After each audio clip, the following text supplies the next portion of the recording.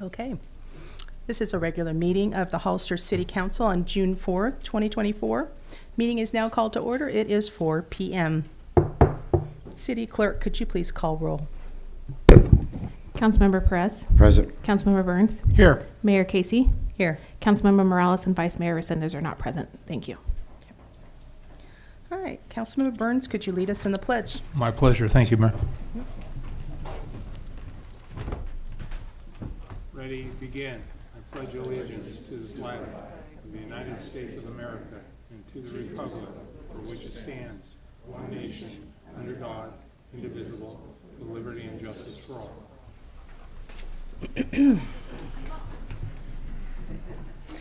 City Attorney, is there reportable action from the May 21, 2024 closed session? No, Mayor, there's no reportable action. Oh, okay. Then we're going to go to special orders of the day. We have a presentation from Visit San Benito County.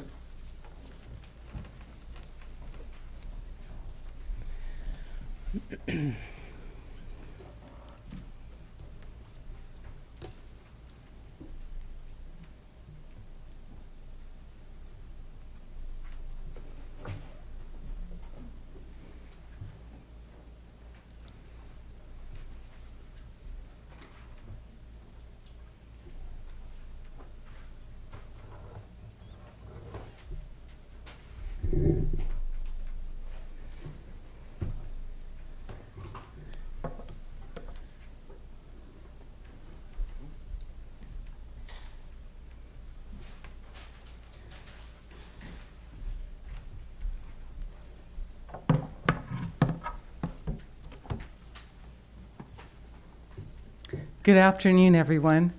My name is Irene Davis, and I am the board president for Visit San Benito County. We're a 501c6 nonprofit destination marketing organization, and we're dedicated to promoting San Benito County as a tourist destination. We're an all-volunteer group. We're following the Visit California model and utilizing their marketing engine. We will also join the Central Coast Tourism Council to market San Benito County through their co-op opportunities. The council promotes the entire Central Coast as a destination, highlighting California as the #1 road trip state.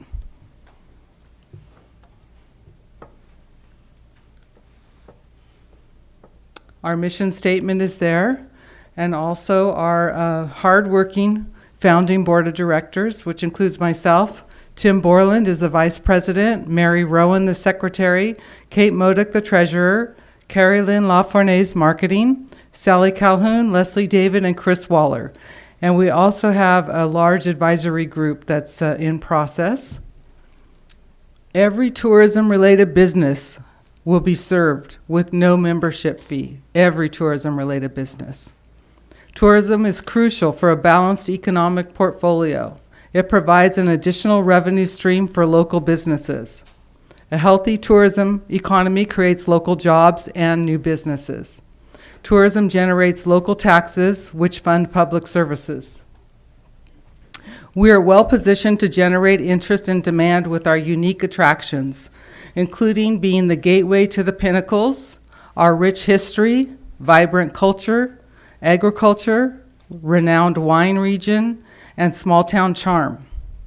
By focusing on attracting overnight visitors who spend more, we can create a positive impact on all tourism-related businesses.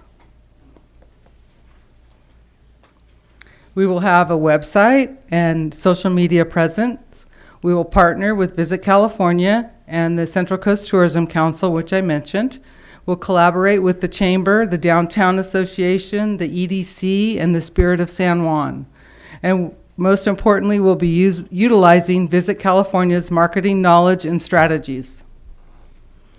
We'll host travel writers, journalists, and travel sellers.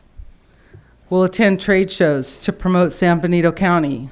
We'll have a newsletter. We'll maintain a calendar of events that's related to tourism. And we also have a large advertising campaign, as you can see here. This slide is data collected from Visit California. It's about the economic impact of travel in San Benito County for the year 2022. The travel-related spending was $140.8 million, and the local tax revenue was $12.6 million. What I find most interesting, is the blue circle. And if you notice, the San Benito County share for the Central Coast is only 1.5%. So low. We have a lot of room for growth. California is the ultimate playground. It inspires travelers to pursue playfulness in their lives. We celebrate diversity. All dreams are welcome here. Our vibe is fun and free-spirited. We encourage you to be you. The power of possibility lives here. We champion being open-minded. If you look at the graph, you'll see that over the next 5 years, travel spending is forecasted to be on the uptake. Investment in tourism. I'm here today to ask the City of Hollister to invest in tourism and to provide us with $150,000 towards our destination marketing organization, and we'll also be asking the same of the county. Some of that money will be spent to create a tourism improvement district, and that is a collection of lodging properties, and an assessment is charged to the visitor. We're going to ask for 2%. So for every hotel or vacation rental night spent, we would ask for 2% of that, and then that would all come to our organization.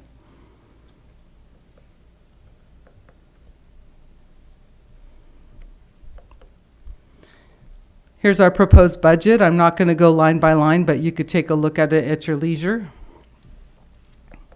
Working together for a common goal. A rising tide lifts all boats. We will have measured results, and locals will benefit from our website and social media posts.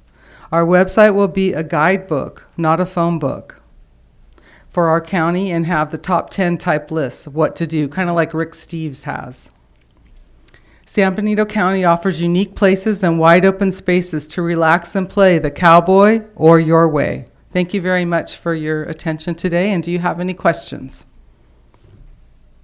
Any questions? Councilmember Burns. I do, Mayor. Thank you. Thank you for the presentation. Thank you for the prompt presentation. I appreciate that. I've had a chance to review it in advance. And I Did I stay in my 5 minutes? well, let me look. Why, yes, you did. Congratulations. You may be the first. I did practice. And you might be starting a trend that I like. Oh, good. And so, are you guys actually active at this point? Yes, are you we are. operational? Yes, we are. So we started in November meeting, and in March we filed with the state and the federal government, and we are a nonprofit 501c6. Okay. And do you have a physical location? No, we meet at the Overlook at the Piscinas Ranch on the fourth Thursday of the month. Okay. And are your meetings open to the public? Yes, they are. Okay. And I noticed, if I recall it correctly in your presentation or in your packet, that you're asking the county and the city, but not the city of San Juan Bautista, who I think could also significantly benefit from your efforts. And you mentioned, I'll be happy to explain that. That's where I'm headed. Thanks. Well, Okay. I'm not on a hard schedule, but okay, go good. ahead by all means. Well, the city of San Juan Bautista currently funds Spirit San Juan Bautista. So they're already giving a portion of their TOT tax for tourism, and we will be merging our websites. But for this first year, they already have dedicated to do that. So in future years, we'll all be one. But yeah, I didn't feel it was fair to ask, since they're already putting money towards the other group, and they want to merge with us. And you're aware that we already commit $100,000 to the EDC? To the EDC? Mm-hmm. And I don't know what the counties, I don't know if they match or if they're more than us, but Yeah, I don't know. we seem to lack, in my opinion, getting any real traction. And so I'm very interested in what you have to offer. And Well, the EDC is bringing in new businesses, right? And we're bringing in tourism, which will also bring in new businesses, but we're not necessarily going out to try to get them, which is the EDC's job. Right. So- I think it will naturally occur that we do have some that we talk to about different activities that we think would be a benefit for tourists. Okay, all So right. it's a little bit different approach. Okay. Destination marketing organization. Okay. So marketing is the key word. I understand that Monterey County markets themselves exceptionally well. Yes. From my experience there. And also, I haven't heard any conversation about cannabis, but I understand that Monterey County actually assists in marketing their cannabis production. And I heard you talk about the ag industry, and I see cannabis as just another crop, but I also see some opportunities there moving forward. And I just say that because I'd like for you to be open-minded to that, even Okay. though it's not traditional agriculture. It's not what we're familiar with, but we do have some businesses related to that. So, Well, thank you for mentioning that. you know, other than that, I Mayor, think we're open to everything. okay. I think your timing's good because budget's coming up, and so I'm very supportive. Thank you, Mayor. Thank you, for your Tim. presentation. Councilmember Perez, any questions or? Yeah, just a few. There was one saying I really liked. All dreams are welcome here. So with all these other agencies and nonprofits that we've went through before, why, and I'm saying why, are you going to make this better and how? Because it's like, it seems like people have tried this before. I don't know, I feel really positive about, I don't know if it's your energy or it's just you're coming in from not different tactics, so, or different corners. It's like you're just coming in fresh, and it's like, there was another saying, something about alive or something, feeling alive. I totally support it because I don't even know, we don't even know what's going on with EDC actually right now, but I am totally support to market, to see Hollister on the TV, because we see all these other cities and events going on. It's like, yeah, we need to get in there. So, yeah, thank you. Well, I can speak to that a little bit. So I believe in the past, the chamber tried to take on tourism along with their running the chamber and their members. And then their board last year decided that they can only support their members and not take on tourism in total. And I found this out last fall when I went to a listening session that Benito Link had on agritourism. The chamber executive director said at that time, we can't take on tourism. So I think in the past they were funded and they did do some small things, but they had a limited staff and they just really couldn't take on the whole burden. So we're an all-volunteer board. We're all dedicated to making this happen.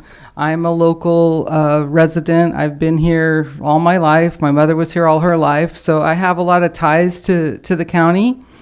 My families were in agriculture and ranching, so it's very near and dear to my heart. And we are just dedicated to making this happen, our board. We've already gone to the Central Coast annual tourism event that they have with all the neighboring leaders, and they're all paid people. I was the only volunteer there, but it was all up and down the Central Coast, and it was a 3-day event. One of our other members went down to Southern California to an event. We're taking classes from Visit California that they offer on how to do everything. So we're a grassroots, but we're really putting in the effort to make this be successful. And so far, it's wonderful. Everybody in this industry is so welcoming and friendly and willing to help.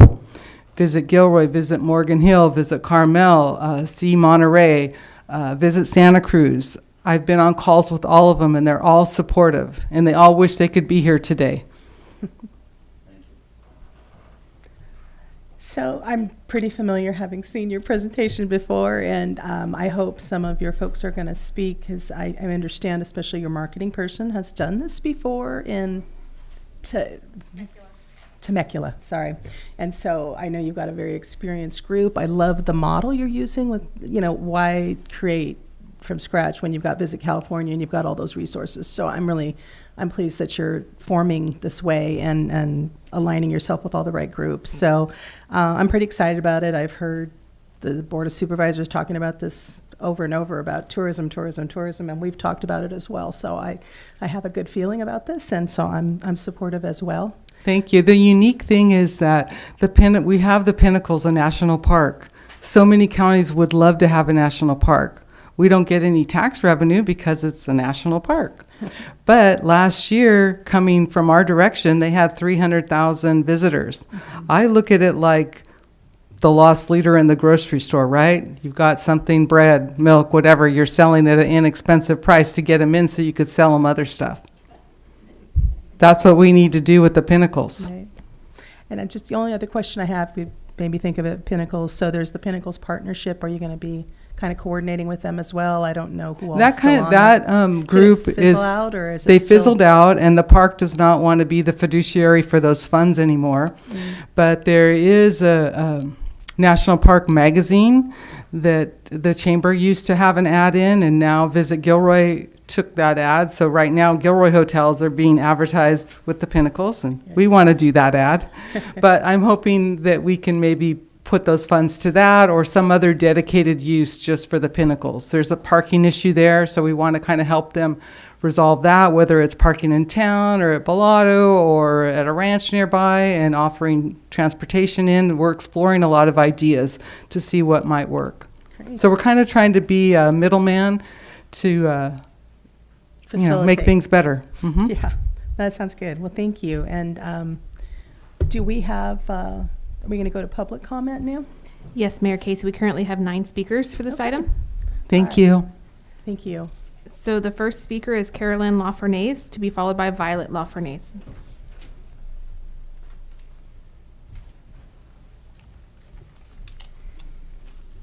I'm short, so I'm going to adjust it way down here. Good evening, Mayor Casey and esteemed members of the City Council. I come before you today to emphasize the crucial support needed for Visit San Bernardino Tourism Board. Reflecting on my time as a marketing consultant with the Visit Temecula destination marketing organization in its early days, I saw how they evolved into one of California's top destinations through effective PR campaigns, and see many similarities between our town and that city of Temecula 20 years ago. That's how long ago I was involved with that. So I believe we too could see a great success for the city of Hollister and our surrounding communities. Our county's national park welcomes over 300,000 visitors last year, with the numbers expected to grow significantly this year. These visitors pass through Hollister without experiencing its historical charm. Just pause for a moment. Imagine, sorry, I lost my spot. Imagine if each visitor contributed $1 to our local business and community. 300,000, each person.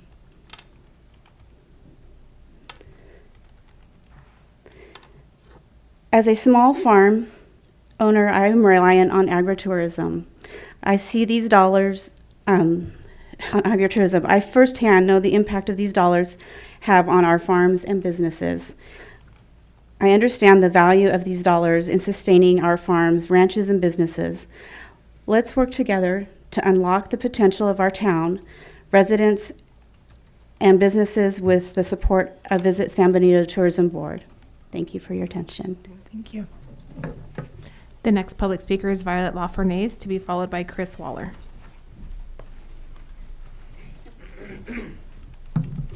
Good evening, members of City Hall and Mayor Casey. My name is Violet Lafernase. I'm a Hollister High School student, member, and chapter of the Hollister FFA. I grow lavender and make products to sell to visitors at our family farm.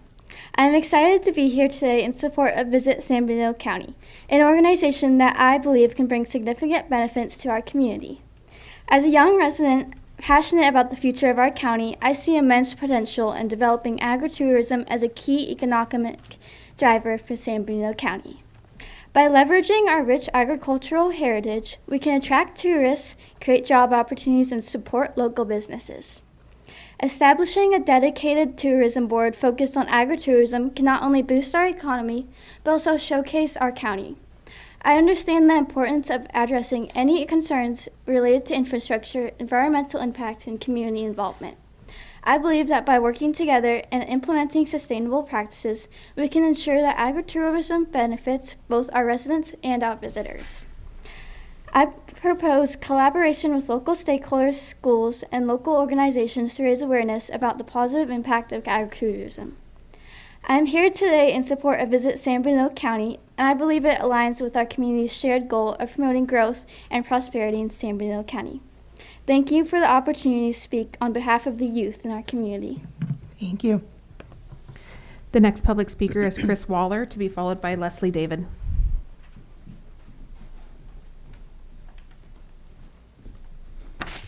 Hi, and thank you. I'm Chris Waller. I am one of the board members on Visit San Bernardino County.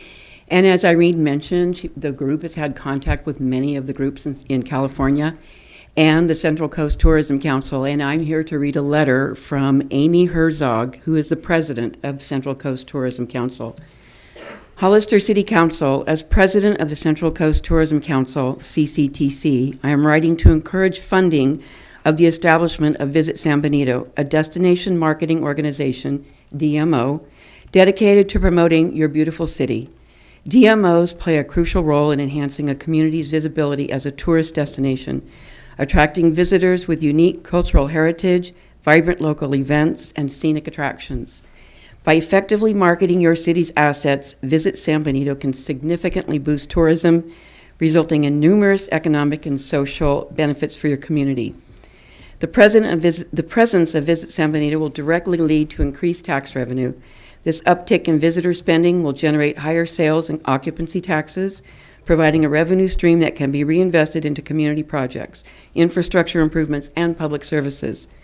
The growth in tourism driven by Visit San Benito will likely lead to job creation, benefiting residents and enhancing the overall economic vitality of your city.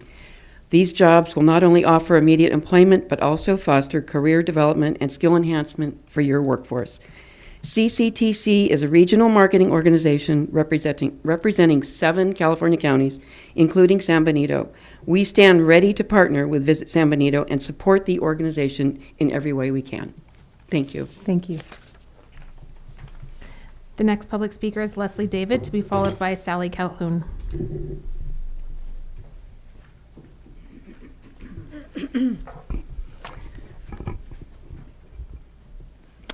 Good afternoon, City Council. Thank you very much for having me today. I'm Leslie David, Executive Director of Bonito Link. Bonito Link hosted listening sessions in 22 and 23. We had about 18 of them, and most of the groups were maybe 15 to 20 people in each session. But there was one group that just took off from day one, and it was our tourism group. It was really meant to be tourism in a general sort of way, but the recreation aspect, or the rural aspect of the group, it really sparked. And we ended up having a group of people that immediately got together, which is here today. It's ended up becoming Visit San Benito County. But they got organized immediately that day, and a lot of the sessions ended with, it sort of started with complaints, but ended with ideas. And so this group had ideas. They were, instead of saying it's someone else's problem, their attitude was, what can we do? And they got organized that day. They have been meeting for 6 months. They are consistent on their meeting days. They have gotten bigger and bigger as they've grown along. And there's just a tremendous amount of motivation here. And what I see with them is also a common problem in our county can be different groups being competitive with each other. This is a group that has somehow managed to go to all these other groups and get their support. So as the person who hosted the listening sessions, I've just been very impressed with what they've done, and I do hope that you will consider supporting them and learn more about them and embrace their work. Thank you. Thank you. The next speaker is Sally Calhoun, to be followed by Darren Del Curto.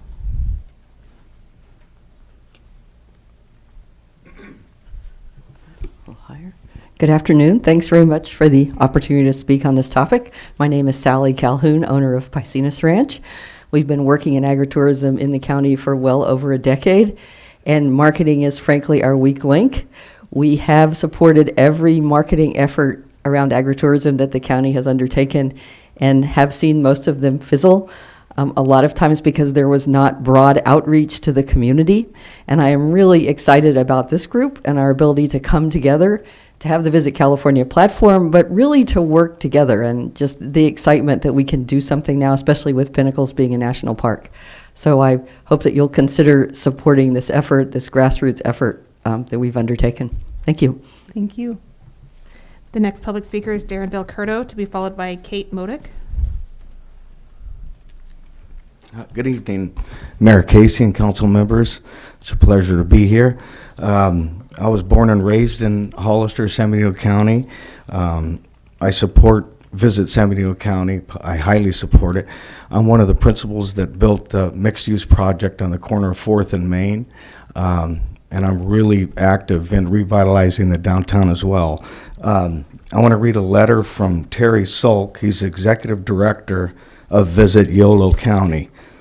I'm submitting this letter in support of Visit San Benito County's request for initial funding support from the city and county to initiate a formal tourism marketing agency.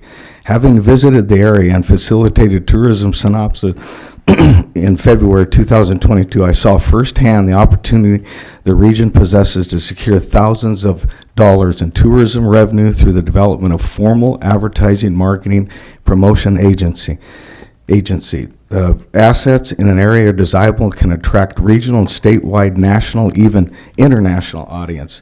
However, possessing such assets as Pinnacles National Park, the Mission, Small Town Americana, and in Hollister in San Benito County, the ever-growing Real Ranch experiences others not enough fully maximize the opportunity to obtain these dollars. There must be a professional organization with knowledgeable staff and leadership to oversee the efforts and to drive the platforms to invite these prospective travelers to come and experience the area. You can build it by unless you promote it. They will not come. There are hundreds, maybe thousands of cars passing San Benito County because they do not know what treasures await them just a few miles off the road. As the executive director of Yolo County Tourism, I can speak from experience as our destination was similar back in 2018. With an already established tourism business improvement district, but little proactive marketing outside the immediate area, Yolo County continued to be unrecognized in the greater Northern California area, throughout the state and certainly internationally. Since this time, Visit Yolo has adopted aggressive marketing approach consisting of both paid and earned media, partnership program, development, paid advertising, marketing program, social media, event development, and other platforms to invite travelers to discover the emerging bouquet of wine, craft, and other platforms, food, beer, and spirits, small town Americana, and authentic ag tourism destination with phenomenal results. Our limited hotel inventory now collects more than $500,000 annually, in which provides for the necessary funds to support our global initiatives throughout the state, the country, and now Europe, Asia, Australia, and beyond. Running out of time here. Got 3 seconds left. The initial support. Thank Anyway, you. so thank you. Thank you. The next public speaker is Kate Modick, followed by Tim Borland. Good afternoon, City Council members, and thank you for having us today. My name is Kate Modick. I'm a 5th-generation cattle rancher, 3rd-generation San Benito County resident, and one of those high schoolers who couldn't wait to get out of Hollister.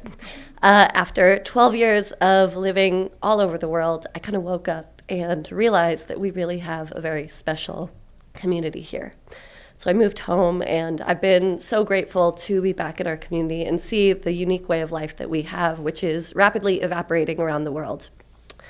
I'm no fool that the economics are changing of ranching, and I really see this group as a potential to consolidate and fight for what makes our county so special. Now, in my day job, I actually advise leadership teams, including boards and executive teams. And what's made me so passionate to get involved with this group, aside from the subject matter, is the people that you have on this team are incredible. They've got the passion that you'd expect from a grassroots organization, but the professionalism and expertise of the team that Irene has assembled is really first class. So to me, with my extensive work at governments of different levels, teams of different levels, I'm saying if you're looking for kind of the right community group to get involved and make this work, you've got it. Thank you. Thank you. The next public speaker is Tim Borland, to be followed by Mike Fisher.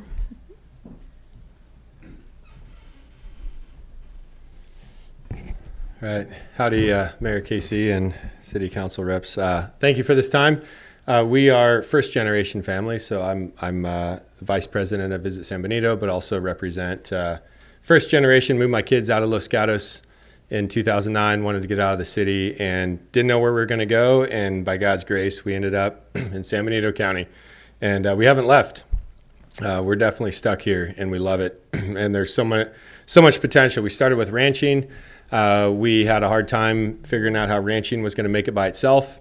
And so we started casting our nets wide and figuring out what else we could do to create a 2- and 3-legged stool, and agritourism and hospitality became it.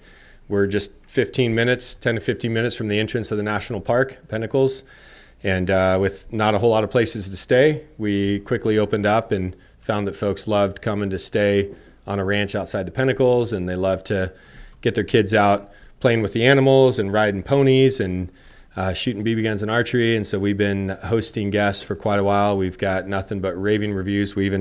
I was rushing here. I was a couple minutes late, just dealing with guests even right now. We're on summer break, so we've got folks at the ranch, and every time a guest shows up, they said, man, once I leave Gilroy and I hit Hollister and then I start ending up in the wide open spaces, it's just majestic. I love this land. It's so beautiful and so amazing. So I know Councilman Burns and Perez, you had mentioned some things about just family and business, and we are first generation. And the reason why we're here is because we believe in this place and we believe in what we do with hospitality and agritourism and getting folks out of the city and trying to connect the consumer with the producer, right? I think San Benito County has an amazing opportunity to connect those that don't understand where their food comes from with the folks that actually raise and produce their food. And we daily, when we do our little feeding, when we do our feeding experience on the ranch, folks are constantly asking about the different animals and how we take care of our animals and where their food comes from. And the kids are just completely enamored with everything that we do on the ranch. And they wish that something like what we have was closer to the Bay Area. But what we get is we get them out of the Bay Area, and that's obviously great for our county and our community. So as the Vice President of Visit San Benito, as a local agritourism business owner, and as a first-generation ranching family leaving San Jose and coming to Hollister in San Benito County, this is absolutely a hidden gem. This is why, though I can't get away from the ranch, and I even told Irene, I don't know if I can make it today. I'm here because this is very important to not just to me and not just to my kids, but to the next generation and to our family legacy. Thank you. Thank you. Tim, that's Bar Z Ranch, is it? Bar SZ. I thought so. Okay, thank you. The next public speaker is Mike Fisher, to be followed by Jean Zenger.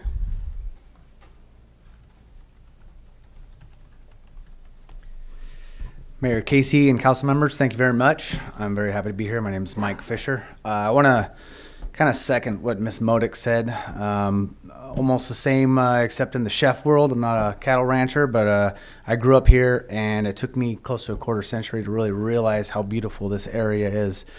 I'm coming to you as a business owner in the hospitality and tourism industry, and also an educator in hospitality and tourism at the Hollister High School. I'm here to show my support for Visit San Benito County. I'm speaking as an educator, like I said, as an educator and a business owner. As a business owner, right, it brings tourism, right? Tourism brings money, that's great.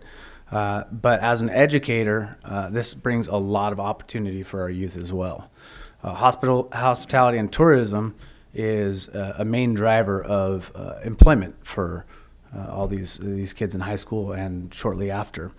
So not only will it bring jobs for more tourism is going to bring more jobs for our kids, but it's going to attract business owners. And as I own my restaurant downtown, I realized that all competition is good in this industry. So we had the HDA and the Chamber of Commerce have done an amazing job, but this is an organization that's specific to hospitality and tourism. And I think anybody in that industry will tell you that you need a really specific type of marketing for that to be successful. So I have nothing but good things to say about all the leaders that are involved here. They have great resumes. They're very successful and proven success. And I just show my support. Thank you very much. Thank you. The next speaker is Jean Zanger.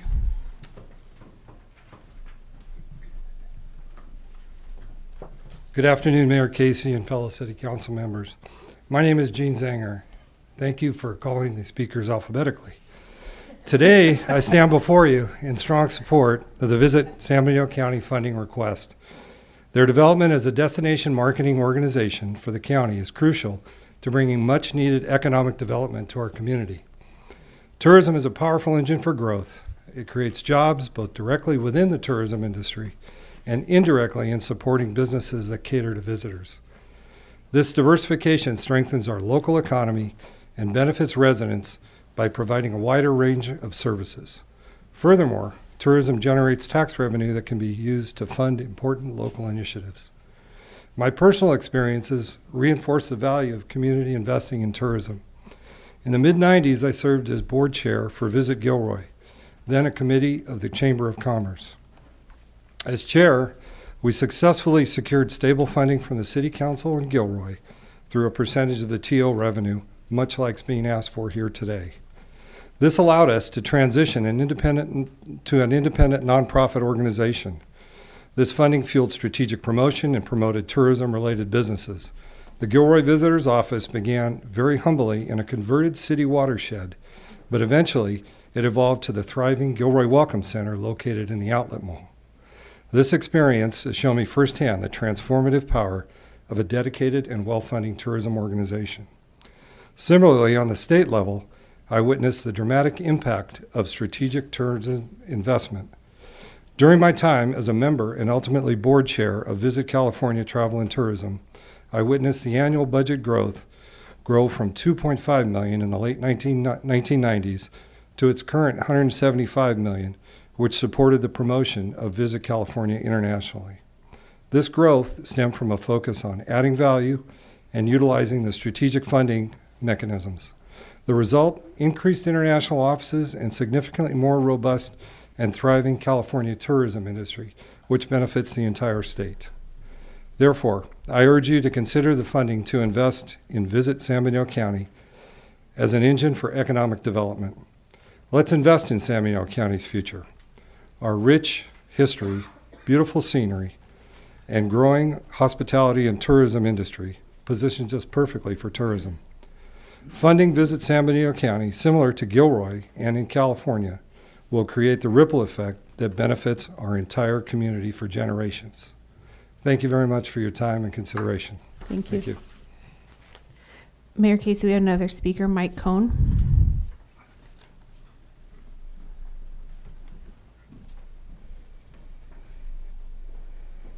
Hey, Mayor Casey, City Council members. My name is Mike Coney. I am one of the co-owners of the Crave Wine Bar downtown. And I should have let Mr. Zanger sort of had the last word. I just wanted to come and voice our support for this group. I've spent 25 years in marketing, wine industry and tourism. And the fact that this group has sort of, made the mechanism for driving tourism based on Visit California. I've seen that work over and over, whether it be Santa Barbara County, Monterey County. I've seen it in Alameda County and in Healdsburg, so up in Sonoma County. And again, I just want to say that as a local business owner, we really do support and believe in this organization. So thank you. Thank you. Those are all the public comments we have for this item. Okay, so bring it back to council. Do we have any further discussion, any comments? Councilmember Burns, anything? Thank you, Mayor. So I do. And I guess it's good because B is at the beginning of the alphabet. And so I guess to start with, again, I'm 100% supportive. However, $150,000 plus a portion of the TOT is a significant ask. And I couldn't just, without thoughtfulness, want something in addition to a presentation. And so at some point, I would absolutely like to see some deliverables and some measurables. And I would like to tie it to a quarterly and perhaps an annual report out on it moving forward. We've had so many failures to launch and so many well-intended things happen in the 26 years I've owned a home in this county. And so I'm willing to go again because what have we got to lose? $150,000 plus all of your energy, all of your effort. We just can't afford to fail. And I don't think that this group will fail. I don't think I'm overly optimistic, but hearing what I've heard tonight, I would like to see whatever the group is going to do, tie it to branding and marketing. When I worked for the city of Visalia, the Sequoia National Park was, I don't know, maybe 50 miles away. I heard some issues with transportation. The city of Visalia actually had a shuttle that they would run people up and back on a weekly, daily basis during the summer months specifically, and then I don't remember beyond then, but I don't think that's insurmountable. I think, again, if we can get them to come, then we can probably share all the great things that we have. When I was in Visalia, their branding was Gateway to the Sequoias, and I also had the benefit of working in Spokane, Washington, and their little hook was near nature, near perfect. I think a lot of times people, I haven't been in Spokane, Washington in probably 15 years now, but I still remember those kind of things. I'd say the same thing about Visalia. And I think there's value to that. And I think working with the city, working with the county, I just think there's immeasurable opportunities here. I'm also thinking your timing's excellent, not only for the budget, but I also think you may have heard we're asking to increase our TOT, and I think that the marketing for that the last time when it got shot down was not good. It was clearly misunderstood, and I'm hopeful that if we as elected officials do a better job of marketing that independent of the city, which really can't, that we will be successful there. And so I think your timing is absolutely excellent. I'm thrilled to hear your startup is operational. I do think at some point you'll need to find a fixed location because you'll become a spot where people are going to want to come to see you, talk to you, and understand you better. But I'd also ask if you have explored grants. If not, I don't know what grant opportunities may exist out there. But I've come to realize there's no real such thing as free money. But with strings and with the right board members, with the right organizational support, I have nothing but hope for you. So thank you for being here. Thank you, Mayor, for letting me speak. Councilmember Perez, anything further? You're good. Councilmember Morales? I don't have any questions. No questions, any comments?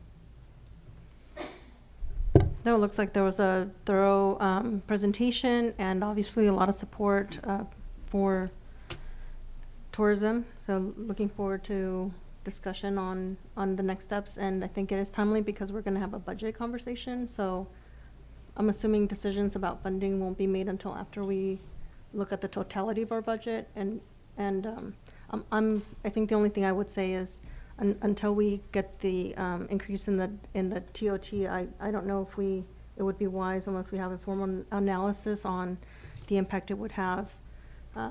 So obviously more to come on that. Yes. So thank you all for all the energy. And I have to admit, I'm really impressed because when I heard you speak before, you were just getting started. And now there's this like presentation with all these things, your outline of what you're going to do. You've obviously been working hard. So I like the energy, and I feel like this could really be successful. And so I am 100% behind it. As I said, we do have some budgetary things to discuss, so we have to figure things out. We are going to be pushing hard for our Tot Text, so you all can help promote that. It's going to be on the ballot this fall. So, and it will help a great deal towards things like tourism. So I think at this point, we're just going to have our budget discussions, and then we'll get back to you and talk more about it. Okay? All right, thank you. All right, so we're going to go to public input, and I sort of skipped. I need to read this little blurb about our manner and decorum of meetings. Meetings must proceed in an orderly and efficient manner without willful disruption so that the business of the city can be conducted. While the council is more than willing to listen to comments from the public, it must be done at the appropriate time and should be done at the podium with the microphone so your words can be heard and recorded properly as part of the meeting. In order to prevent disruption, the council has the right to request that any person immediately stop the following conduct: willfully disrupting a meeting, interrupting a person who is addressing council, or preventing the council from attending to the purpose of a meeting. Disruption is defined as engaging in behavior during a meeting of the council that actually disrupts, disturbs, impedes, or renders infeasible the orderly conduct of the meeting. If members of the public continue to disrupt a meeting, those individuals may be asked to leave. It may be necessary to call a recess, clear chambers, or even cancel the meeting. So I'm asking for your courtesy and cooperation in this regard, so it won't be necessary to take any of these steps. Thank you. All right, do we have some public comment? Yes, Mayor Casey, we have two speakers. First is Bill Mifsud, and the second is Robin Pollard.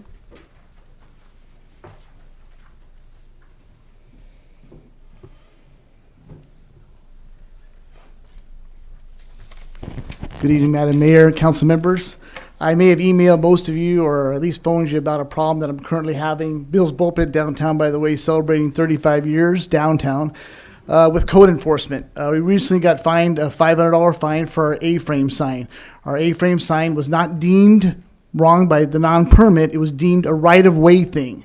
A right-of-way defined, I don't know what right-of-way is. I had to email Officer Dorn to find out what right-of-way means. And in the email back from Officer Dorn, our email stated that, by the way, your bike rack of 35 years also is deemed a right-of-way problem, impeding the way of emergency responders, including being a fire hazard. All right. The red zone where my A-frame and bike rack sits is in an area where a stop sign, lamppost, 2 trees, and 2 wastebaskets in the same little easement. The red zone that it sits in is not for fire per se. It's a law for not parking within 6 feet of a stop sign. Yet on downtown walks that I do sometimes, I notice these big, huge parklets in front of businesses. I'm sitting there going, wow, God forbid there's a fire. How would a fire department respond to a fire with these big impediments in front of theirs? There's also a tin can flower pot produced by the city in front of a fire hydrant. So I'm just confused about all this right-of-way thing. On 4/10/24, Officer Betancourt with the fire department came to our business to do a fire inspection. We got a clean bill of health. I noticed he was outside looking at things. I don't know what he was looking at, but in terms of what he did inside or outside, we were deemed good to go. So I was confused by code enforcement and their response in terms of what was going on. So I contacted the fire department. I left messages. I emailed. Nobody's gotten back to me. Officer Bodello was the fire marshal. Nothing. I haven't heard anything from anybody. I just want to get this rectified, because if it's a fire hazard, what is the fire hazard when it's just an A-frame and a bike rack in front of my business? And to make matters worse is that there's a car parked in our parking lot that's been there for over 80 days, no windows, expired tags. It doesn't even move, and there's a pursuant code. It's obviously a nuisance, and Officer Dorn told me we're on it. It belongs to a resident, and I can't comment on it. They can't comment on a car that's obviously not movable, but my business of 35 years, I have a bike rack and an A-frame. I'm out $500. Small business, some others, they don't care. For me, $500 is a lot. I do have a chance to fight the fine in order first to pay the fine. So I'm just trying to find out what it is I'm doing wrong and what it is that's wrong. It's not the A-frame permit, it's the right-of-way. What is the right-of-way? If you look up the municipal codes, it makes your head spin. So I just need some rectification. I haven't heard from the fire department. I know what Officer Dorn said. City manager maybe come down and look at it all. I just want to get some rectification, and just so you guys are aware of what's going on. Thank you. Thank you for your time. The next public speaker is Robin Pollard.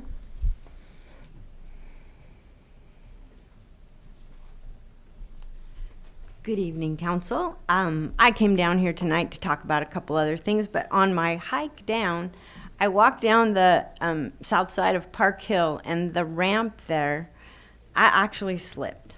So I thought, well, in public comment, I will ask again for a decent trail to be made up to Park Hill, and I invite all of you to walk that path at the bottom of Monterey and go up the path to see how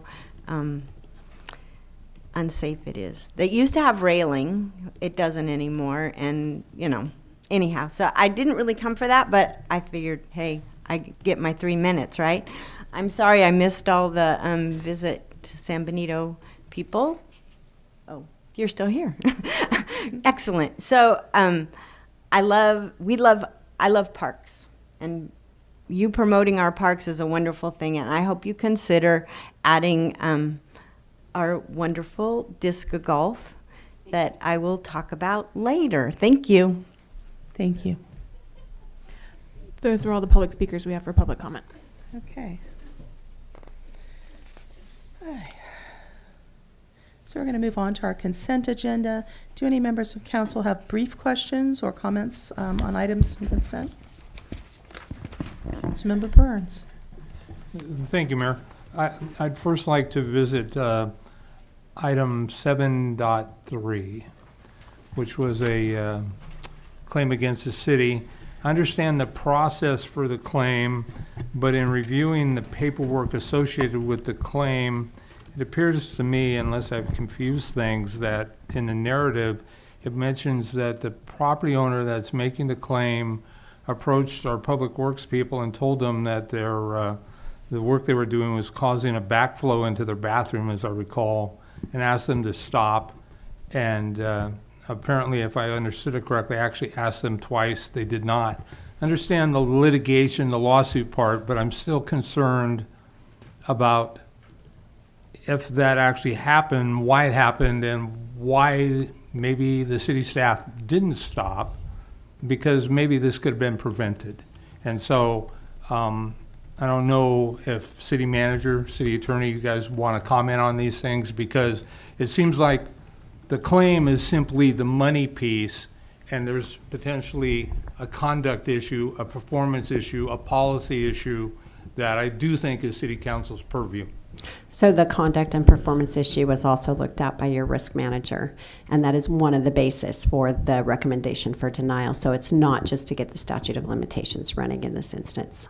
Okay, thank you. That's And all I had in that one. Mayor. Councilmember Burns, the request is for an installation of a device on private property that is within the property owner's side of his property, which would be a basically a one-way check valve that would be installed. That is not something that the city installs on residents' properties. No, I understand that, but if a city action actually caused the backflow to happen.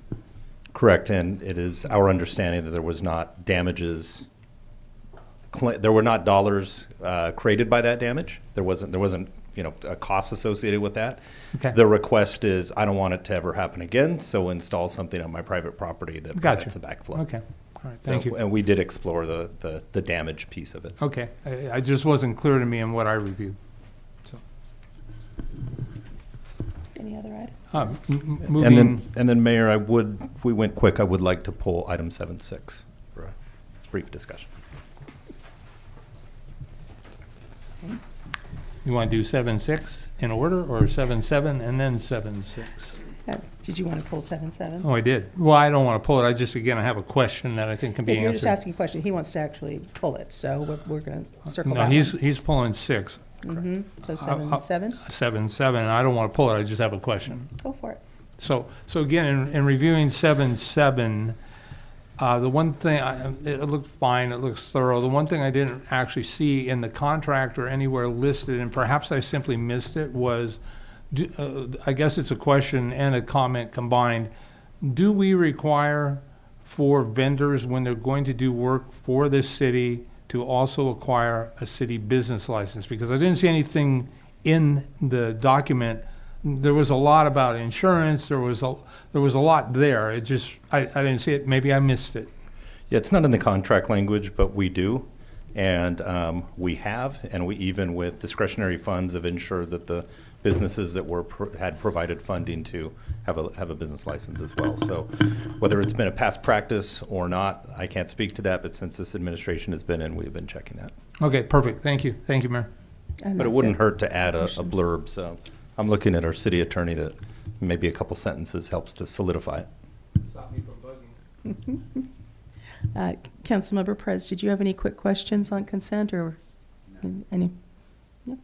I just have one, and it's just kind of a follow-up on 7.9. I was asking for some more information on the MOU for San Juan Bautista and whether or not we have a county obligation, if there's funds we're getting from the Junior Giants to pay for the costs for San Juan Bautista. Yeah, I'm still researching that. I apologize. Our staff that are on that have been out of the office, and so I was not able to ascertain that answer. I'm aware of it generally. Those funds through Junior Giants, that we got to work on the field.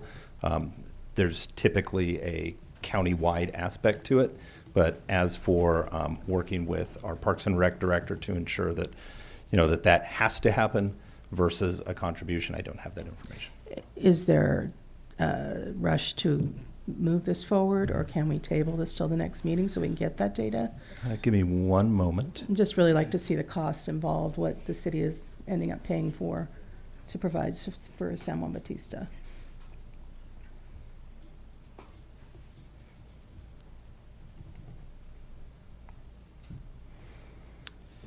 Yeah, the league starts on June 10th. Of course it does. Yes. Okay.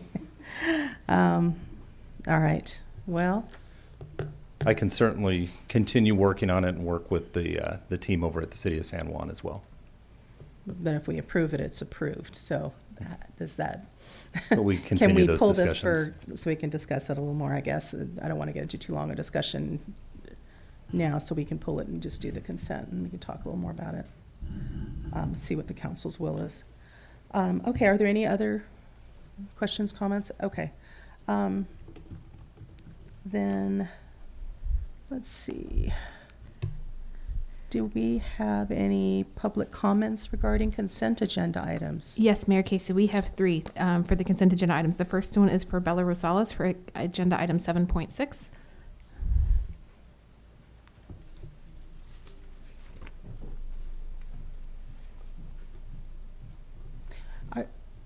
We're pulling that. Do we? I believe the council at the previous meeting We're just said going to they go were going ahead to and take take them all all. comments now. Okay, Yes, sure. ma'am. Sorry about that. Go ahead. Good afternoon, City Council. To express my concerns with this resolution, I'd like to echo the words of Supervisor Colin Kosmicki. In a public post, he said, "This proposal to invite special districts that historically have no authority over land use decisions into the decision-making process on development issues would drastically change who decides on the direction of future housing growth. LAFCO is considering whether to invite special districts to join the agency, which would be a monumental shift in the housing decisions made in the community. This would explicitly lessen authority of county board and city council appointees while diluting accountability for those current LAFCO commissioners. Some special districts, such as San Benito Healthcare District, which has been invited to take part, would have inherent bias in favor of very rapid housing growth. There is no logical reason why representatives from special districts like this would make land use decisions, and they shouldn't.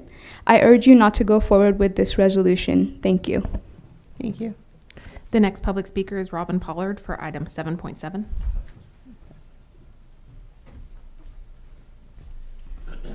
So I saw that you were welcome, or hello, council. I saw that you were having weed control, that you're hiring someone for weed control.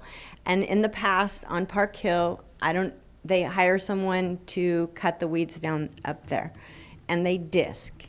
And over the years, it just brings more and more weeds. And we've been throwing out seeds like poppy seeds and nice natural plants. And if you mowed them instead of disked them, they might recover much quicker, and you wouldn't have the weeds and you wouldn't have the thistle. So I don't know. I tried really hard to read all the documents that you had so I wouldn't have to come down here and bug you. But I couldn't find where you're actually weeding, mowing, and disking. Thank you. Thank you.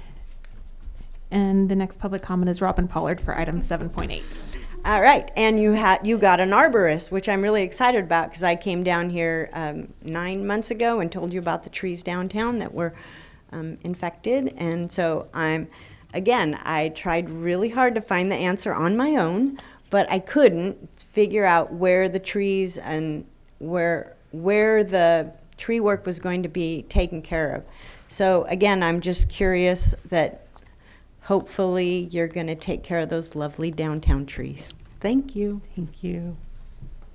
And those are all the public comments for the consent agenda. Okay. All right. Then can I get a motion to adopt the consent agenda with the exception of items 7.6 and 7.9? So moved. Second. All those in favor? Aye. Yes. Motion carries 4-0. Okay, let's go to item 7.6. I think you were going to... David, I just wanted to mention that Jennifer Stevens, the LAFCO Executive Director, is available on Zoom, should you need her. Okay, so I'll introduce this item. So LAFCO, before you is a resolution from LAFCO for an alternative funding structure for special districts. On May 9th, 2024, LAFCO had a meeting, and during this meeting, the LAFCO Commission unanimously decided on an alternative funding structure for LAFCO's budget.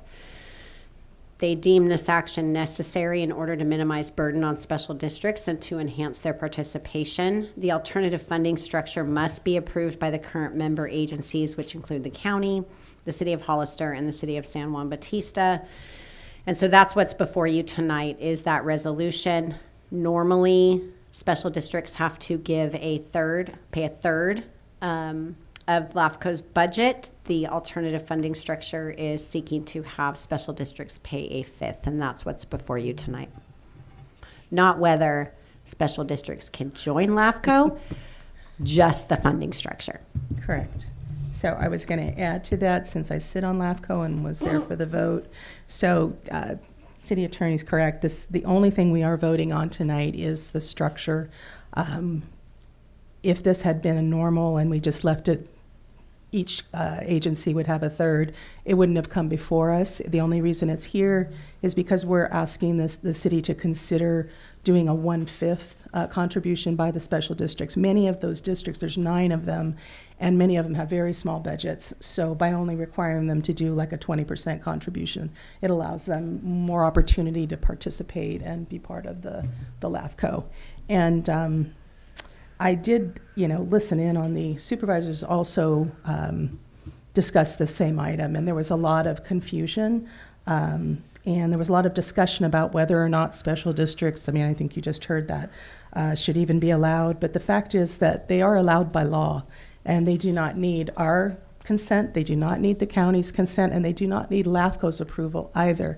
It's a matter of law, Government Code 56,000. They can just come and join and request to join, and they have that right. So it's really not a point of discussion. I know there was a lot of time spent on that today, and discussion about whether there should be meetings with city residents, but it's really not our decision to make that. They have that right. Basically, the way it works is a majority of the 9 districts have to agree that they want to join. And then they would, if they choose to, they would have nominations among themselves and hold an election to choose 2 representatives. Not all the districts would be sitting on the LAFCO, only 2 would, and they would make that decision. A lot of focus was placed on the hospital district. They're just one of 9 districts, and there's no guarantee that any hospital district member would be the one that would be sitting up there voting. So I think it's kind of a non-issue, but it was made into an issue. So really all we're considering today is that reduced 1/5 fee whether we're willing to do that or not. And I believe whether we do a third or a fifth, the city actually benefits financially because it's now being shared among 3 agencies. So I think it's like a $25,000 a year savings for us. So that's good in my book. So that's all I have. Do you guys have any questions? Yes, Councilmember Burns. So, as I've heard you and I've heard the attorney present it, when they join and 2 out of the 9 join to represent the 9 in its entirety, or do Yeah, they? as an agency, they're like considered Okay. a group, and they would Okay. elect 2 members to Okay, represent. and then I presume they'd have voting rights as well, so they could in fact actually influence. 2 members would have voting rights. Okay, that's what I need So clarification. it would change the makeup from a board of 5 to a board of 7. I gotcha, thank you. Mm-hmm. Any other questions or comments or? Okay, so are we ready to make a motion? Do I have a motion to approve? Hello? Okay, I'll make a motion to adopt item 7.6. Can I get a second, please? Okay, motion dies. I guess we're not going to approve this, so it'll just go to the 1/3 structure then. All right, thank you. Let's go to item 7.9. Adopt a resolution approving an MOU with the City of San Juan Bautista for the use of Abbey Field Park Field. Yes, so this item would allow basically the use of Abbey Field, which is a little small softball field in the middle of San Juan Bautista, to be used for the Junior Giants program. This came before you last year on June 5th and was adopted and used. The field was used last year. Last year it was also in partnership with the Police Athletic League, and this year it looks like it is not. And Chief, maybe weigh in. I think that's not active for this year, was how I understand it. That's correct. That's because it hasn't been active for quite some time. It's a San Benito County PAL, Mm-hmm. and it hasn't been very active at all. So with this our staff are involved in organizing and implementing the 8-week program. What the agreement outlines is that that during the term that they will we will use the field. It's from June 10th to July 27th. We clean up after the scheduled events. We'll unlock the restrooms before each event, lock it afterwards, trash, clean up, that type of thing. Annual or a daily inspection at the end. We would report it back to the city if there was damages, as well as we're not responsible for any damage outside of the Junior Giants program. As you're aware, the Junior Giants funded the ball field up at Park Hill this last summer, and in going back and looking at previous records, last year was the first agreement that went forward. If it was held without an agreement, it's outside of, I wasn't with the city, so I can't answer if it happened before. Unfortunately, I do not have staff here tonight from the Parks and Rec Department, so I apologize for that. You're done? Are you? Yeah, I You're mean, done? it's basically Okay. we're It's we're where operating at. the program in San Juan. This is the agreement for the field. Yeah. So I'm the one who pulled it, and the only reason I pulled it is I just wanted clarification, because the way it reads, basically, we're providing recreational services for San Juan Bautista, which is not our city. There's is costs involved, and we just are not sure if there's some kind of funding coming from the Junior Giants. And because there's costs to our staff, organizing going there, running the program, and we have to have insurance that we pay for, and we have to clean up. And then if a child because these are for children from San Juan Bautista and Aromas, I believe, that are going to be attending. And if one of them damages something, we're responsible. So it just kind of feels funny to me, a little one-sided and outside of the scope. But we were trying to ascertain whether there's some kind of county obligation through whatever funding we were provided from Junior Giants. So Cor- Correct, and when, it looks like when it was signed up, it was a San Juan program and a City of Hollister program. So when you go onto the Junior Giants program, So it does on their mention website, it. yeah, Okay. you can register for San Juan Batista. And since we Okay. were the operators of the Junior Giants program, it got extended there. Okay. How that occurred was before my time, and I apologize for well, not maybe having we that can backup just information. look at it for next year. That's the only questions I had. Does anyone else have questions or comments? Yes. So, you're saying that we're not getting any reimbursement from San Juan or the county on this? So I just got an update that technically they do not, through the program, we do not have to provide services to San Juan. It's the understanding of staff that when they began to oversee the program was that it was a request of the Recreation Department to provide the service to San Juan to have a league of their own, and so we began to include them in the registration. So this is something that the So it's rec just- department historically just brought took to up, them. but it I just wasn't- wasn't sure if it was a contingent on the funding, and that's what I wanted to make sure of. So it isn't necessarily, I guess. It looks like it's a good neighbor activity. Yeah, it just, given our budget discussions we're about to have, running a program for another city, and I like the idea, but I don't like paying, and it just feels like San Juan ought to, it should be a little more even, like they should be putting something into this, and other than just getting a free softball league, Councilmember Burns. Thank you, Mayor. If a child from San Juan or Aromas or anywhere else in the county wanted to participate in our city program at our city facility, would that be an option for them to do? I don't want to stop kids from playing baseball in the middle of the summertime, and I can't imagine it's that much money to do this, as long as I don't know what does it cost? What's it cost for an umpire? $20, $30? Yeah, it's an hourly rate. Yeah, It's basically minimum, I- little over minimum wage per hour. Yeah, I have some problems this late in the game in saying no to kids playing baseball in the summertime. We always get beat up about how there's not enough kid activities. This to me feels very insignificant, given some other issues that we will talk about later, where I think we really need to focus our aggressiveness to recapture about $4 million. So, thank you, Mayor. And I can certainly have discussions with the city manager about ongoing and what that looks like in the future. I'd be happy to. Question, comments? Yeah.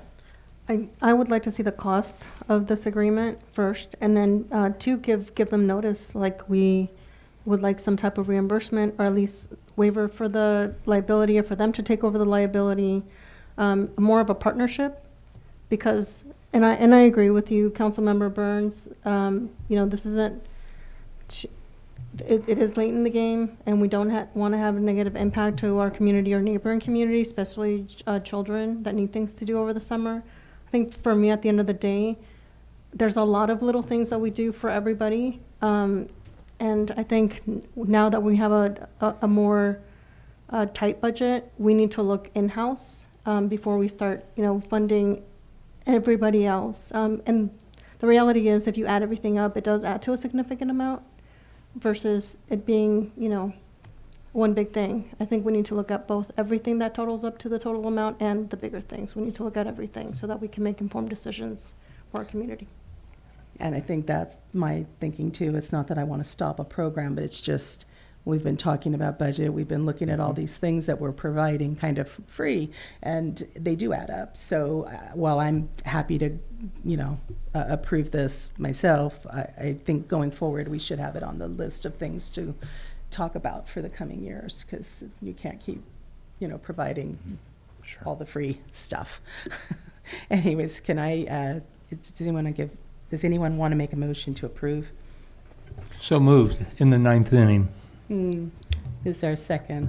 I'd like to recommend, I'd like to make an amendment to that approval, that the approval pending the total cost for this agreement also be noted somewhere in the agreement, and that conversation with the city of San Juan on potential partnership, and with anything that they can pick up, even if it's just a waiver of insurance.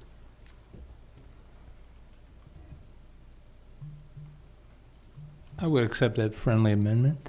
Okay. No second. So we Second. have a motion then to approve.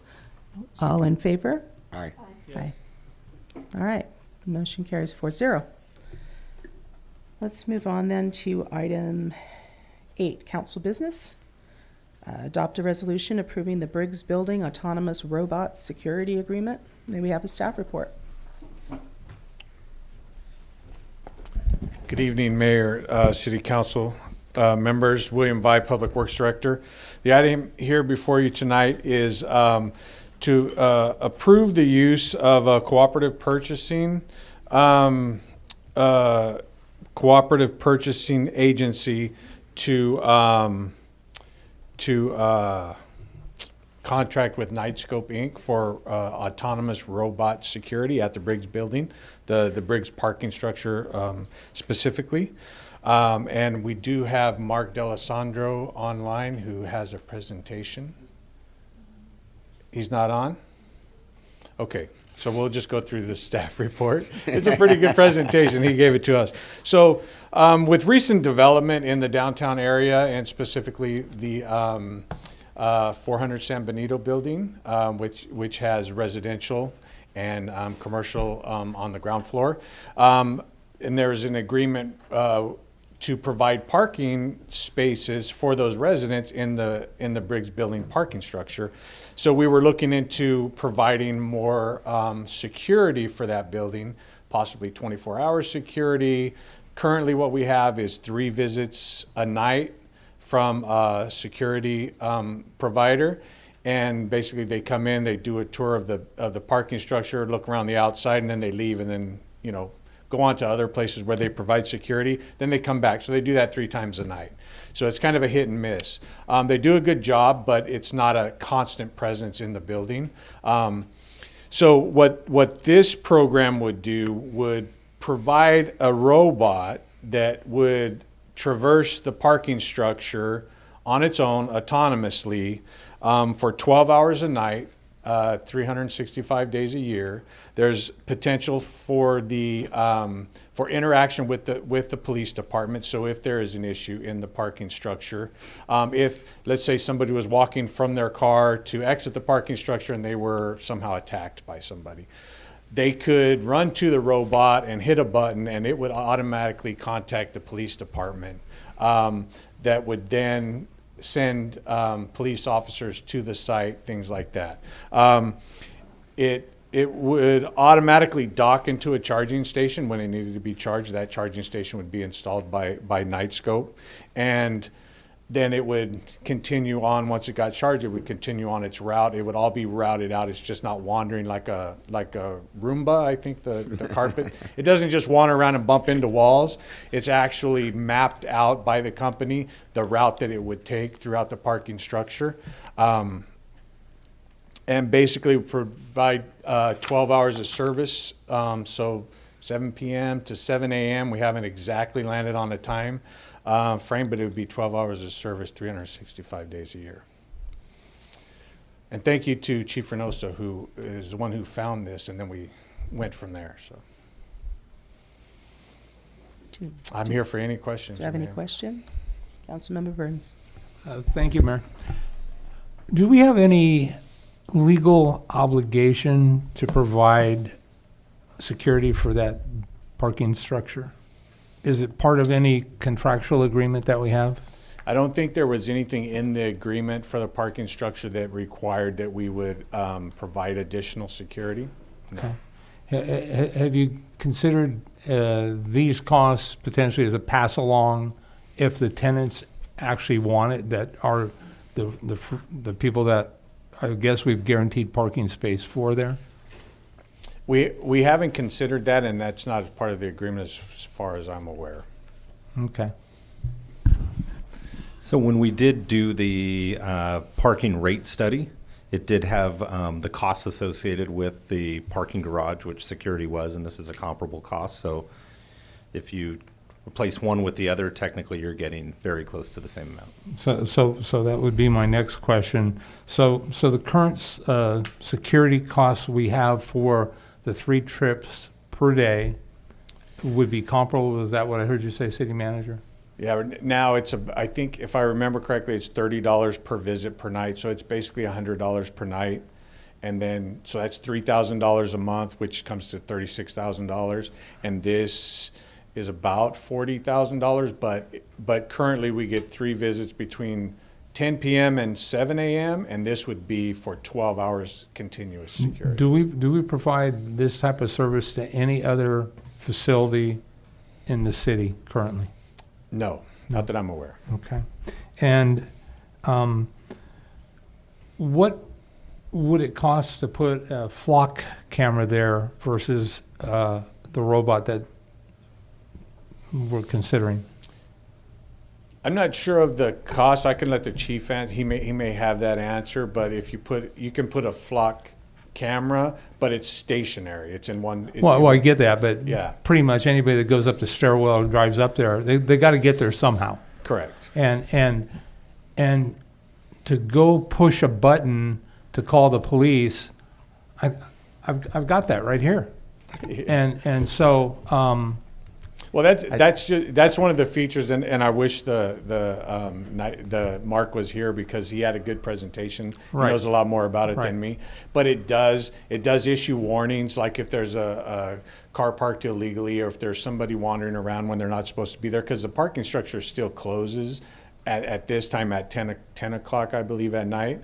So there's not supposed to be anybody loitering in the parking structure, but it can give warnings that we program, like, you're not authorized to be here, this parking structure is closed, please exit the building, things like that. So, right.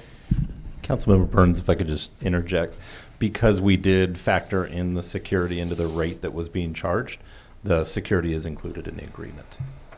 So we are financially we're correct obligated to provide security. Correct, and we figured out what the cost of the prorating basically of the 22 spots and attributed that. And so as other groups come on, I know we've had, the group above the Baylor restaurant, and part of their plans was to be using the parking garage and reserving spots. It would be similar there as you start to reserve spots for a fee.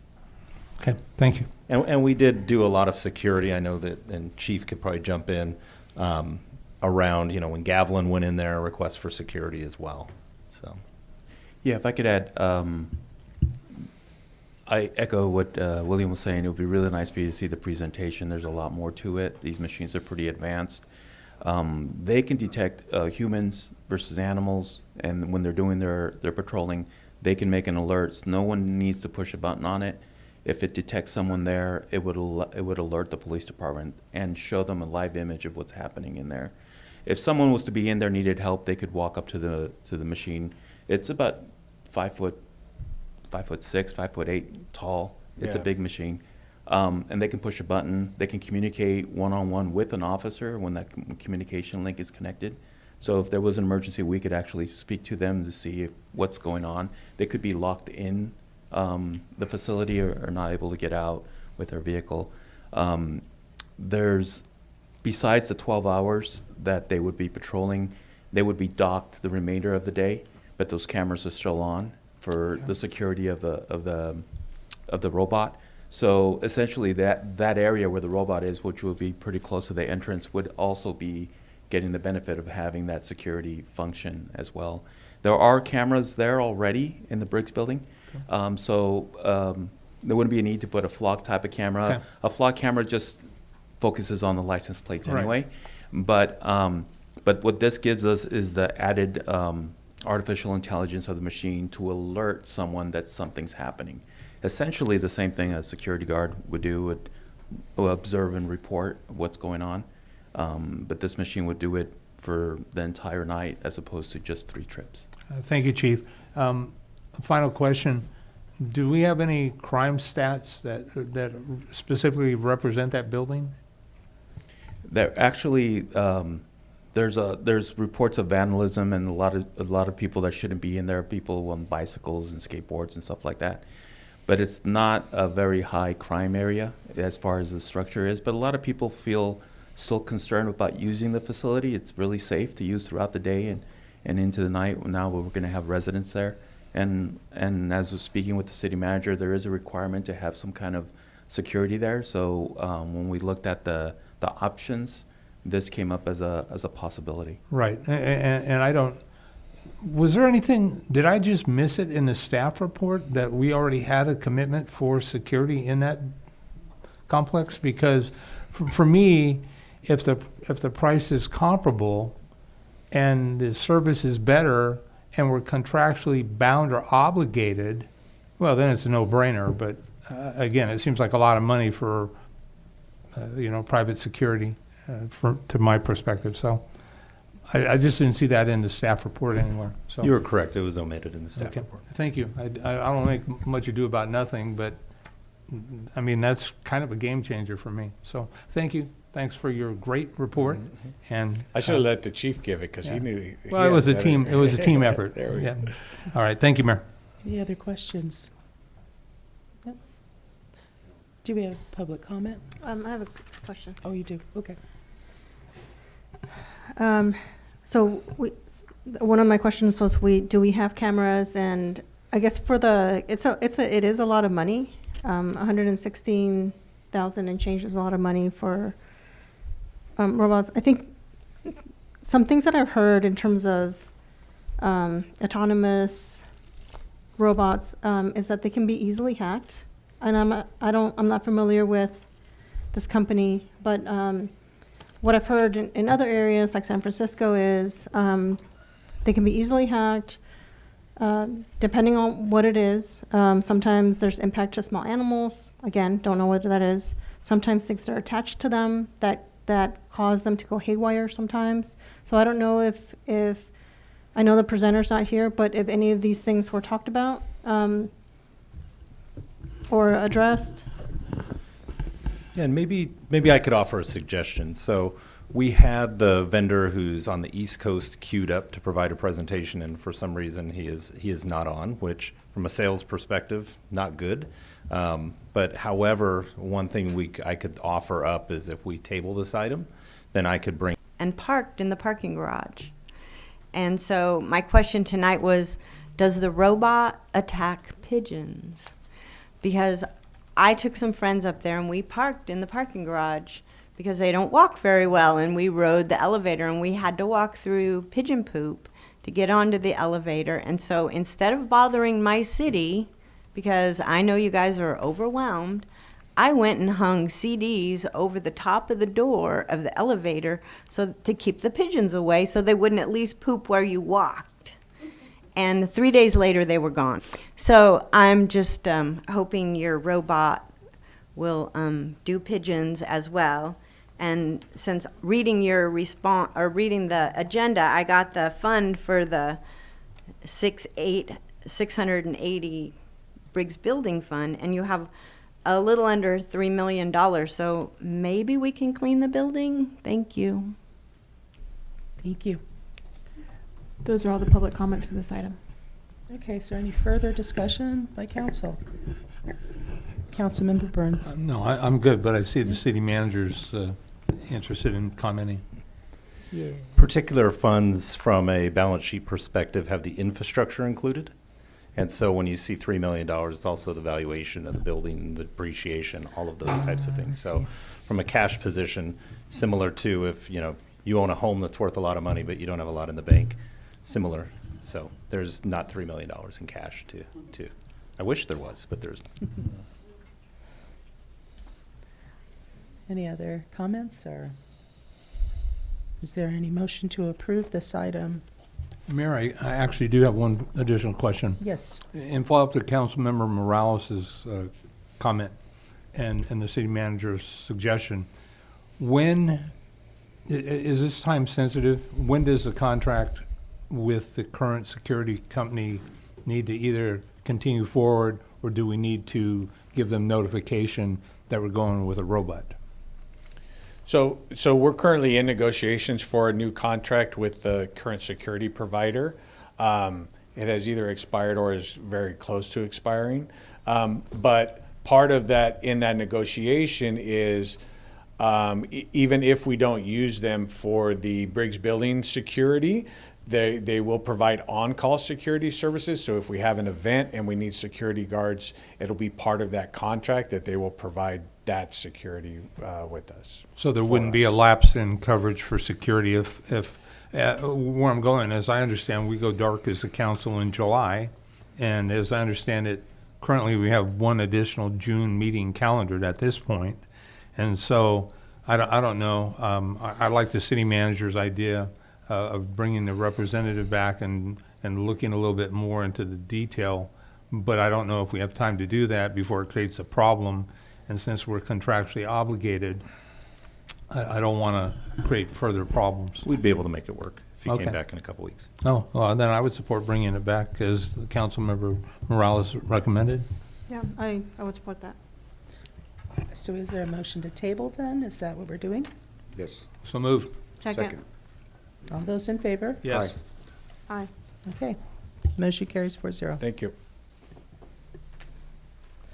All right, item 8.2, a request by Del Curto Brothers Construction Company for deferral of impact fees for the 400 block project. We have a staff report. Yes, thank you. So we received direction from this council to entertain a request that was made during public comment from Mr. Del Curto that we, through the end of the meeting, we got consensus to return to have a further discussion. Back in January of 2024, the council adopted a resolution that basically it was a development impact fee deferred payment agreement. And that agreement allowed for the deferral of impact fees on a basically as they were sold, as the units were sold, kind of on a one-off. Typically, you would pay the impact fees of the whole building before getting final occupancy. That agreement had a 6-month term that basically said at the end of 6 months, whatever that balance is, that the remaining funds would be due. The request was to extend that. And so we have received a request to extend that agreement an additional 8 months, which would push it to March 17th of 2025. At that time, any balance would become due just like the old agreement. So essentially what we would do if we get direction tonight is we'd bring back to the next meeting, I'd work with the city attorney. It'd be a simple agreement where we just change one of the terms would be the end date. All right. Do we have any questions from council? Councilmember Burns. Thank you, Mayor. So, city manager, remind me, what was, if we would have conducted business as normal, how much money would have been due when the construction part of the project was complete?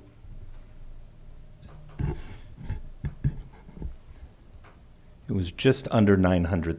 $900,000, and this council gave direction to delay that. And so at that point, and I didn't see this in the staff report, and I could have missed it. We agreed. It seemed like the right thing to do. Correct. And I think it's the right thing to continue to do. But is there an interest being accrued on that money that has been deferred? There is not an interest being. Okay. All right. That's my thing. I mean, I have a car. I have a loan, and every year I get an opportunity to defer making a couple payments in the summertime, but the interest rate still continues to accrue, and so it's not free, but it does give me the luxury if I want to go on a vacation as opposed to paying the car payment for a couple of months. And so for me, I'm fine with this. I just would like to see there be the interest on $900,000. I don't know that it's a lot, but I think it's a little. And so for me, that's my concern. Thank you, City Manager. Thank you, Mayor. Any other questions? I think that if there were to be interest rate applied, what would it be? Typically, what we would do is look at the interest we would make on those dollars. So we usually use what's called a LAIF rate, which is the local agency investment fund. And right around now, it's typically in that about 3.5%. I'm looking up the rate changes.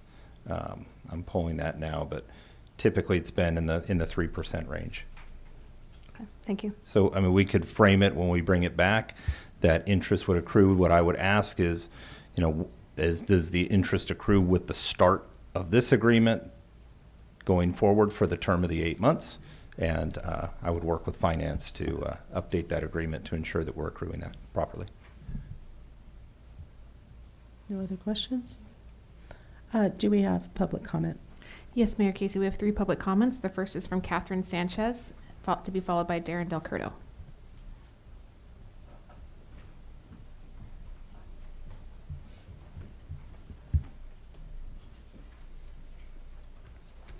My name is Catherine Sanchez. I'm a resident of Hollister, and I live in District 1. I don't support the deferral of the impact fees for this project. Payment has been deferred once already, and that one deferral a few months ago showed support for the project. Now the city's impact fees are due and payable. Collect them now instead of deferring them will send a message that the City Council is interested in collecting monies to support city streets, parks, our protective services of fire and police for its Hollister residents. Getting them deferred to the last possible moment is in the interest of the company. There's nothing lost in asking, but there is something lost in supporting another deferral. By deferring, the city cannot put the money to use on behalf of its residents. Right now, put the use to support its residents. Collecting the due and payable fees now is the right thing to do. Deferring until the units are sold was how I read the document, not the to 3/25. And then it becomes an uncertain date, and that uncertain date you can't plan. And it just means sometime in the future. Meanwhile, means less money for the city of Hollister for projects that benefit the residents now. In the draft budget that's on tonight's council agenda later on, I saw that one item is showing a park project at the fire station number 2, and it's partially funded by impact fees. I interpret that to mean that impact fees are important and needed. I urge you to direct staff to collect the monies due and payable now and not approve another deferral. Thanks. Thank you. The next public speaker is Darren Del Curto, to be followed by Irene Davis. Well, good evening again, Mayor Casey and council members. I'm one of the principals at the 400 project. 4 or 5 years ago, when we were before the council and the planning commission for this project, it's a first condominium project in Hollister. And the way it works is each condo is a separate single-family residence, and at the time, they each have a separate APN number, and it's a subdivision of 28 condos. When we first received the approval, we were going to pay the impact fees as we closed escrow, as we get a final occupancy, but things have changed in the last 4 or 5 years. So the way we've had 4 closed escrow. The way it would work, we go in the last 4, we go in, we pay the impact fee, we get the final occupancy, and so we've paid $45,000 per condo for the 4 that we've closed. We have 4 more low-income condominiums in contract now. We're going to be closing those in the next 2 or 3 weeks. So the impact fees aren't relaxed. They're paid as we final and close escrow on each condo. So I'm just asking for an extension on that agreement, just to give us a little bit more time, because things are a little bit slower than normal, and we just need a little bit more time to sell these condos and get them in contract so we could get the building completed and occupied. So that's what we're asking. And I'm just trying to adhere to the original approval that we got 4 to 5 years ago. So they are separate residences. There's 28, there's actually 6 commercial, 22 single-family resident condominiums, and they each have a separate APN number. So they are separate residences. If it was an apartment complex, I would totally agree. All impact fees are due and payable. But this is a subdivision. It's a 28 lot subdivision. So I'm just asking for an extension, and I'd really appreciate it. Thank you. Thank you. The next public speaker is Irene Davis.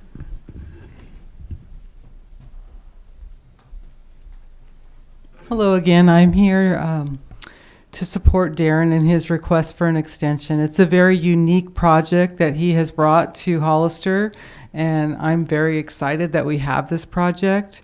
And it would be an undue burden for him to have to pay all of those fees up front when he's only sold 4 units. So I hope you will consider extending the timeline for him. And hopefully they'll all sell within the next 9 months. Thank you very much. Thank you. Those are all the public comments for this item. Okay. Mayor, if I can interject, the LAIF rate, I was able to pull it up. The current LAIF rate for May, it's been going up, is 4.332 for May of 24. Okay. So, further deliberation. Councilmember Perez, do you have anything?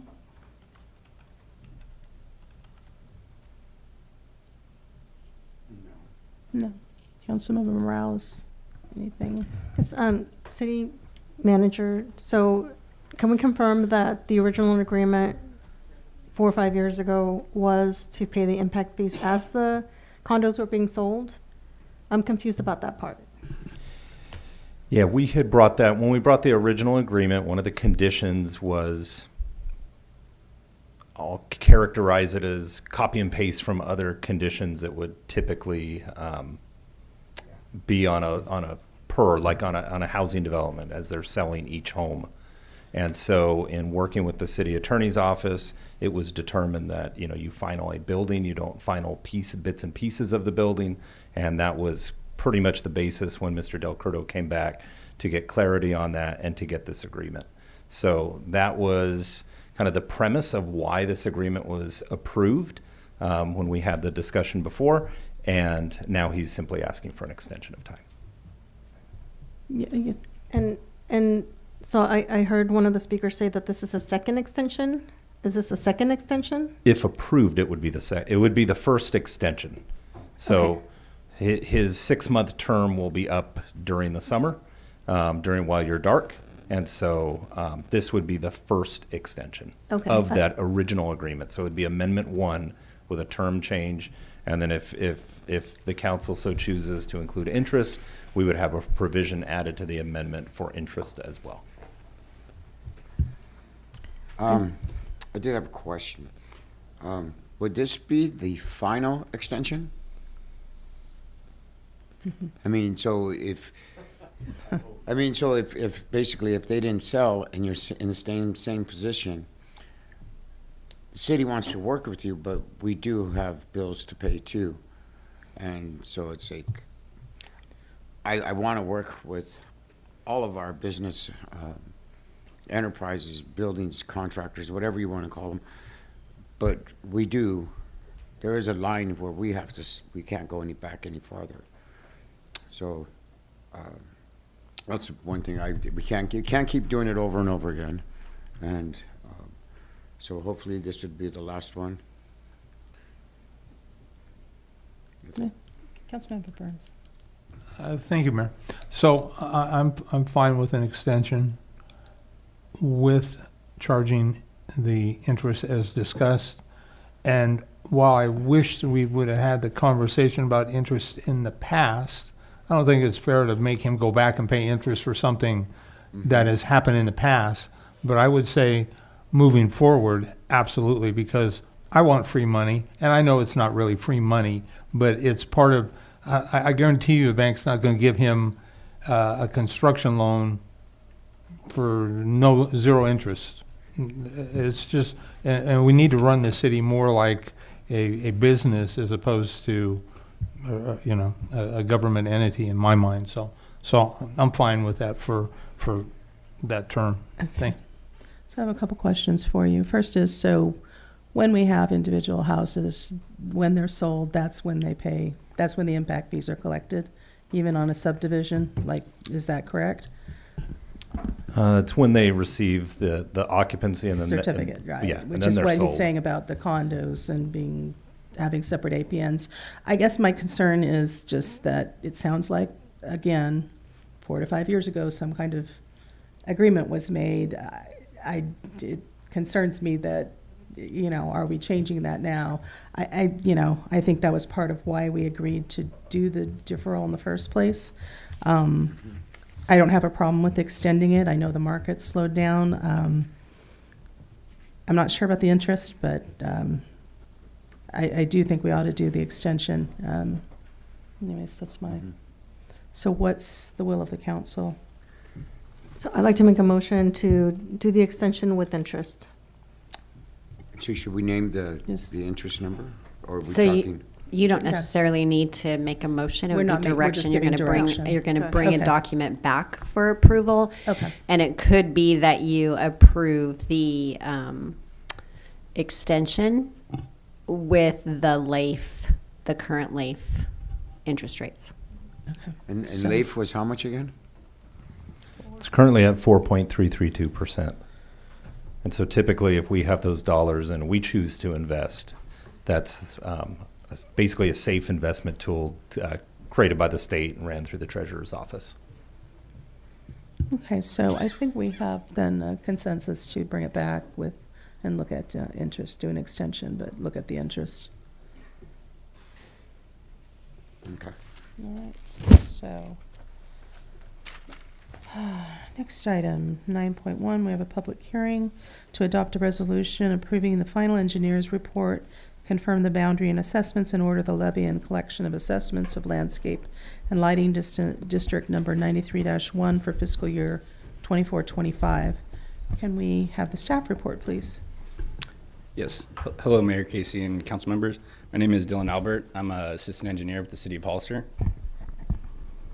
This item before you is a public hearing for the levy and collection of assessments associated with Landscape and Lighting District 93-1 for fiscal year 2024-2025.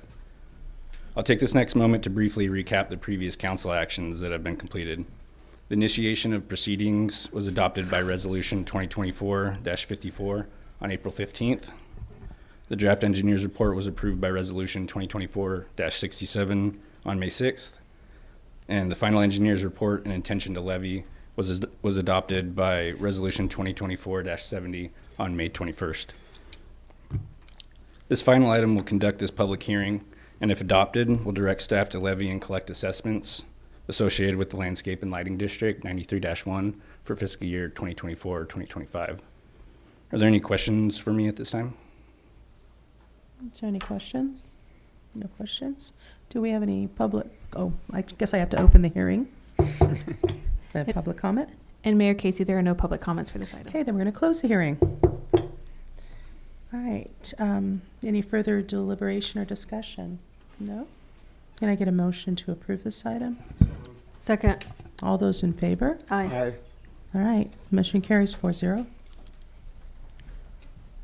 All right, we're going to move on to draft 24-25 recommended budget. Staff report. Let the fun begin. Oops.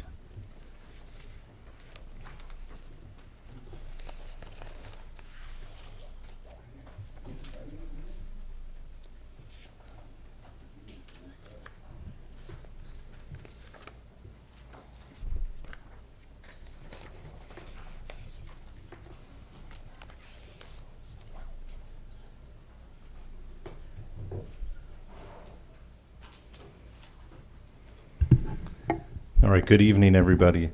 It's my pleasure tonight to introduce our draft recommended budget for fiscal year 24-25. This evening, I will be giving the presentation in partnership with our Admin Services Director, Mr. Casey Astorga, along with our department heads who will be providing a brief update on their accomplishments throughout the year, as well as some of their plans for the ongoing year, or for the upcoming year. And so we're very excited for that process, and I'd like to just take a minute to walk through what the budget process looked like for this year. So what we do is we go through and work with each department head to submit budget requests. The direction this year was to aim for a status quo budget in light with some of the the updates that Mr. Astorga has given in our quarterly budget reports with looking at revenue projections. And so as we go through that process, what ends up happening is through our system, the departments are allowed to program in the requests. Those go through a review process, a discussion process, and ultimately items get submitted and approved for your consideration in the budget. We will walk through what the rest of that process looks like and the technicalities, and coming back on the 18th for possible adoption of that budget. And we have more slides on that. So just at a high level, this budget is done in partnership with your departments, and you'll get an update on that this evening.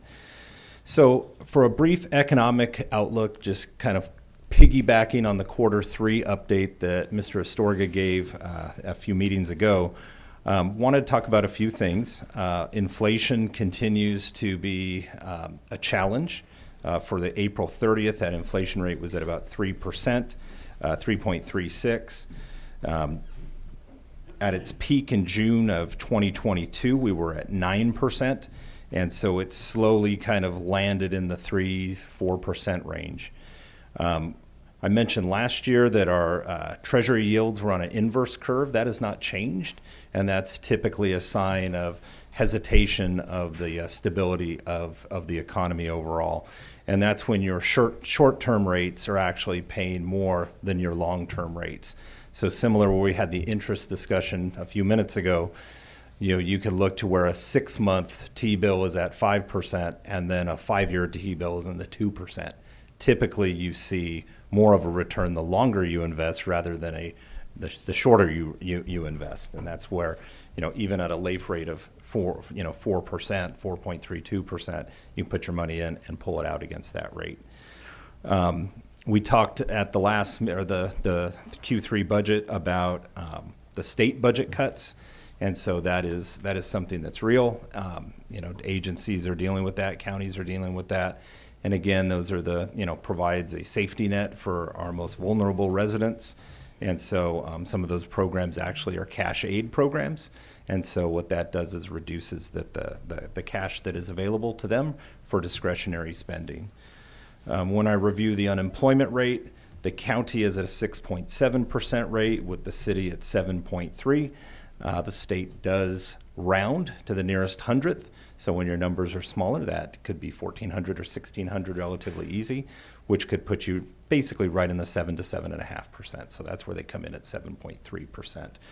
And what that means for residents, we have a labor force of 20,800 folks that are identified in the labor force.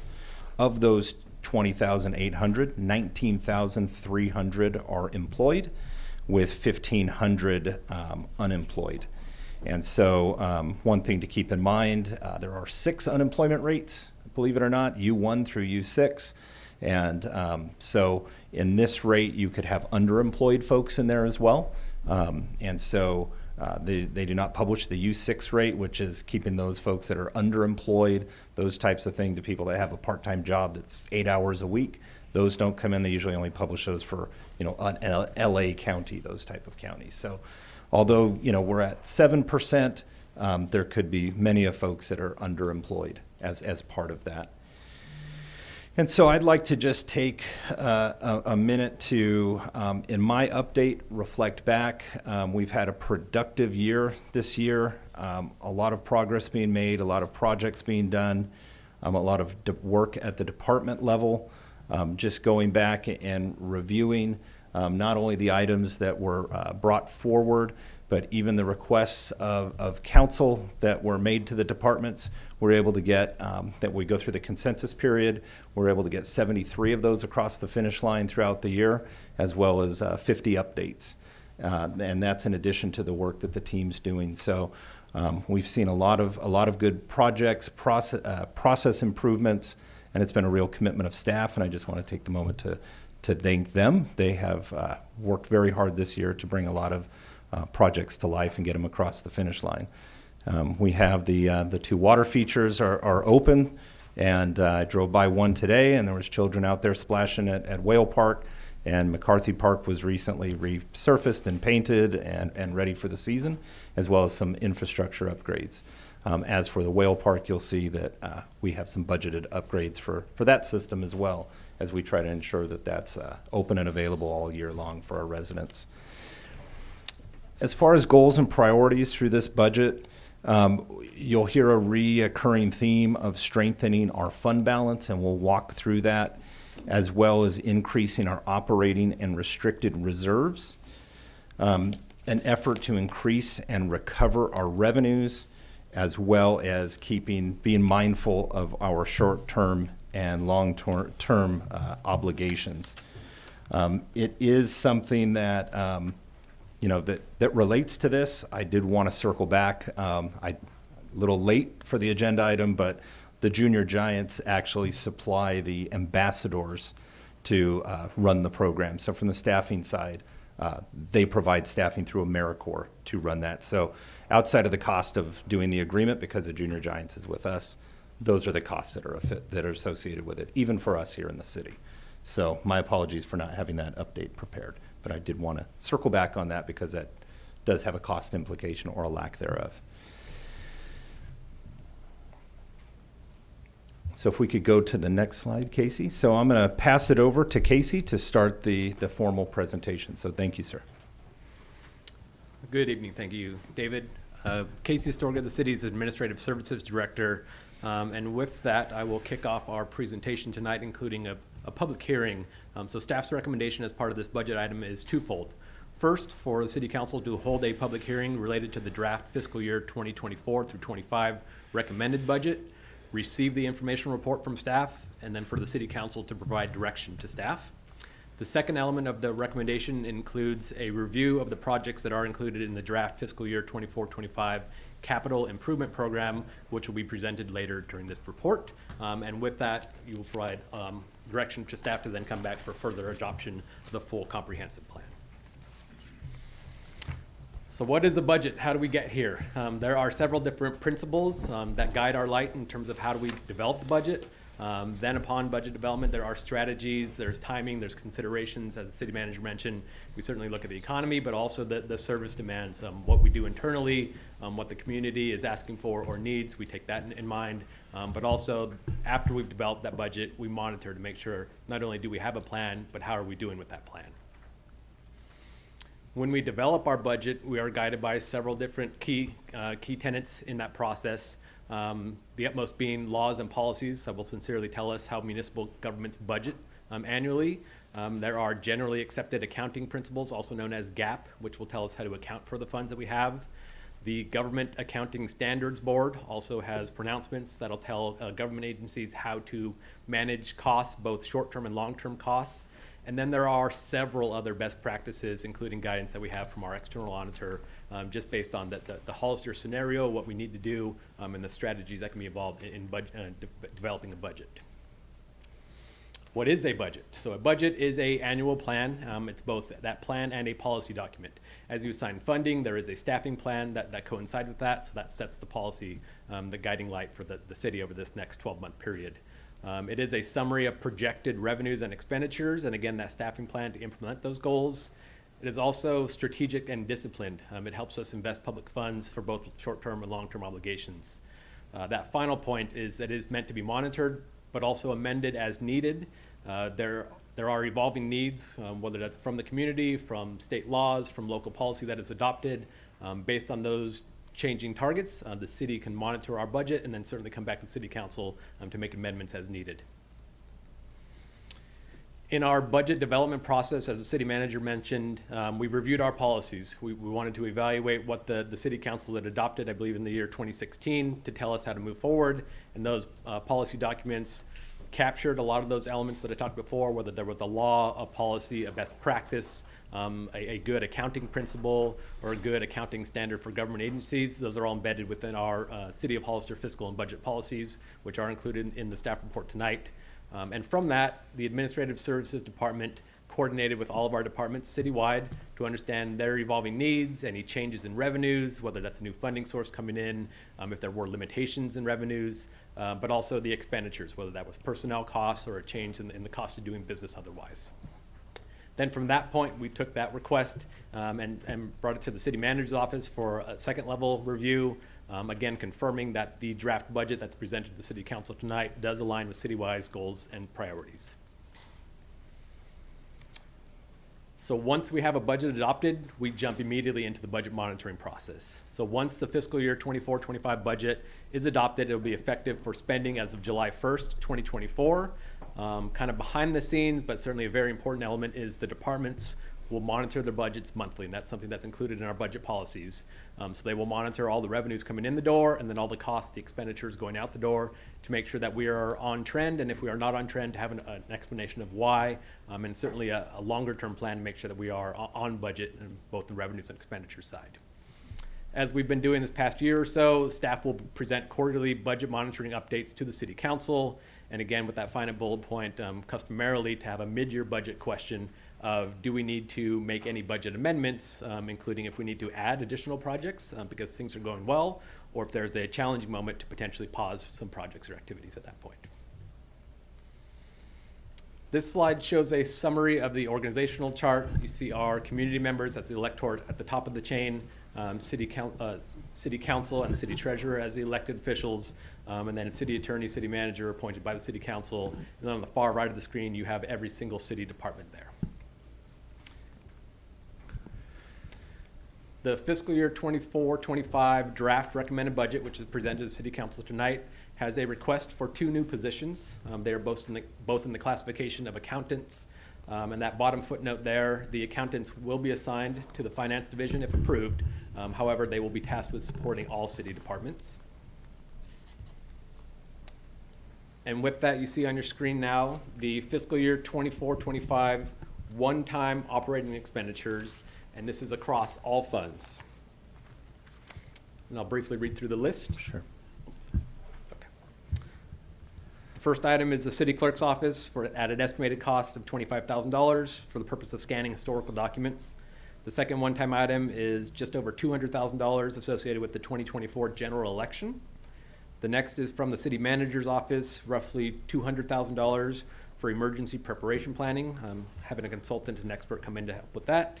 From the engineering team, approximately $500,000 for consulting services for the Safe Streets for All project, which is grant funded. For our fire department, there's approximately $163,000 associated with a fire captain vehicle and outfitting that vehicle. Also with the fire department, approximately $50,000 for the garage for the training apparatus. With our fire department, council has approved priorly financing option to secure a ladder truck, an aerial ladder truck. And so this $600,000 is that initial down payment associated with that financing. A couple of non-department costs is a $100,000 budget for the Hollister Downtown Association for the events and the activities that they do in our community. Another non-department expense is just over $400,000 as part of a city council agreement with our local hotels for the TOT, the Transient Occupancy Tax Reimbursement Program. That money is collected by the city as those visitors stay at our hotels.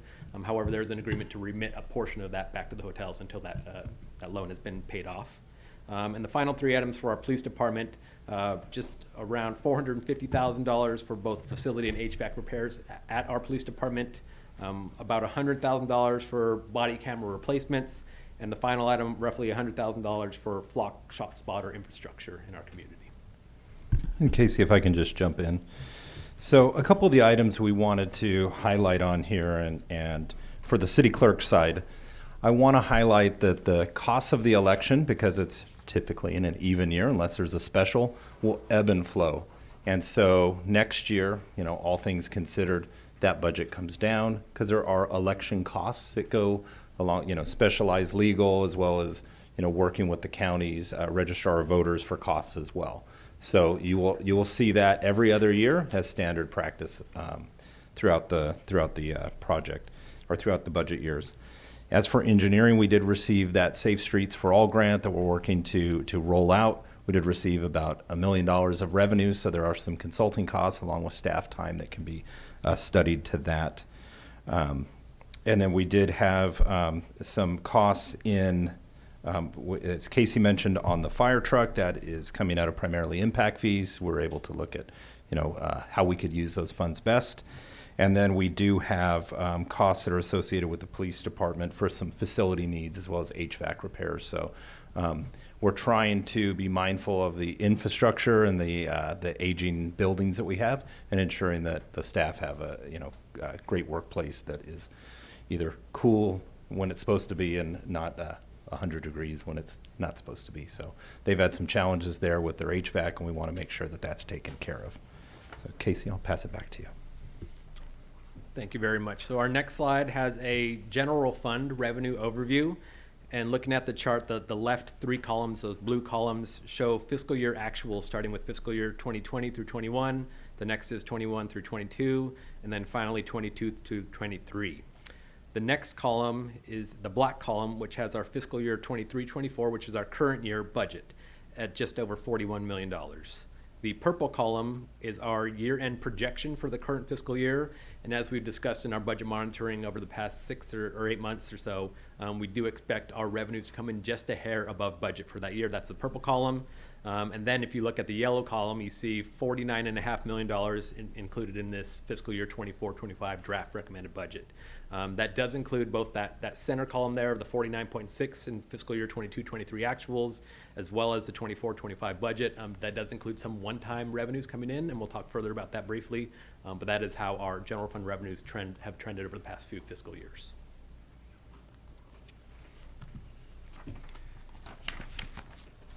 And as you look at that general fund revenue summary on the previous slide, this is how it's sliced up by the different types of sources. 33% of those general fund revenues come in from the taxes. That is just over $16 million. The next largest is a category called Other.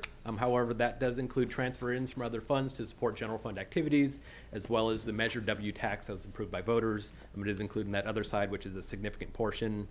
Some of the other larger portions include our charges for service and license and permit fees for those using those services, and then the intergovernmental support that we receive from other agencies. And then on the smaller portions, franchise fees, fines, forfeitures, and then use of our assets, essentially interest earned there.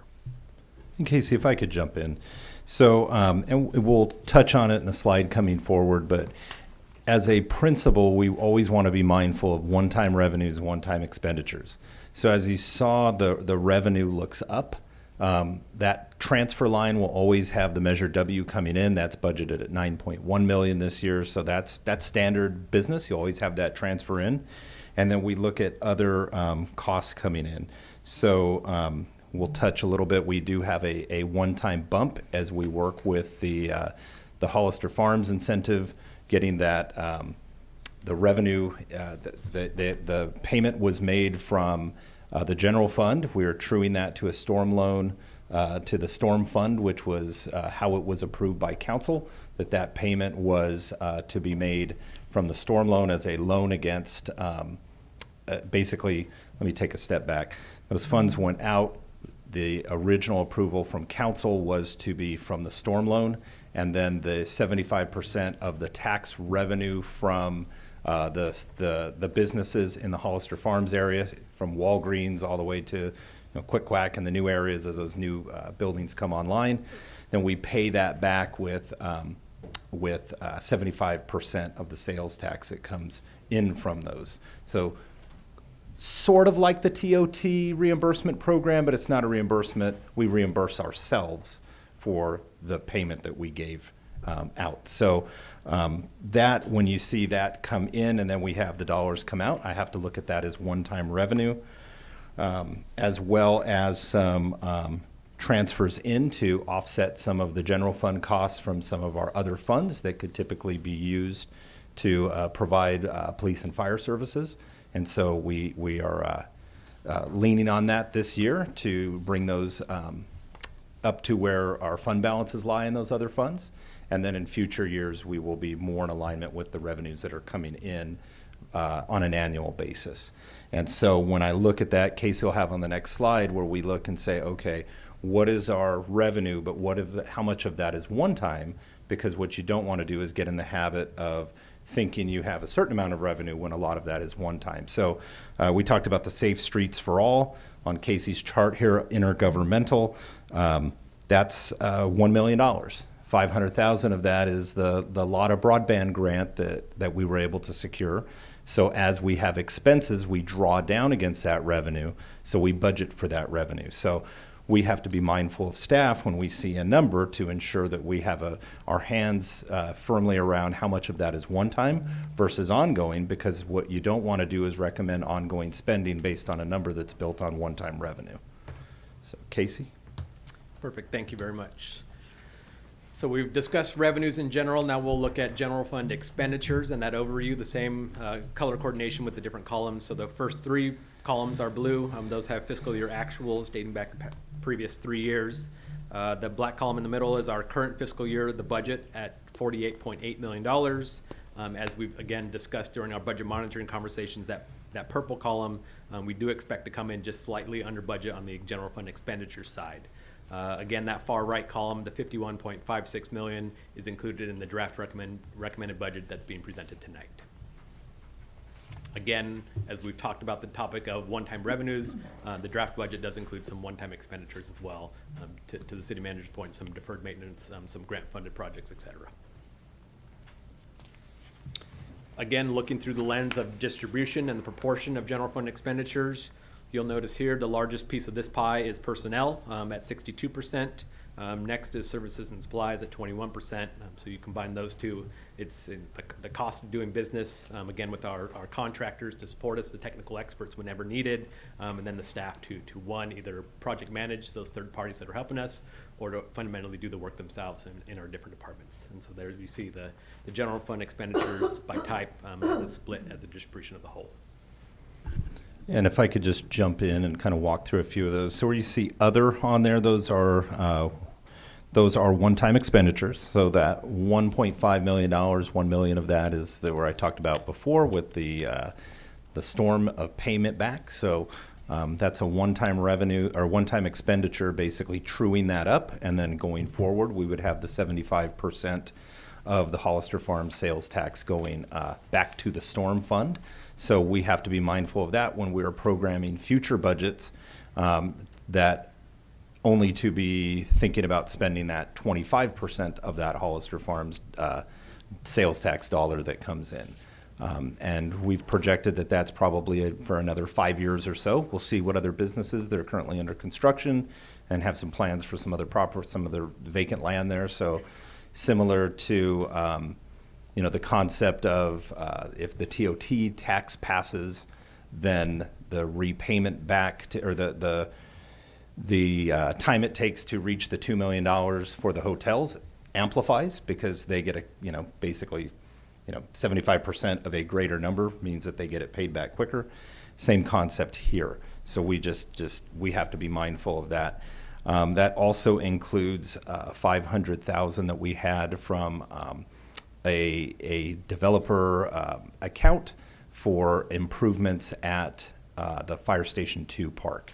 And so that's one-time expenditures as we put that towards the construction of the park.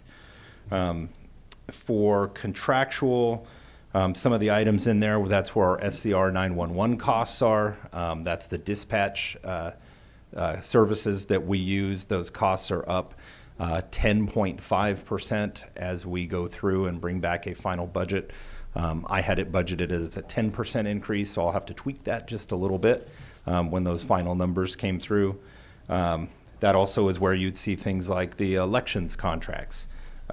Our joint use agreement with the Hollister School District at $345,000. On the supplies, service and supplies, that's where you see the broadband grant, the services that we're procuring and purchasing with the grant money, as well as the professional services for the Safe Streets for All grant, as well as a contingency that we started budgeting last year. I had it budgeted at $1 million. We did not use it, but it's just, think of your reserves as your CD, think of your contingency as your savings account, and your accounts basically that we make appropriations for as the checking account. I did bring that down to $400,000 in an effort to tighten up the budget. What this also includes on the personnel side is a programmed vacancy rate. You will see cities and counties that will have a programmed vacancy rate in there. That is where you're basically have an expectation of vacancies through attrition, through all of that, and typically you will see 5%, 3 to 5%.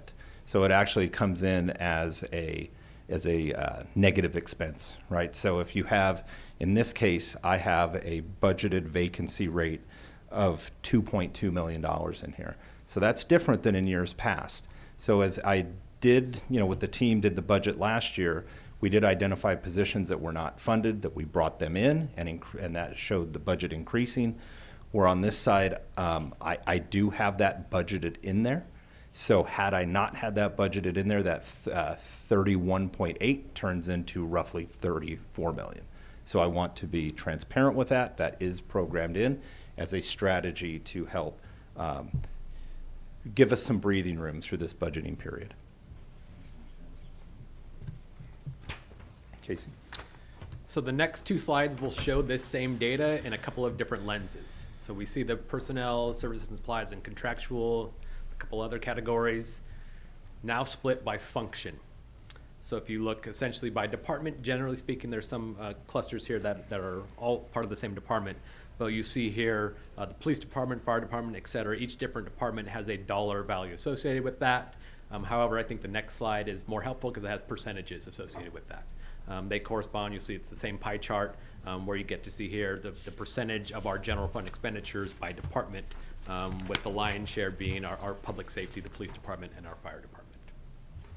And again, that's a general fund expense. And so if you could go back to that, Casey, we have discussions out here about approximately 60% of general fund revenue going towards public safety. And what you'll notice here is if I take police, fire department, and animal control, that is 54%. What we will be working on this year is a formal cost allocation plan, which essentially allows you to have a greater understanding of your admin costs and how they're billed off to certain departments. And so I'm comfortable saying that there's 60% when you look at admin and non-departmental, which we've worked to bring that down. Non-departmental are costs that are not that are tough to attribute to a singular department. And so when you look at like tonight's meeting, where you could have an item that the chief brings, the clerk's office is going to work with them on it. It may have a finance component. It may have an HR component. There'll be a review in the city manager's office. We did shift last year to get city attorney fees into those departments.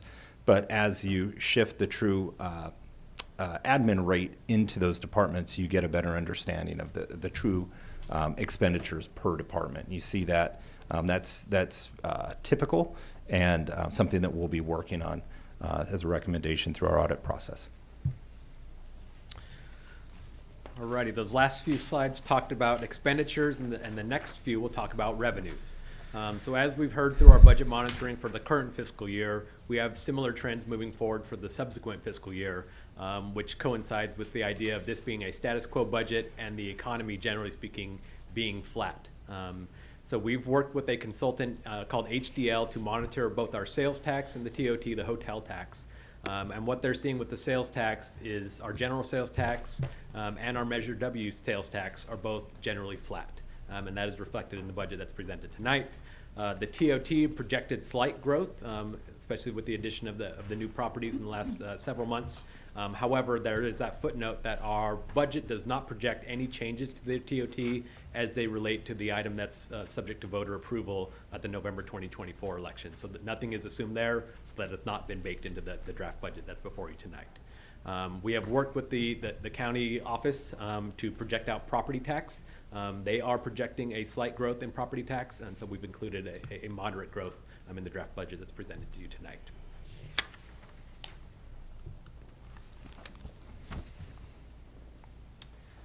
So this next chart shows general fund revenue projections into the fiscal year 27-28, that far right column. And so the left column, the blue column at $41.5 million shows fiscal year 21-22 actuals. The kind of clear gray column at 39.9 has our revenues minus one-time American Rescue Plan Act or ARPA funds from fiscal year 22-23. And then 23-24, that first green column, Again, that coincides with the previous slide of our projecting coming in just slightly above budget at $42.5 million in revenues this fiscal year.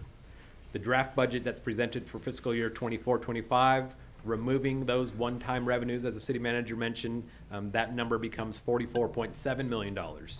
Again, relatively flat with some nominal growth, including some one-time support. But you see here that 44.7 does not include the one-time support. Using that data, we're able to project out what a normal economy looks like, and given the experts that are helping support the city, they do see a return of that normal economy with average growth around 3% or so moving into future years, and that's where you see that on the last three columns, left to right, the 46 million, the 47.4 million, and the 48.8 million is where we see the city growing in terms of the general fund revenues over the next series of years. And so one thing to highlight in here is we just kind of put it all together. If I look at the expenditures at 51 million, and we're coming in at 49 million, basically 49 and a half, 51 and a half. Fund balance, a dependence on $2 million of fund balance, okay? You had a dependence on fund balance in your 2022-23 budget of $2.4 million. That ended up coming in around $800,000 short, and you dip into your fund balance. And think about that as what you start the year with, right? So if you start on a brand new year and you start with nothing, and you say we're going to have, I'm going to use round numbers, $50 million of revenue, $50 million of expenditures. If everything's perfect, you end the year with a zero. In a perfect world, your revenues come in a little higher, your expenses come in a little lower. So let's say at the end, you're net positive $2 million. You then start the next year with that $2 million and build accordingly. A balanced budget is your fund balance that you bring to the table. You don't have to bring all of it, plus your revenues should equal your expenses.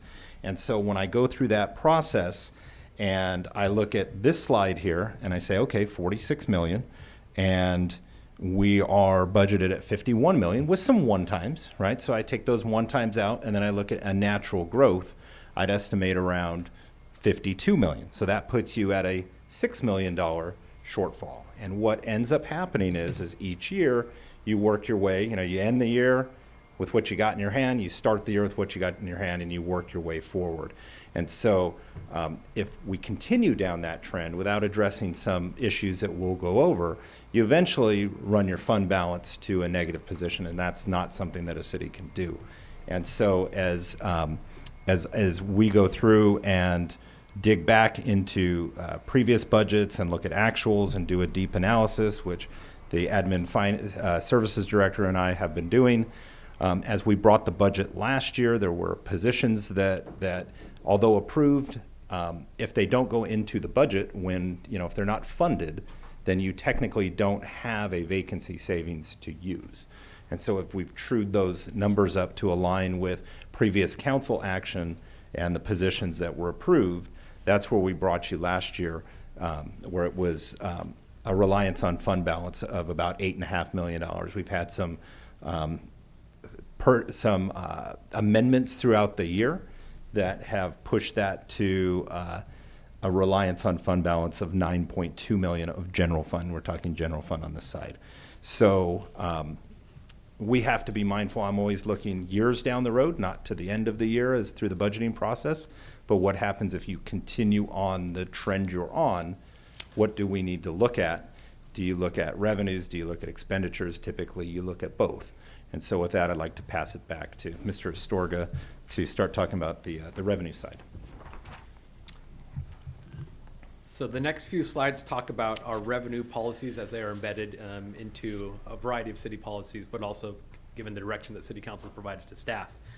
So this first slide in front of you, city staff has received direction to renegotiate our fire services contract with both the County of San Benito and the City of San Juan Bautista. The next element, just a highlight of Measure G funds that are coming over to the city from COG. They are no longer available in this upcoming fiscal year, as those funds are being redirected to the Highway 25 Improvement Project. Also through the Intergovernmental Committee, they have requested a presentation from all member agencies, staff, on the idea of shared services, just an evaluation of that relationship, and that direction was received in April of 2024. There is a quote from our City of Hollister Fiscal and Budget Policies, page 5, that talks about how we should operate our revenue policies and cost recovery goals. And it says, cost recovery goals should be based on the total cost of delivering the service, including direct costs, departmental administration costs, and organization-wide support costs, such as accounting, personnel, IT, legal services, fleet maintenance, and insurance. And so you see from the direction that staff has received from this council, from the intergovernmental committee, we are certainly looking through that evaluation process through the lens of that fiscal and budget policy as announced on page 5. And Casey, just for a point of clarification, it was the very beginning of May, so I misspoke thinking it was the end of April. We're looking at basically everything as we go through this. I mean, we have where we, you know, if you to show a level that I'm looking at, if you go online and you register your car at the DMV and you use your credit card, because it's a government agency, you're paying the $100 plus the 3%, you know, fee, because that's basically what the credit card companies are going to charge you as the merchant for being able to accept credit cards. So we do not do that. I know even down to, you know, we've talked about impact fees and permit fees. Folks pay for those with their credit cards. And so you could have a $5,000 fee that someone is paying with their credit card, and we're going to leave 3% on the table for providing them the convenience of charging it. Typically, you don't see that. Typically, that is passed on. And so in the case of, you know, even if you have something where you have to do a return, you eat it twice on a return, right? So these are things that we're looking at from a revenue standpoint. We did have the discussion on the fire services contract at the last meeting. I have had discussions with both the county and the city of San Juan. The city of San Juan has included a placeholder of an additional $100,000 in their budget for this year. I have provided information to the county of San Benito that they are reviewing. Their staff had asked for some data to look at. We provided the data that was part of the fire district study, as well as some requests for personnel pay, which is available to basically anybody through our Transparent California portal. So in working with the city attorney's office, nothing that is restricted, HIPAA prohibited, any of that. I'm waiting to hear back on that. And so as we look at that, I think Councilmember Burns, you mentioned looking at something, you know, a $4 million comment. As I go through and review, you know, we are working on the fire district discussion through the Fire Protection Committee. We have a meeting later this week. Back in 2018, the three agencies, the county, Hollister, and San Juan Bautista, worked together to publish the Fire Protection and Life Safety Feasibility Study, which explored all different types of options, one of which being a district, which that committee is working on now. One of the items in there is an estimated cost for a fire protection district owned by San Benito County. This was for 2018-19. Remember 2018-19, we weren't thinking of COVID-19 and, you know, the wild inflationary swings that have occurred ever since. Initial startup costs, $9.975 million, call that $10 million. Year one costs of $6.592 million, and then progressing annually. The second year would be, call it $7 million, 7.4, 7.8 in 21-22, 22-23, 8.3, 23-24, 8.8. And that would be the cost for the county to provide it per the study that was commissioned. As we went through the process, we went through a process of looking at just calls for service, number of raw calls for service, and then calls for service based on a time factor. Not all calls are the same, right? A medical aid call that's in Piscinas is going to be different than one that's, you know, 2 miles from a fire station. There's costs associated with that. There's fuel costs. There's wear and tear. Then when you get to different fires, I think our fire department has been out to New Idria a few times in the last couple weeks, just driving out there and back, and gas, I can only imagine, and time, and some of the roads out there are in pretty rough shape, so there's wear and tear on the vehicles as well, and that does impact overall costs. One of the items that I did as well through this process is we talk about defraying costs where they should be. Historically, the cost of fleet management was budgeted in the fleet department unit or budget unit, and so that's a primarily general fund funded budget unit where there are line items per department where it could be the fleet vehicles that the planning department uses. It could be the fire department. It could be animal control. It could be police. What we did through this process in the interim is I shifted those costs from the fleet unit into the fire department, the police department, and animal control. We'll be reviewing those other ones. The reason that I did it like that was to ensure that as we have these discussions about shared costs, that the true cost of providing that service is included in there. So the numbers that I had brought forward before did not include the fleet charges, which are roughly anywhere from $100,000 to $125,000 a year.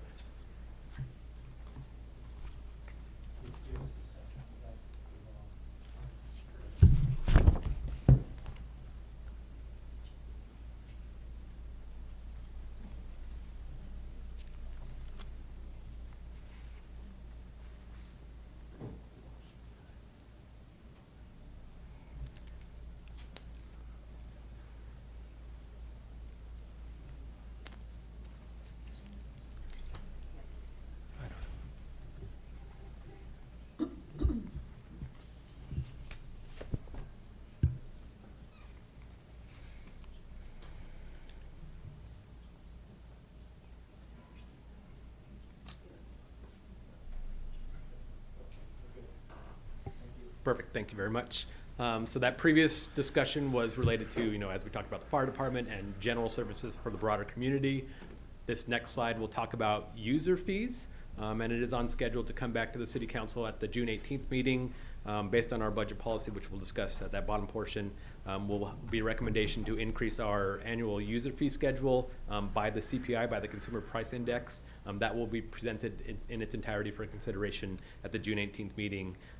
While we're doing that, our policy does allow us to make that recommendation based on CPI.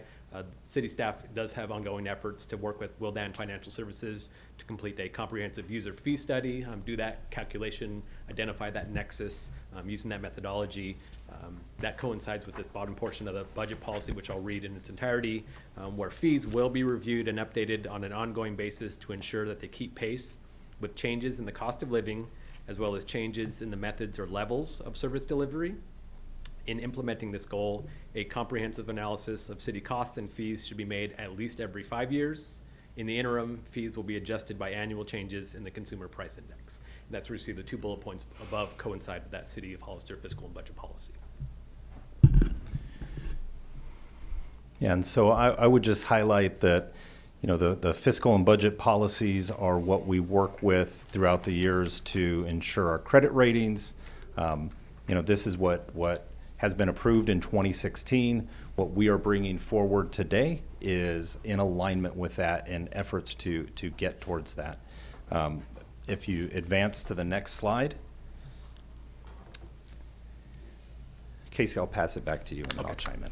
Perfect, thank you very much. And so keeping on the trend of what our policies say about revenue collection, you'll see the summary of our enterprise funds here. And staff is reviewing the revenue for each of these enterprise funds, including the airport, the Briggs building, sewer or wastewater, street sweeping, and our water operations. These are the funds that should operate mostly like a private sector business, and generally speaking, that all of their revenues brought in should offset the expenditures of that operation. And that does coincide with the City of Hollister fiscal and budget policy on page 8 of the policy book, that the city will set fees and rates at levels which fully cover the total direct and indirect costs, including operations, capital outlay, and debt service. The city will review and adjust enterprise fees and rate structures as required to ensure that they remain appropriate and equitable.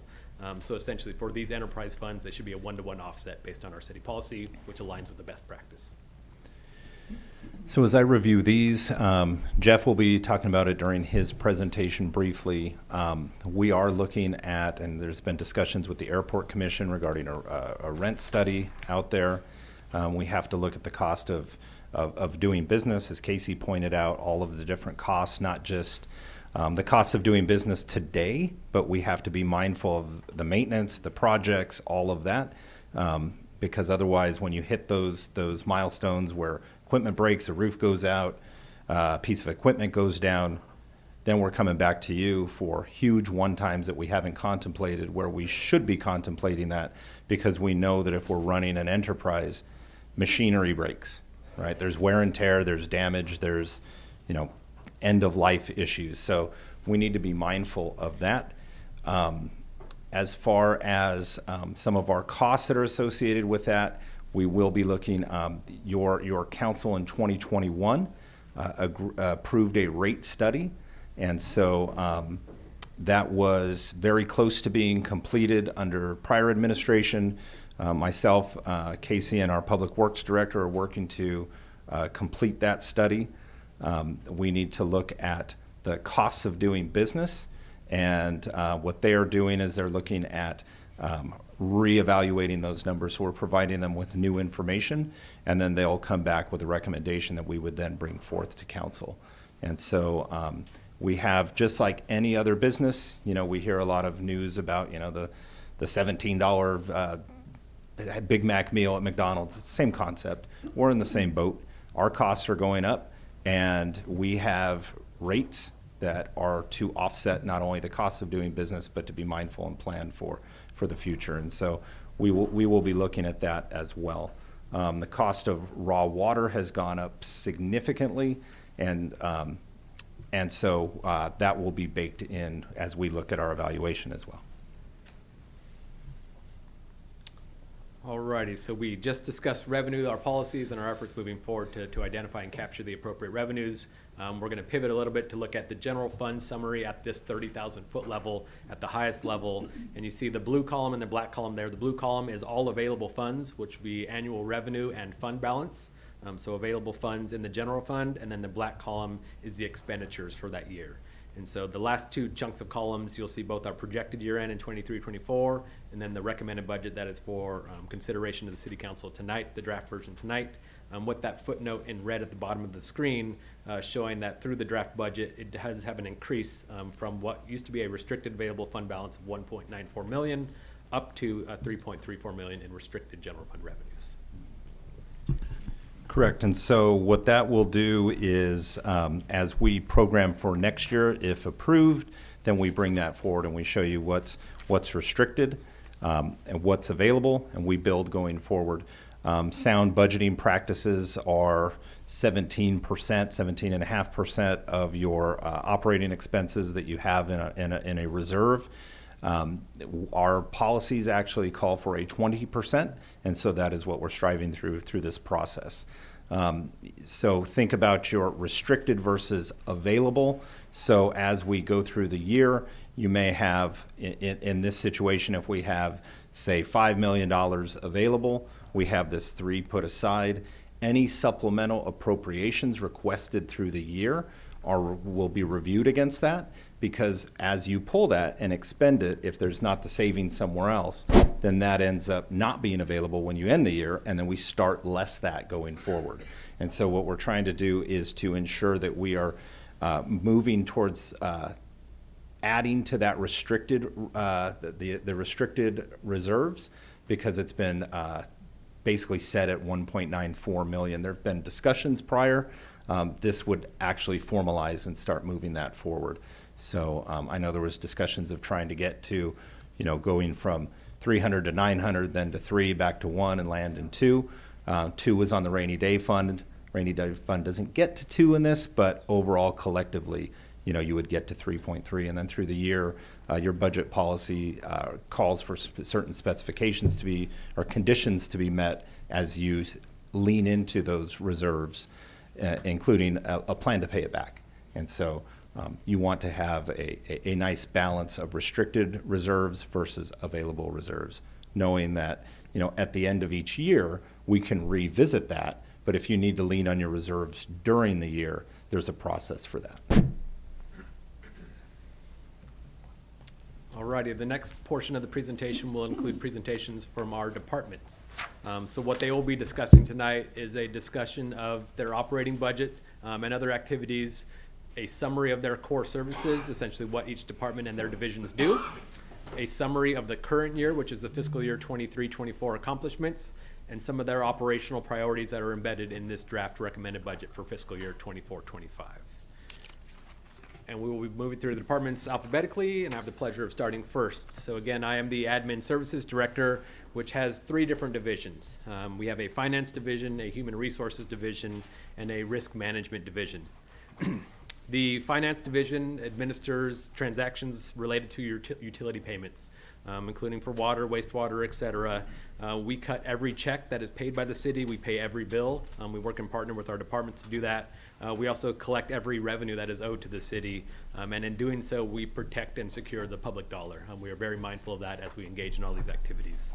On the human resources side, we support all of our departments with their personnel needs, whether that's recruitment or retention efforts, showing up at a job fair, making sure that we know what our labor agreements say, what our city personnel rules and regulations say. A lot of internal services to our fellow employees here, whether it's benefits administration or just general questions about, what's it like being an employee for the city of Hollister. On the risk management side of things, we prioritize both employee and community safety. So we see that from contract administration to identifying more obvious concerns about safety, whether there's damage or risk somewhere in the community. We sit on a regional joint powers authority for our insurance board, and we certainly share those best practices, whether it's a lesson learned or an idea to mitigate risk in a certain way, including transfer risk to some third party. That's something that myself and my team work on. So I certainly have the pleasure to do that on behalf of the Admin Services Department. And certainly as a asterisk, so City Council certainly feel free to ask any questions in any department as they present here. You'll see some of them have more comprehensive, including Public Works, a more comprehensive report, which includes some summaries of our capital improvement project. So we can move forward there with our next department. Will be the airport, and we have Jeff, our airport director.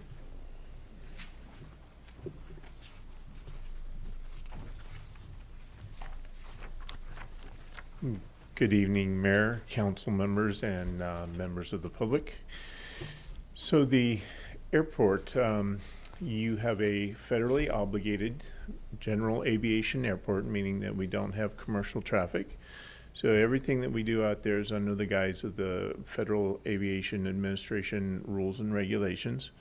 So we administrate the airport, so that includes the lease administration, grant administration, communications with, stakeholders of the airport, the community, external organizations and agencies. We administrate the airport advisory commission, and also bring forward council items needing actions from the council. We maintain and repair, we maintain and repair the airport facility. That includes the aviation system, which is your runways, taxiways, apron, lighting, the automated weather operating system, and the fuel farm. We maintain the buildings. Most of your buildings out there are 20 plus years old because they have reverted from previous people that built the buildings. They've now reverted to the airport. So with that comes a very large maintenance cost, and that is a program we need to formalize moving forward. Perimeter fence and access gates is another component of the facility we maintain, and we maintain open ground areas at the end of the runways under your runway protection zones. So we have a very intensive facility out there. The 300 acres is maintained from corner to corner, fence line to fence line. And while we're doing the maintenance, there's also always the ongoing operations issues going on out on the field as well, coordinating contractors working on projects throughout the year, dealing with aircraft users, various users wanting to use portions of the airport. So that's very well coordinated from a very slim staff. Economic development and revenue generation is really the third component that we work on at the airport. So we're always trying to attract new tenants and new business interest in the airport. Your new tenants could be something as simple as maintaining the hangar wait list for open hangars, but we'd like to see more hangars being developed, and we're obviously trying to attract business interest both in the existing buildings that we have, but those are 100% leased out. So we're putting a big deal of effort into working to attract businesses with the airport business center, and the kind of monopolizing on the through the fence access there. We are looking at the leasing of the existing facilities. Again, that's an economic development activity, and that's always ongoing. Increase the ground lease opportunities, and then we want to seek out grants and other funding opportunities for the airport, because the airport is right now a revenue challenged enterprise fund. So with that, then I'll move into some accomplishments throughout this year. I think the big accomplishments at the airport, first, your city manager hired an airport director, which was an obvious need because the higher level tasks that we're talking about here really have not been being adequately addressed. So I think we've made some good strides to move forward on the economic development level. We've been able to unveil some concepts which show for the west side development of the airport. We've been able to demonstrate how we would connect taxiways and runways to the airport business center, as well as that identified leasing opportunities where we could ground lease for people wanting to build hangars, or where we as airport, if we found funding, might want to build the airport hangars in those areas. We had one very large FAA-funded safety improvement project. It was for the runway 6 and taxiway Charlie end. So that was about a $3.2 million construction project, and out of that we had our groundbreaking event, which was a very good opportunity for the airport. We invited external agencies such as Congresswoman Lofgren's office was there, the Congresswoman herself, and we had Caltrans down for that groundbreaking event, and so that was an excellent event, and is morphs into kind of our economic development activities as well. The staff that's been in place out there without your director has done a very good job of the basic level of maintaining the airport and making sure it's been run, meeting for the most part the federal regulations and rules, as well as trying to keep a safe and compliant airport. And so lease rates in terms of hangar vacancies, the rentals were kept at less than 2% vacant throughout the year. So I think that was a good mark. And then kind of moving forward, we have the CAL FIRE Air Attack Base, which is currently proposed as a 15-acre site there on the west side of the airport. So that's a key piece going forward, and just in recent discussions, it's looking like we might need to slightly increase that acreage to create proper setbacks from other development on the west side.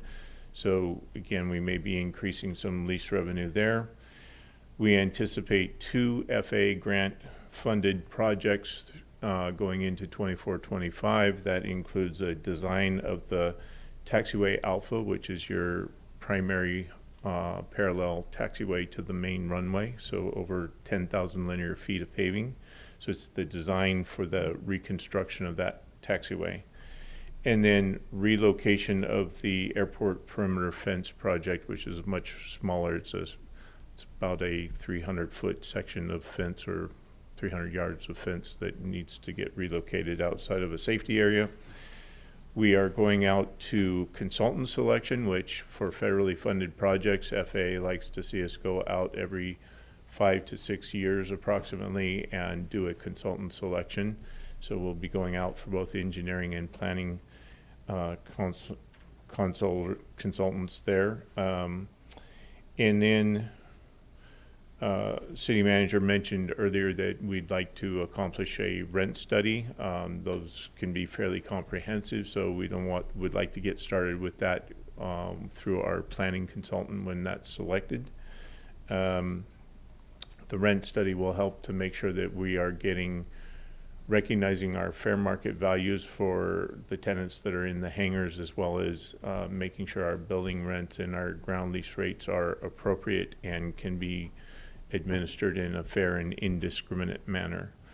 And then finally, we were very excited to announce that out of our efforts with bringing the Congresswoman down to the airport and visiting and sharing with the vision of how we would build out the west side of the airport, through the city manager's office, we submitted a $10 million project for the community funding ask, and we were selected as one of the 15 that has been referred back to the Appropriations Committee. So we would keep our fingers crossed. That would be a big project and be very transformational for the airport if we were to receive that in this next fiscal year. With that, I'm available for questions. If you have any questions of our department heads, please feel free at this time. Any questions? Nope. Thank you. Okay. Thank you, Jeff. Yeah. Thank you, Jeff. Up next, we'll invite Mary from our city attorney's office. Yes, good evening, council. Thank you. So I will start by saying that a lot of what we do is attorney-client privilege, so I'm not going to go into details about anything we specifically done. But we do enjoy an excellent working relationship with city staff and the council, and our role is to protect the city and to provide the council with risk and options in their decision-making. I do want to point out that when it comes to budgeting for legal fees, that a portion of what is charged to the city is a result of our direct contracting with investigators, consultants, and that's so we can maintain the attorney-client privilege on behalf of council. So if you end up in litigation, we can assert those privileges, the same with Public Records Act requests. So that is a portion of our fees as well. And then finally, our firm, and I know I've said this before, believes in giving back to the communities that we live and work in. And so a recent example of that was I was able to meet with a high school senior taking AP Government at Hollister High School for her capstone project. And I do want to give her kudos because her questions were phenomenal. And even at the end of the interview time that we had, I asked her, did you write these questions? And she said the last 4 questions she did on her own, and those were the questions I was actually most impressed with. So we'll continue to do that. I know at one point I went with the mayor to a few classes, and that offer stands for all of council, and those are things we don't charge for. Those are things, that's what we believe in giving back to the community. So with that, I'm available for any questions. Any questions? No? Thank you.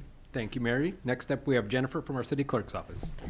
Thank you very much. Jennifer Woodworth, City Clerk. I will try to keep it brief, as always. So the City Clerk's office is charged with promoting public access and transparency, and does this through our role in administering state and local regulations, such as ensuring proper noticing of public meetings, acting as the city's elections official, and responding to Public Records Act requests.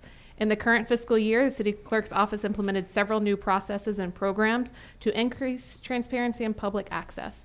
The first of which was in November. We implemented the Wordly AI translation program, which provides simultaneous translation of public meetings for non-English speakers who attend the meetings either in person or if they attend virtually. This has also created an opportunity for non-English speakers to serve on the city's legislative bodies, including 2 commissioners currently serving on the Parks and Recreation and Arts and Culture Commissions. In April, the department successfully completed the transition from the no longer supported Minute Track software to a new agenda management system with eScribe. Transition included build out of the new system, training all city staff who work with reports to the city council or its advisory bodies, and migration of city council agenda packets and minutes from Minute Track to the new eScribe portal. The eScribe program will also allow the city's boards and commissions to be added to the system to help promote a uniform experience for the public and easy access to agendas and minutes for all legislative bodies in a single location. And the transition for the boards and commissions to eScribe is planned for early in the new fiscal year. Finally, the city clerk's office continues to perform various operational duties to meet statutory requirements and increase efficiency for city processes, including responding to more than 400 Public Records Act requests to date this fiscal year, working with San Benito County Registrar of Voters to place 2 ballot measures on the November 5th, 2024 ballot, and updating the process for public event permits to ensure all city requirements are met by applicants. And then in the upcoming fiscal year, we're looking forward to updating the city's retention schedule to include all city departments and records, issuing an RFP to upgrade the city's current electronic document management system, to move the system to a cloud-based option and expand access for city departments and also for the public, so all records can be added there. As the city's election official, the city clerk's office will also be meeting with all potential candidates for the city council seats for districts 1 and 4 and mayoral candidates during the upcoming nomination period for November 5th, 2024, and we're looking forward to that. With that, I'm open to any questions. Questions? I actually have a question. Yes. One of your budget items had to do with historic scanning, or can you tell me about that? Yes, made me curious. absolutely. So we have quite a, being over 150 years old, the city has quite a bit of old historic documents for resolutions and ordinances. And so we want to start with those to get all of those digitized so that members of the public and also members of city staff can access those easily. We do often spend a lot of time looking for those old documents. And so this will make it much easier for everyone to be able to access them.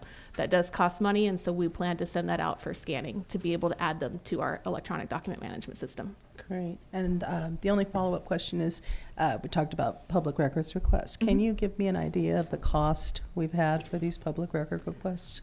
When it comes to staff time, I will say that I would say probably 40 to 50% of one of our deputy city clerks is spent in handling Public Records Act requests. She also works on our public assembly permits and other tasks, but we get, I would say, anywhere between 5 to 25 a week, usually skewing a little higher. As I said, 400 in the last year. And so the time for that is based on her salary, so I don't have an exact number, but she does spend quite a lot of time not only providing requests, responses to requests, also, working with the departments to gather their records, give them direction, and also with the city attorney's office to be able to provide accurate and responses in accordance with the law. Right. So she spends quite a bit of time at this point in time. Yeah. I think it would be interesting to see what the actual costs are between the city attorney's office and your office, because I think a lot of people are using that public records as a tool or something, and just if they realized how much it costs the city to do these things, they might think twice before doing 400 requests. So I'd be curious just to see what we're spending on it. Okay, and that's another one of the reasons why we're hoping to digitize some of those documents and easier. Get them out so that members of the public, when they're asking for a resolution for over 100 years old, which we've had several times, we're able to point them to that as opposed to us having to search for all of it. Thank you. Thank you. Okay. Alrighty, next up I'll invite David Mirioni, our city manager, to discuss both the city manager's office budget as well as the city council budget.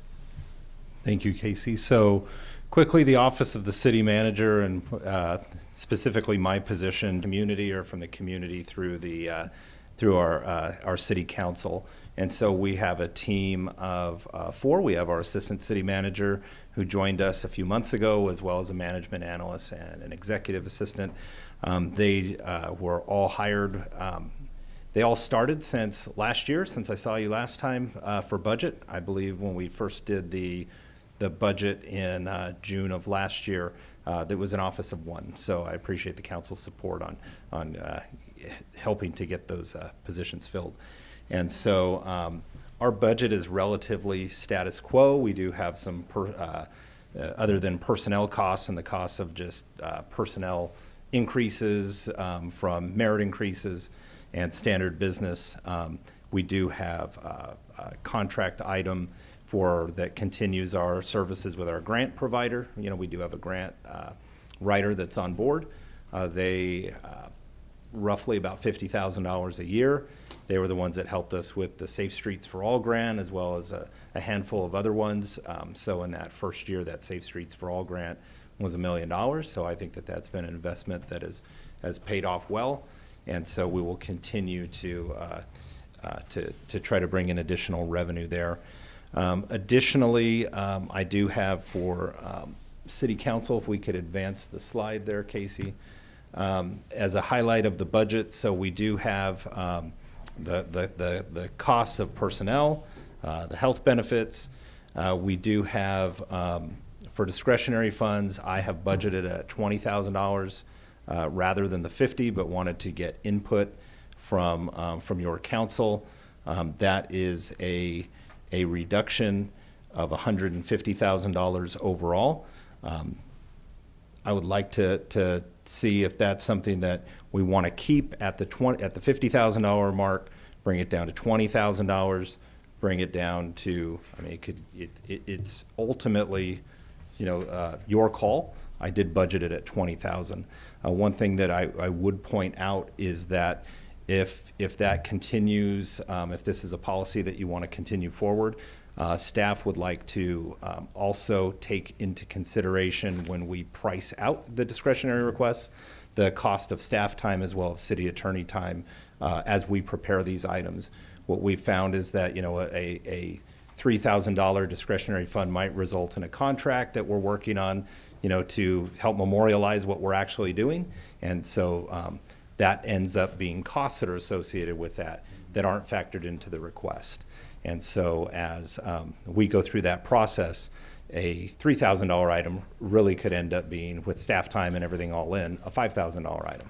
And so as we have items that are $5,000 across $250,000, that could be 50 items throughout the year that, have staff time associated with them and on top of what we're doing as regular work. So I wanted to highlight that I did adjust that. Ultimately, this is your budget, and so I'm open for feedback on that if we'd like to pause and get direction, Mayor, if you're so inclined. Some input? Would you like to go first? Go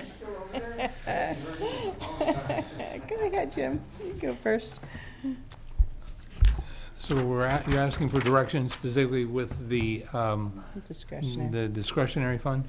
That is correct. I didn't want to reduce it on a recommendation without highlighting it and make you aware of it. Right. There's a lot of numbers throughout this document. Oh, and I have a long list. I'm sure you do. And so, we're happy to answer the questions. And so I can't support a reduction to 20. I would support status quo at 50, but I absolutely understand there's an additional cost for the city staff time allocated, and I could certainly support that. And so I won't go any further because I think that's pretty clear. Okay. Councilmember Perez, anything? Input? If nothing? Councilmember Morales.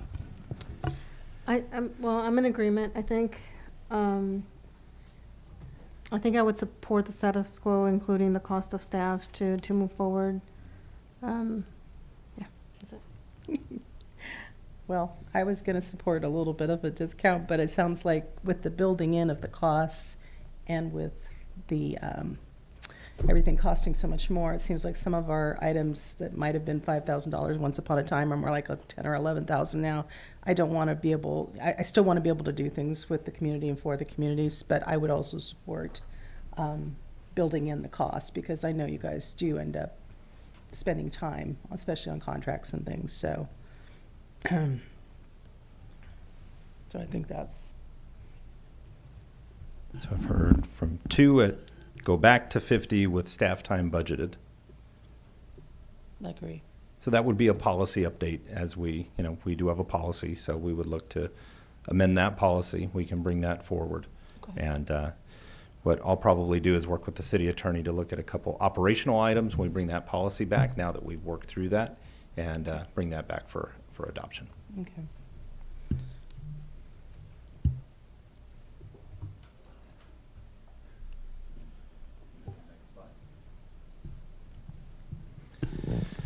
So we also have last budget year, or this budget year, we went from $2,500 to $5,000 for training.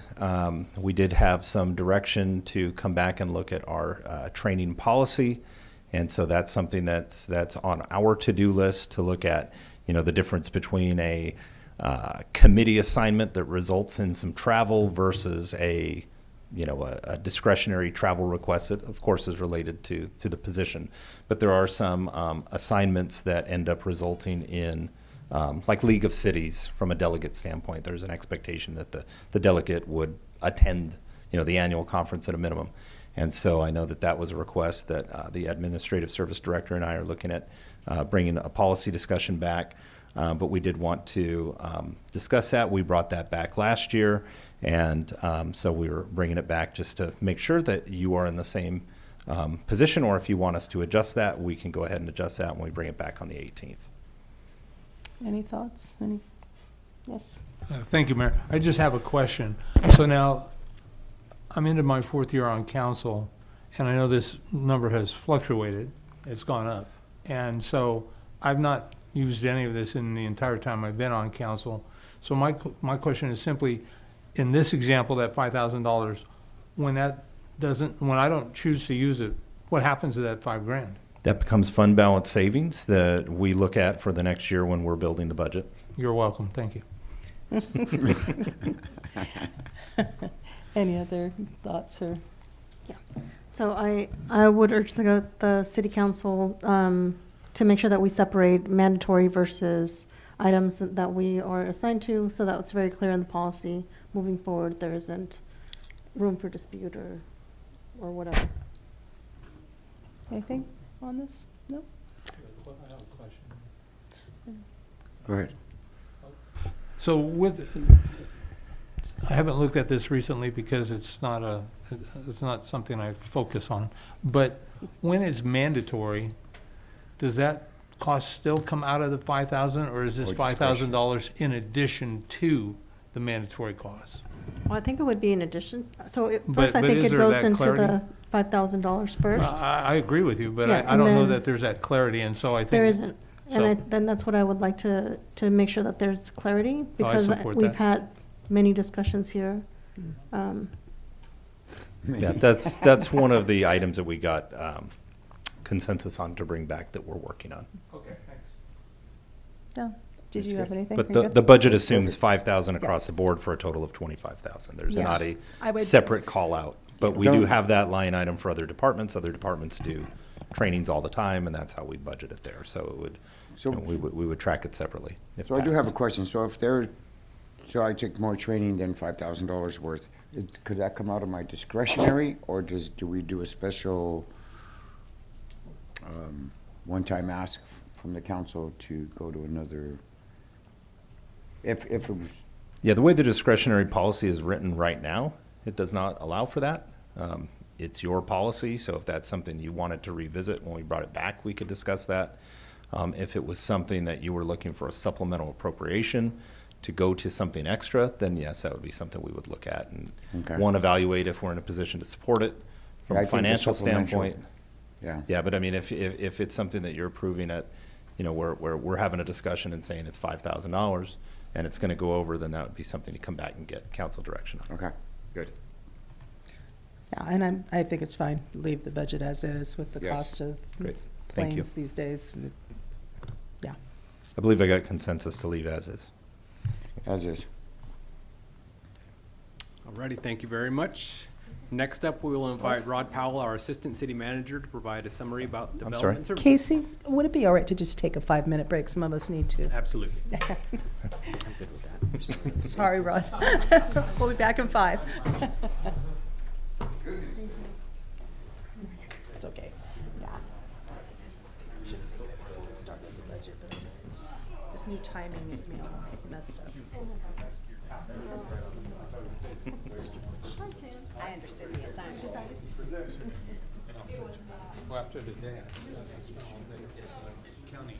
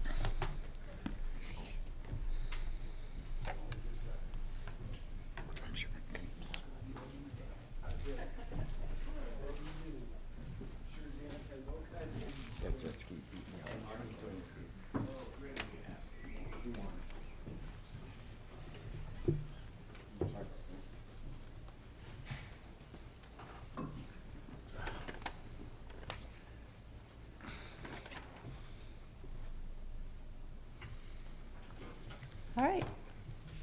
Mr. Powell. Good evening, Mayor and City Council members. Rod Powell, Assistant City Manager.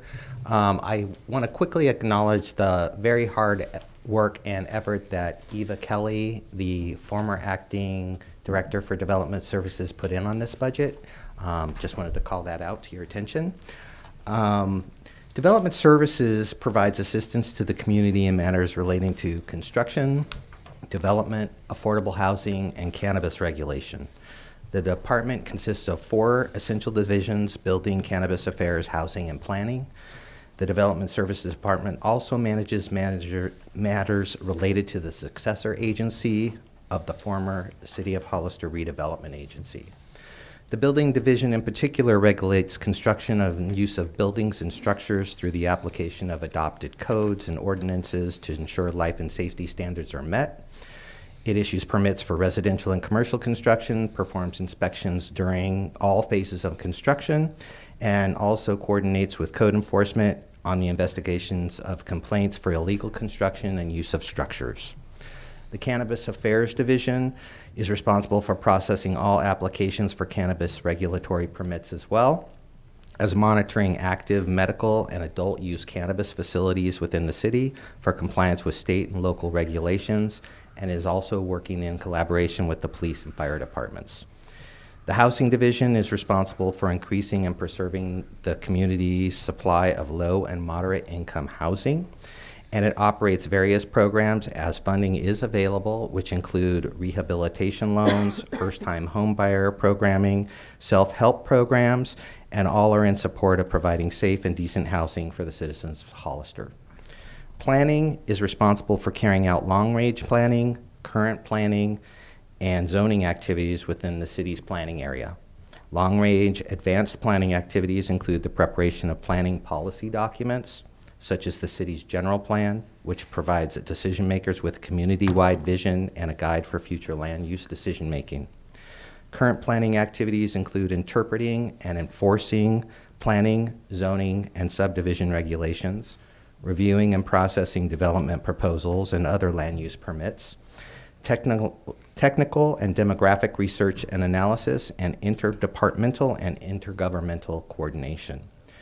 The successor agency is tasked with closing out various projects initiated by the former redevelopment agency, whose mission was to improve public facilities and infrastructure to facilitate the private investment in removing physical and economic blight in the project area and to provide safe, decent, and affordable housing within our community.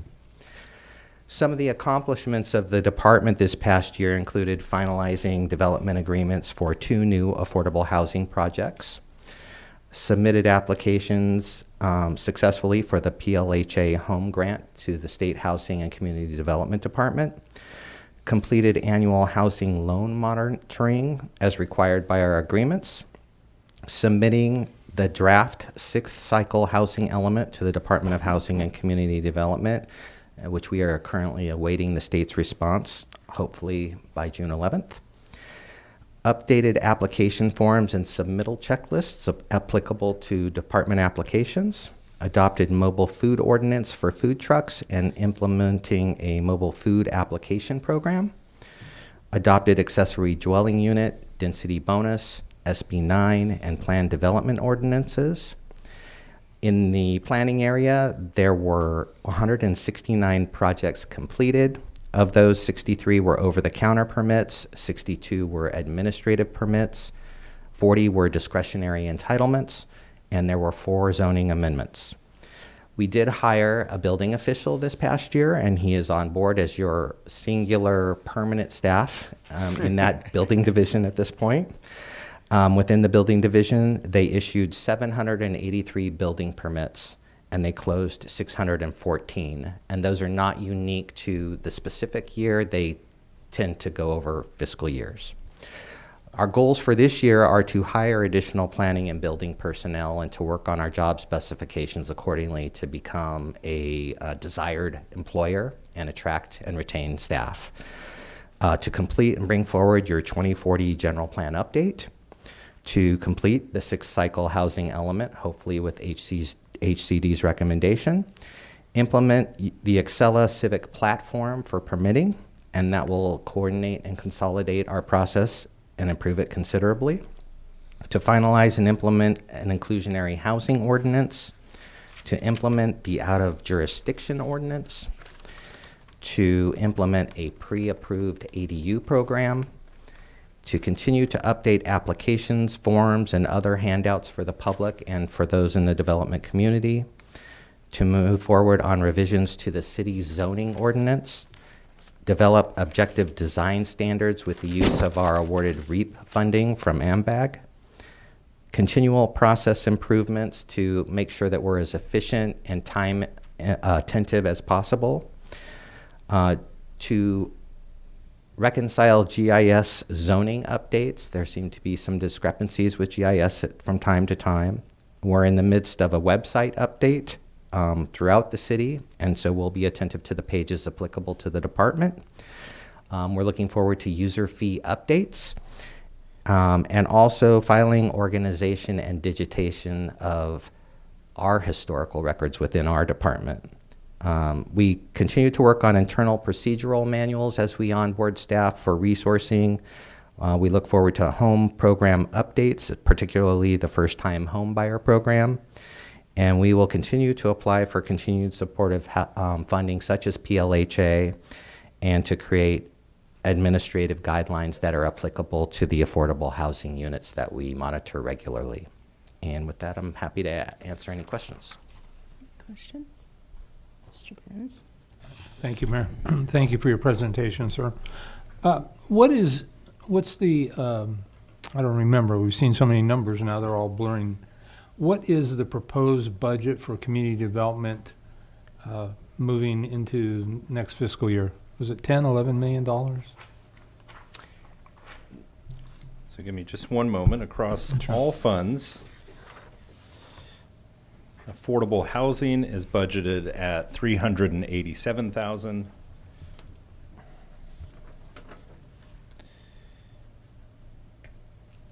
Building department is budgeted at 1.7, and I'm using round numbers.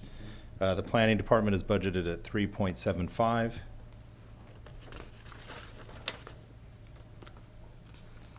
Make sure there's not anything else that I'm missing in here. Cannabis?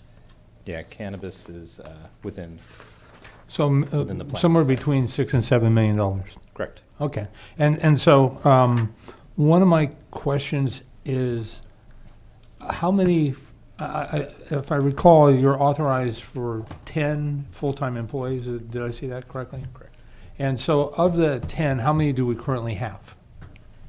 Of the 10, the senior building inspector is unfilled.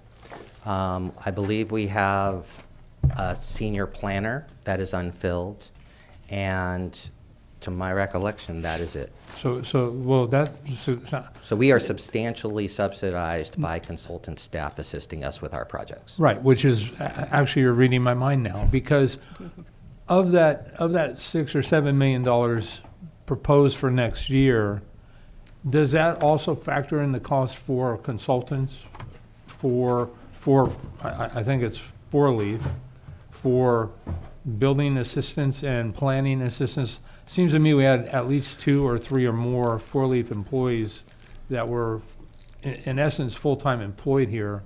And so is that part of that $6 or $7 million expense, or is that in addition to? No, that is within. So Okay. we take an expected rate of what we think business will be based on last year economic conditions. We budget the revenue that comes in for what we expect on the fee side for all of those different permits and fees. We then budget against the cost of the staff as well as the consultants, and then monitor that throughout the year. If in theory those consultant costs are getting high, your revenue should be trending alongside of it. And so Right. that's something we would monitor. Right.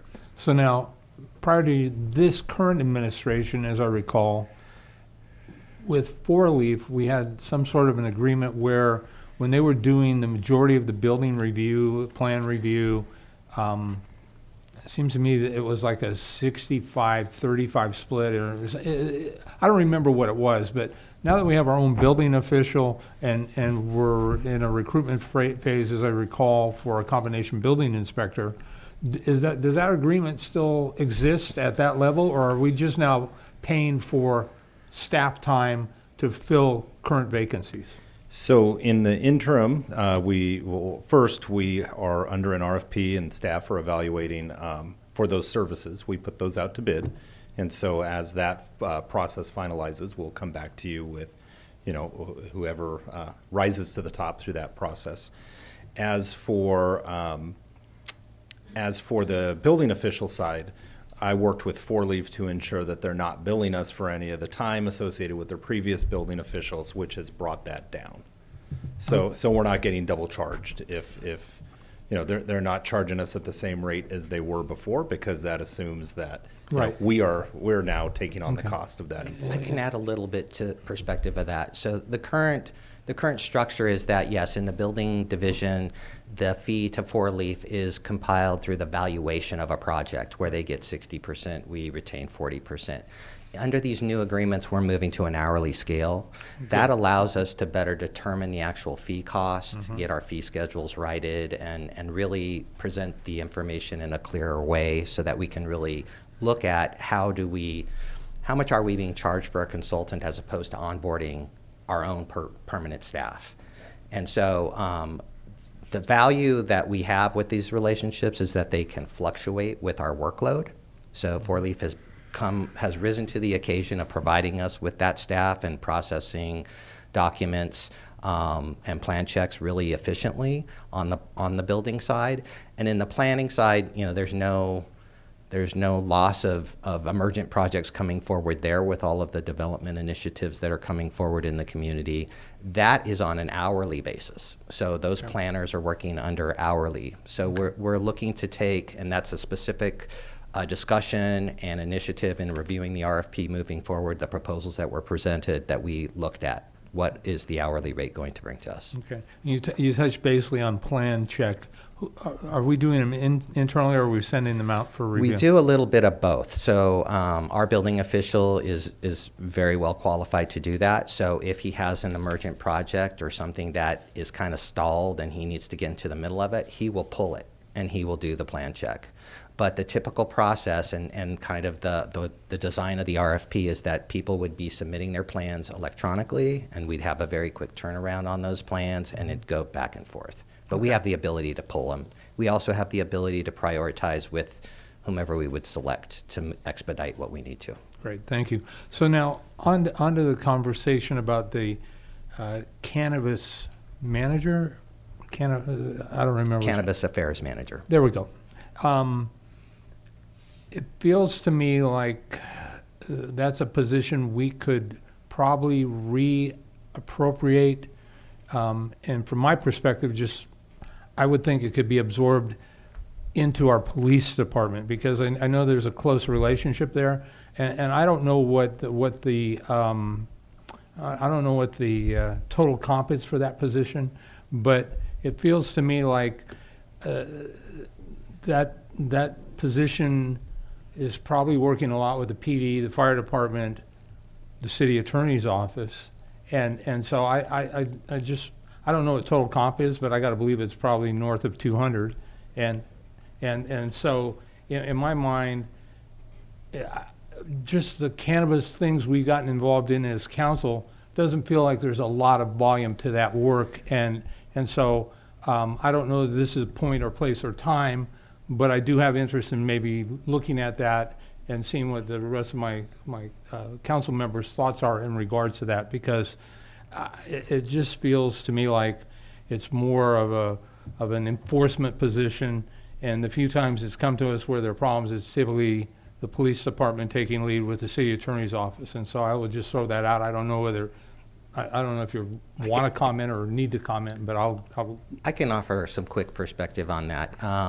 There are definitely elements that show that planning is the right place for it. When you are looking at the application itself and where it lands in the city, There are many complications. You can't be too close to that, or there are a lot of limitations. And what we have been finding, at least in my short tenure in reviewing some of the cannabis applications, is that there are significant implications to them wanting to build facilities, and then you roll into the zoning and the building requirements that are very heavy. So there's pluses and minuses to both of the models, and I think that the coordination, with the Cannabis Affairs Manager being on leave currently, we haven't really gotten too far into the process of really looking at it on a significant level. So I think that's room to look and really, decide where it lands appropriately. But I do want to point out that initially, when people are coming in, there will be a significant interaction with the planning staff and potentially the building for facilities. Right, but I'm also aware, I believe you guys have, is it called a Development Review Committee? We do have a Development Review Committee. So there's that opportunity, and I also know firsthand that there's also going to be greater accountability, transparency, and ability to move things around with when a seller rolls out and it becomes the norm. And so I just throw it out there. It just seems like that's $250,000 that maybe it could be another duty assigned even potentially to the economic development manager when we have that person, because I don't know, it just feels like we've kind of stalled. I mean, how many facilities do we currently have? 3, 4?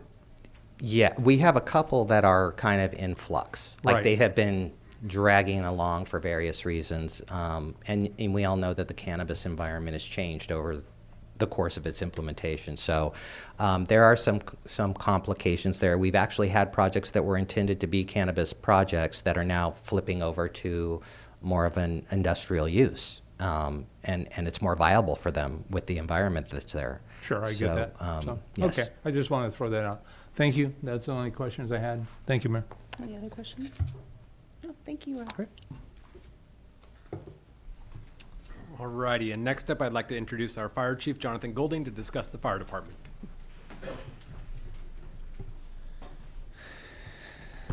All right. As the council is very well aware, I'm the third fire chief this fiscal year, so I'll try and do my best to recap as much as I can. But with Chief Del Campo retiring and then Chief Dover in here for a while, and I'm on week 4. So pretty sure everybody knows what a fire department is, or at least have a basic understanding, and it's a heavy topic as of late with this council and the surrounding areas. So briefly, we have 2 essential divisions. We have prevention and suppression. And as I go through the accomplishments, it's clear what their responsibilities are. Prevention, in this past fiscal year, conducted over 1,750 inspections, over 350 plan checks, trained over 400 people in CPR, and then doubled our Explorer post to be 16 Explorers. For our suppression division, they ran over 4,600 calls. Over 150 of those were some type of fire. We did add a training captain, and we ordered our new truck. With that training captain comes for next year some of the accomplishments that we're striving to do with this if we get this budget passed, is we are expanding our scope for EMS. Medical direction has expanded the scope. We are trying to catch up with that expanded scope. So it's advanced EMS skills. We've started the training. We'll buy the equipment and supplies that we need. Those will actually, through the process through AMR, will be restocked by them, but we have to buy the initial supplies. But that'll help us get to the advanced EMS scope. We're also looking to solidify our training program, and one of the things that's been lacking with having the training officer be an online battalion chief is making sure that our records and everything are solid. So our training captain is going to be focusing on our records management to ensure that we're meeting all of our standards. We also have some equipment that's timing out, turnouts and hoses specifically. That's going to be a big chunk of our budget to replace. So that's one of the things that we're looking forward to being able to take care of this fiscal year, as well as some have said, updating our fee schedule. Our fees are very low comparative to the work that we're performing. I'm looking forward to working on our strategic plan and giving the fire department an actual direction of what we are trying to accomplish. And then probably one of the more fun things that we're looking forward to this fiscal year is celebrating our 150th anniversary. So with that, I'll answer any questions you have. Any questions? How's it going? So far, it's going very well. Trying to spend time getting to know cities up through the ranks in the fire department. You're not living with these guys, so trying to take my time to get to know them. Staff here has been great to work with. A lot of stuff has been thrown at me in the first 3 weeks, so and I don't see it slowing down anytime soon. But in answer to your questions, it's been going very well. Thank you. Right. Mayor, if I could just jump in. So, one, I'd like to thank Chief Goulding for joining us. Like I said, he's jumped in head first into the deep end, and I appreciate it. In working with him, one of the things, in the strategic plan that we'll be looking at too is I've asked him to put together a capital plan. So we have a better idea. We do have aging infrastructure out there, aging equipment. To allow this council to have a better idea, I should be able to, as we go forward, tell you what 27, 28 is looking like from a projected standpoint of equipment. What I'd like to get us to is a point where we are, as part of the budget process, budgeting into a separate fund to start stockpiling for when the equipment needs come. We're prepared for it. We know that these pieces of equipment have an end of life, and together we're working to put that together. We are, as we mentioned earlier, looking at the contracts and working with the city and county. And so I would like to just take the opportunity. We had some discussion towards it last time, and like I said, $100,000 programmed in with San Juan. I need to circle back with the city manager on that. They're going through the same budget process as us. This is a busy time, and then have provided information to the county, and waiting to hear back on that. As we looked at a number as we went through that process based on this year's budgeted amount, we looked at the call volume and the splits. We showed a percentage that showed the county being anywhere from what we called, Councilmember Burns mentioned at the beginning, of $4 million. And that's just on splitting the costs across a percentage of time. That doesn't mean necessarily that is the only way to do that. One of the great things with Chief Goulding is he has a tremendous amount of experience in the contract development, and understands some contract models. So as we work with those agencies, the model that we have, that the way that the contract is written is kind of a perpetuation of the original contract in 2013, goes to 16, 19, and that's kind of what we're living in now. And so I think some of the assumptions that were built into those contracts haven't panned out. When you look at a 3% escalator, we know costs of everything have gone up by far more than 3% each year, from equipment to tires to gas to employee costs, all the way across the board. And so we had a brief discussion at the last time about the contract does have a few more years left on it. There is a clause that says that we can execute a 270-day option to terminate. So that was something that was discussed last time. That doesn't mean that that you end in a termination. That means if that is something that you so choose to do, that starts that clock, and starts the clock with the negotiations. If you do rough math at $4 million, that's $11,000 a day. So I would be looking for direction to follow up on that conversation. Are you looking for that direction tonight? Do we talk about that, or is that? Yeah, I think Is it Mary, okay to? I mean, because after discussing with you, I had been hesitant about that clause, but the way the operations at the county sometimes can go on a long time, and it might be worth triggering. Yes, Councilmember Burns. Thank you, Mayor. I certainly think we need to move forward. Now, Yes. when this was done in 2013, it was a short-term solution, a nine or 10-year plan, and there's been conversations ongoing about fire districts. Makes a lot of sense, but I don't know that we're any further along, and what we've seen is our costs have grown exponentially, and I would be curious, I mean, as I understand it, we've supplemented the county's fire service expenses by about $4 million this fiscal year. I would really be curious to know how much each previous year, because at some point, we have to be responsive for our taxpayers. Yes. And the bottom line is,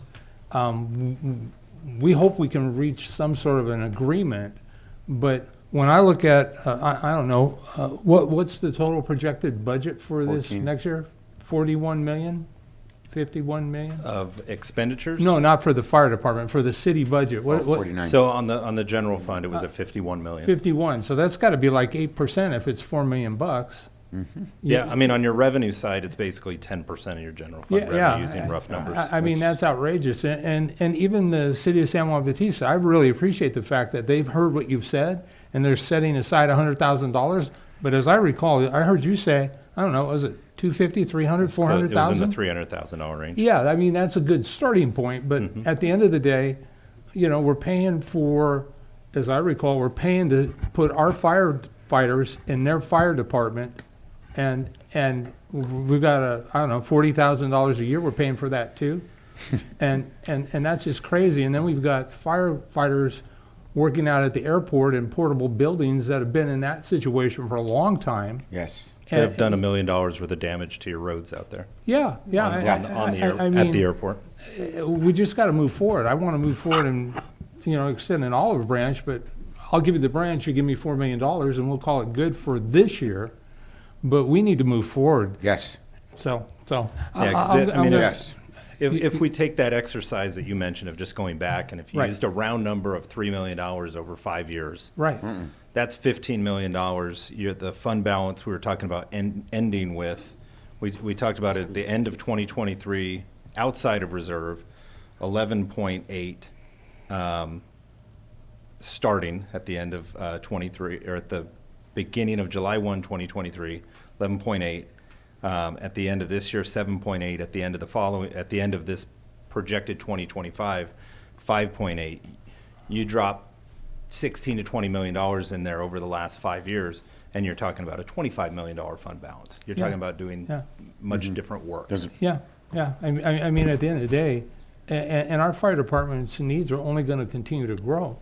That's and so we need to be able to find, you know, and I'm wide open also to the conversation moving forward about a safer grant, but we also know that there's a consequence when you bring on those firefighters, because I remember, I don't know, 6-7 years ago, we were talking about laying off, I don't know, 10 or 11 firefighters because we didn't have the way to bridge the gap, and then the city manager pulled the rabbit out of the hat and was able to keep them, but we can't continue to do this. This makes no sense to me, and it starts with adequate funding. And you know, I say let's do it. So I don't know. I get all fired up. Sorry, no pun intended. Couldn't tell. Yeah, I think it's been going on far too long. It's really sad that the previous administrations have not even thought about it, but didn't put no action into it. And I think this is the council to put it into action and to be compensated for what the services we're providing to the whole county without having to pay for it. I agree 100%. We should give them, we should open up and start negotiating, because I think there's a lot of changes that are, there's some stability right now. There's potentially some changes happening this year, but for sure changes that will happen in January that, you know, we need to have the conversation. When I got on council in 2021, this was a hot topic and nothing has moved forward. And if we don't do anything, it's going to be another 5 or 10 years before. And really the impact that it has on our general fund is significant, where we're going to be at a negative if we don't take action, and that will be our responsibility. Okay.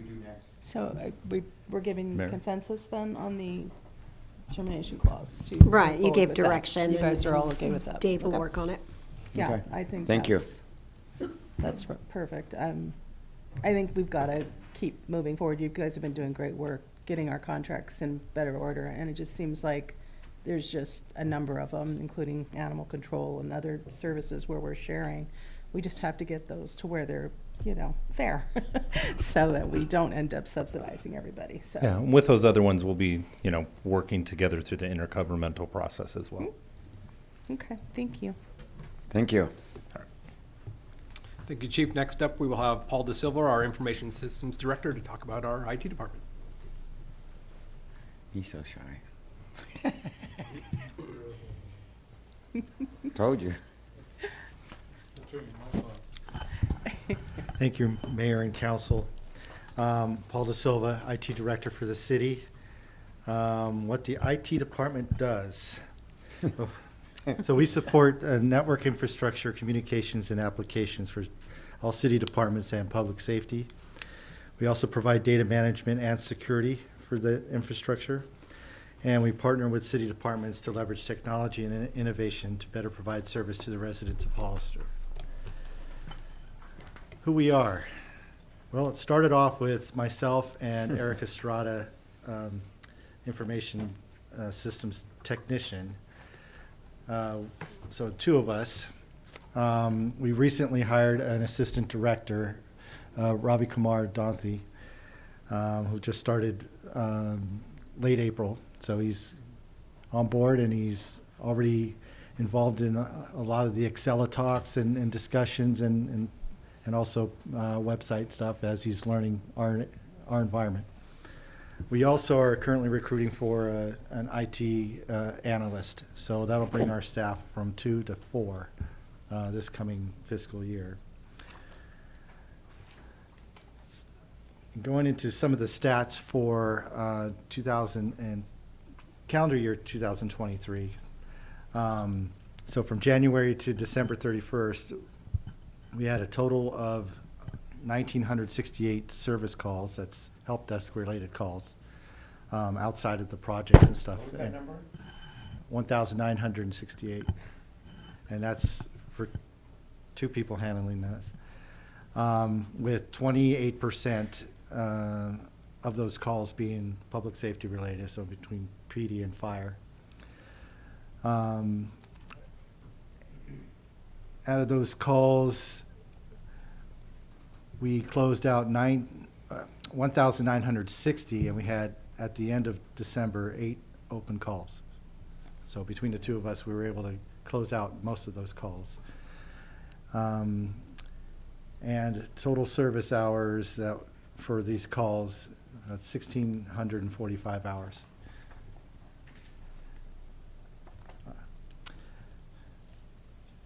I'm going to highlight some of the accomplishments for this last fiscal year. For a more detailed list in my budget narrative, you'll see 2 pages worth, but we've completed migrations and upgrade of the city and police department Active Directory from Microsoft Windows 2008 to 2022 environments. We've set up Microsoft 365 tenant and integration with Microsoft Azure Cloud environment, syncing to our local Active Directory.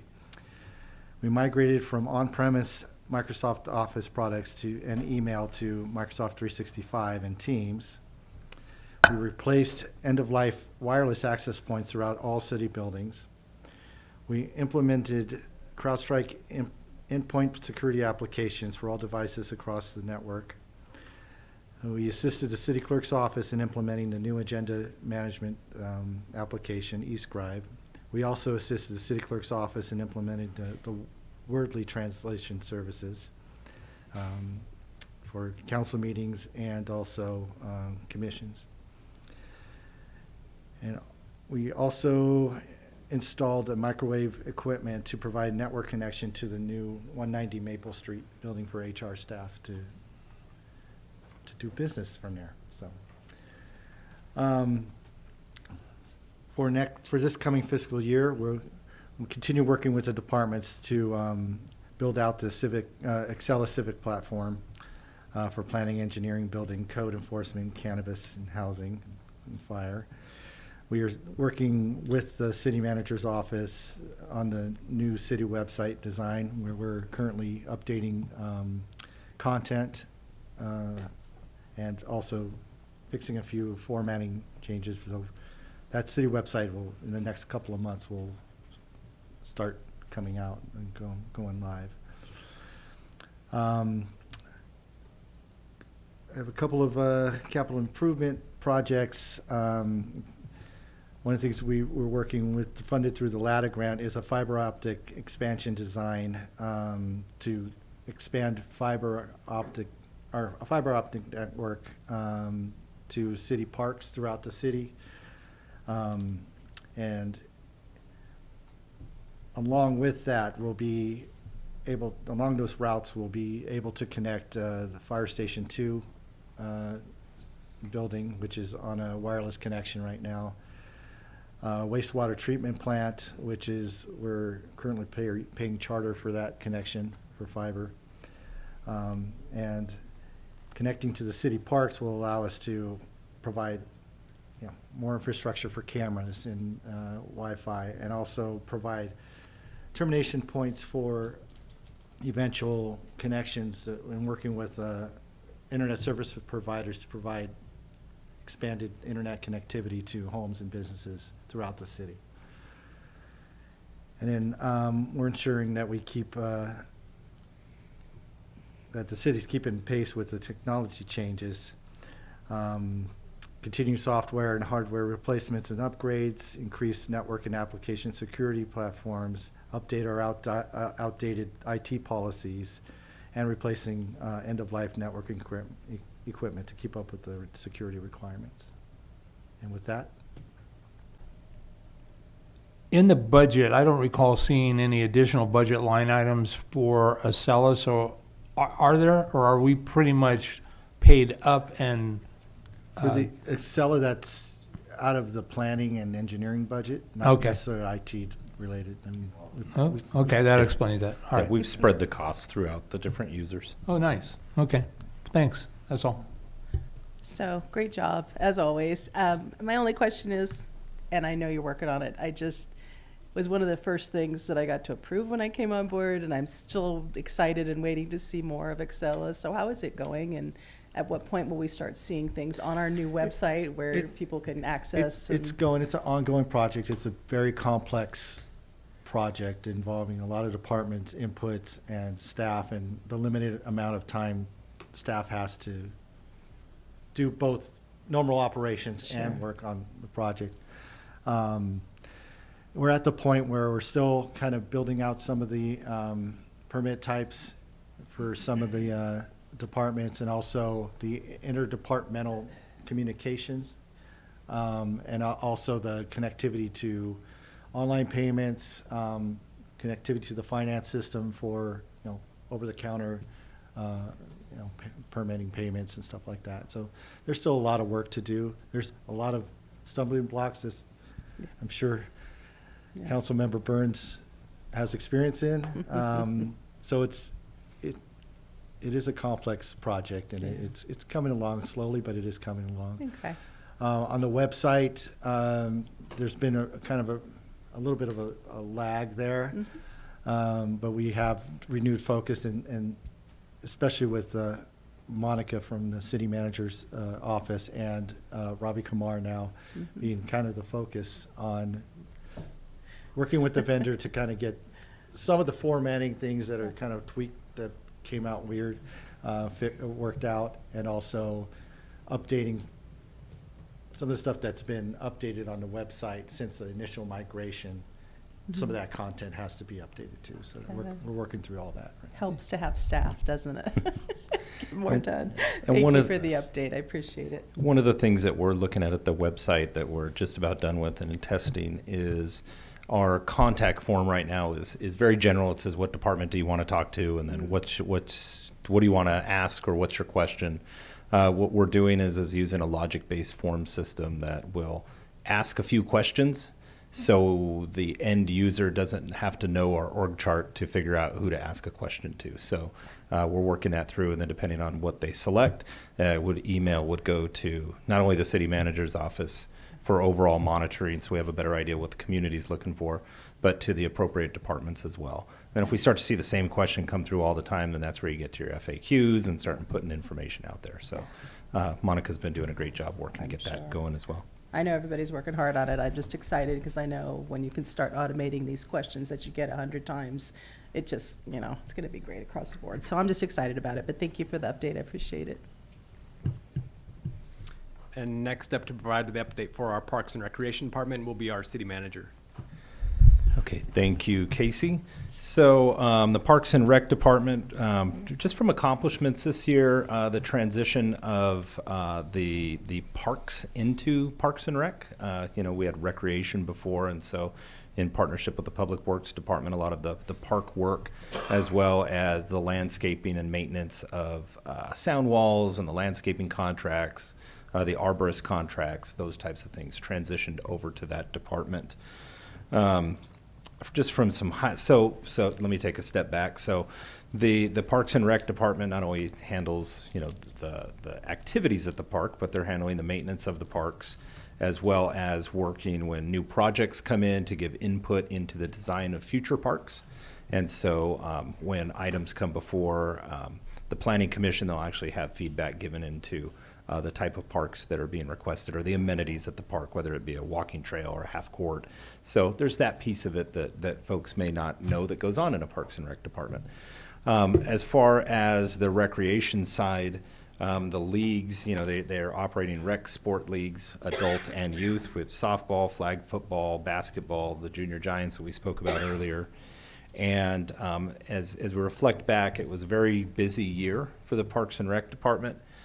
Just over the last few years, adding different community events to kind of fill in the gaps in the calendar. So they've been very busy, but they were able to secure through Junior Giants, and it launched right at the beginning of this calendar year, the opening of the renovations of the softball field up at Park Hill.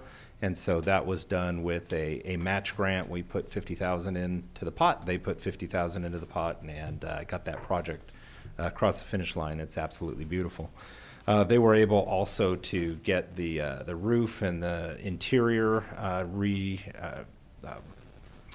fixed, for lack of better words, for the barbecue area up at Park Hill, which is now available for rentals. And so we're excited about that. They got it painted. There were some electrical issues. The roof had collapsed. So it's very nice up there. And then you had a Boy Scout Eagle project kind of timed at the same time up there as well.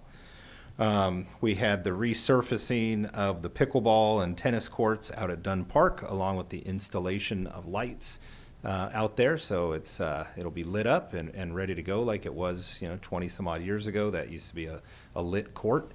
And so we're excited to see that come back and be available for longer for our residents. And so they also had yard sales at Dunn Park, which were successful. It gave the community the opportunity to do a big community-wide yard sale. And for folks that like to go yard sailing, that's a pretty cool event. And so they were able to do that and try new things. What I've been most impressed with is their ability to, let's try something, see if it works, tweak it. If it doesn't work, let's go back to the drawing board. But they've been very creative with the activities that have gone forward. One of the items that didn't get finished in 23-24, so it goes back to that whole fund balance conversation, we're rolling that forward, is the community center restrooms. And so through one of the contracts that you recently approved through the Public Works Department for engineering, we have a couple on-call architects. And so what they're doing is looking at the bathrooms at the community center. We've had challenges with those bathrooms. The facility is aging. And they're more of your traditional, handful of stalls in, men's room, a urinal, 2 stalls, that type of thing. And so what we're looking at is a way to redesign those. That facility has taken more of a senior feel to it.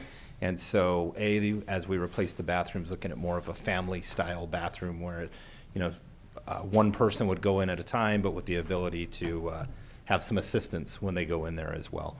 And so we've worked with the Community Foundation, who has worked with one of their donors to provide a dollar-for-dollar match for the improvements there. So they'll come in and do some furniture replacements, painting, all of different types of amenities to kind of really round out the center. So we're excited about that. We do have in the budget, and William will touch on it during the his portion, but we are looking at Valley View Park where the whale is. You know, that park's been there a long time. We've had challenges through the years where it goes down due to the aging infrastructure of the pump house and the mechanics of it.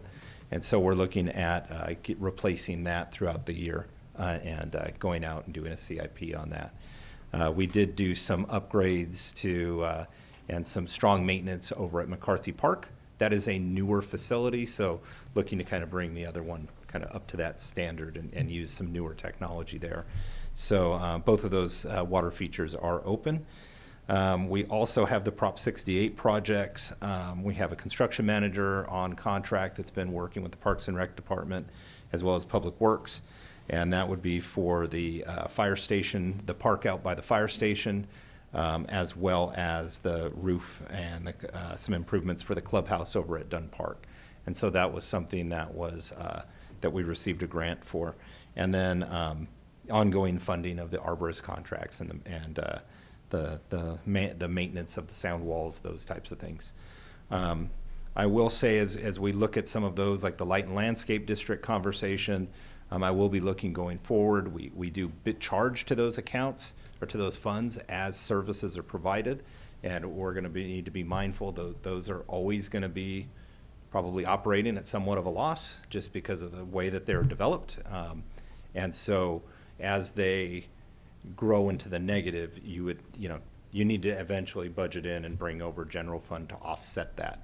So we had a conversation before about, how do other cities, how do we do the Light and Landscaping District if it's set up in a way that's a loss? There's no inflator on those, so as time goes on, you just go further away from the assessment. The answer to that is you end up occasionally doing a general fund transfer over to it.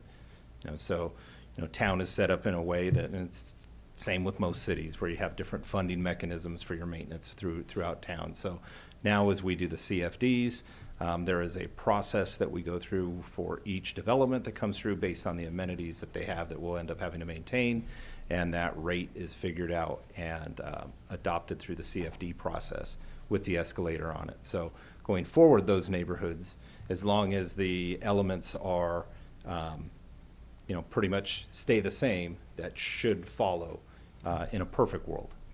So that's something that we'll be mindful of and monitor going forward through that. And so with that, I'm happy to answer any questions. Any questions? Councilmember Burns. Thank you, Mayor. So, great information. I seriously doubt anybody's watching us right now. And one of the things that both our police and fire departments have done amazingly is put together an annual report. And all the departments, everyone so far, it just makes me very pleased to hear what's gone on. But I'm fearful that it never gets transmitted beyond these walls. And I'd very much like to see those kind of reports not only done, or maybe it's just one citywide where you as a city manager State of the city. State of the city. You call it what you want. But I think if you were to go to Dunn Park for the pickleball courts and all the work's done and you've never been there before, you're just going to assume it has always been that way. Well, it hasn't for a number of years. And in Parks and Rec, you just went over probably 10 things and I can only remember 2 or 3. But I know over the course of time that all the departments are doing amazing things. But I don't think the community understands that. And I'd love to see that, and your comments about Parks and Rec just triggered that request. And so I just think there's a lost opportunity. And with Paul and all the great things he's doing, to be able to push some of this stuff out, whether it be in just daily bulletins or I don't know what you call it, but I like the annual reports, and they're very helpful for me as a council member to better understand where the money's going and where the priorities should be and what are the priorities. So again, thank you. I think that was very helpful to better understand over the course of a year, because we just see it every other week and then we're on to something next and something next, and we just assume it gets done, and it does. But it's not just because we've asked for it or it's been coordinated by a department head or a staff member. It's a plan, and so I think that's amazing. Thank you. Thank you, sir. Any questions? Yes. So, you know, speaking of the community center, and I was talking with Brett and staff before, previous staff. There were supposed to be not just the bathrooms done, but there was supposed to be some work done to the kitchen, because the kitchen is actually not just falling behind in servicing Hoveness people, because it's a small facility and the equipment we have is outdated. It's not big enough to serve the multitudes of baby boomers that are coming. I've brought this up before, and it's, I'm just wondering where it's at. Yeah, I'll look into it and report back at the next budget meeting as for kitchen upgrades. And then as far as Dunn Park, I've also asked for a master plan to be done for Dunn Park. I still have not seen that. We keep piecing it together, we keep piecing things together, and they don't have reason or rhyme to it. So I'm asking, what happened to that?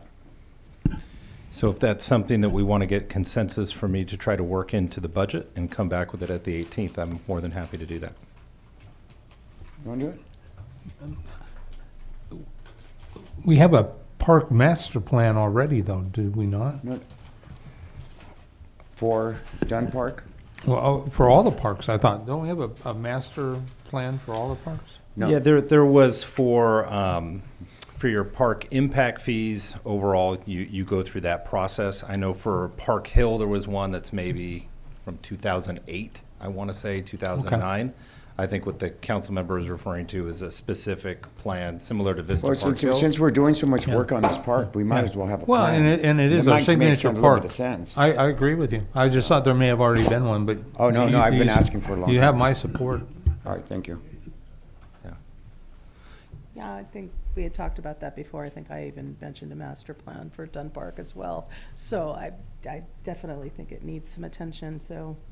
Okay, and then I'll circle back on the kitchen. We did do some cabinet work and some kitchen work, I want to say about a year ago, so I don't know if that's all of what the previous discussions were. So in the previous discussions, it was actually, the way it got curbed was they were going to do an assessment on the building to see if the building was even worth putting any money into it, to expanding it to a bigger kitchen and for the community. Yeah. And so an expansion, not a repair of existing equipment. The same. Right, repair it if it's not going to be enough. Yeah, because there were some repairs done. Yeah, there was. I think they put in another refrigerator too, or fixed it, or fixed a broken another one. Oven. Another oven, yeah. Yeah. So. But I mean, it's like there's only so much space you still have to have all the food go out and everything. That's a good start. Is that building a historical building? No. No? No. No? Okay. No. Because there was even talks with AAA Area Aging Agency about working together to get that building going to better serve Hollister, because San Bernardino County, we don't have a lot of representation like Santa Cruz and Monterey. We do get some extra funding, but they get all the services. So discussions with AAA about providing some grant funding to help beef up the center. Okay. Yes.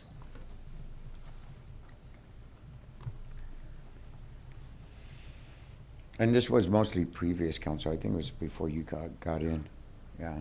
Yeah, when I started, it was right around the time that the kitchen repairs were being done. So, yeah.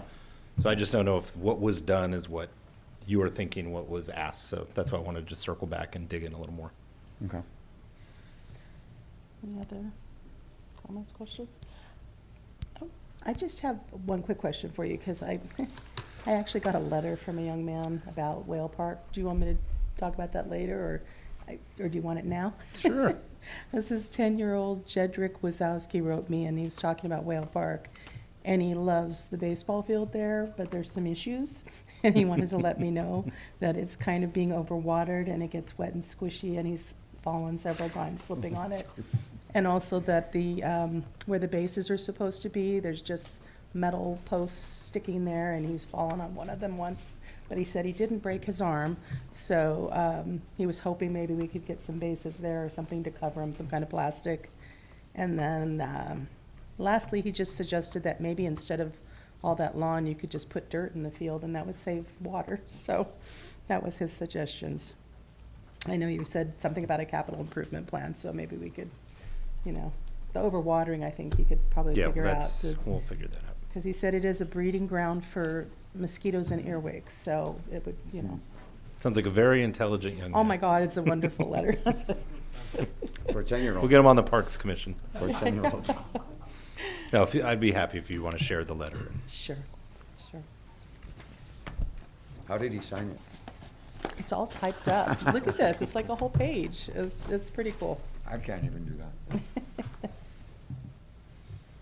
Alrighty, and next up, we have Police Chief Carlos Fornoso to talk about the Police Department and the Animal Control Division.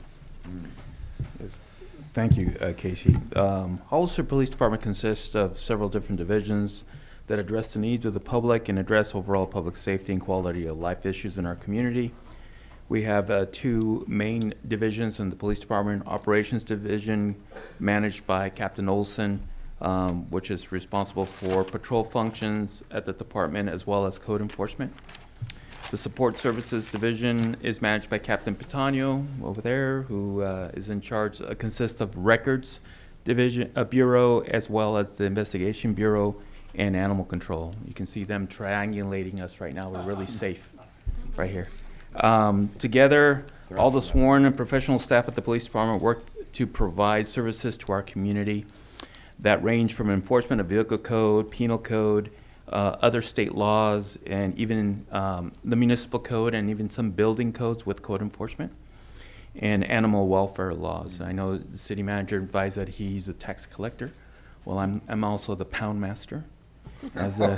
So I don't know which one's better, but pound master, yeah. Recent accomplishments, this last year, we were able to implement the flock system thanks to the city council's generosity. We put those several cameras along with the Raven system, the gunshot detection system.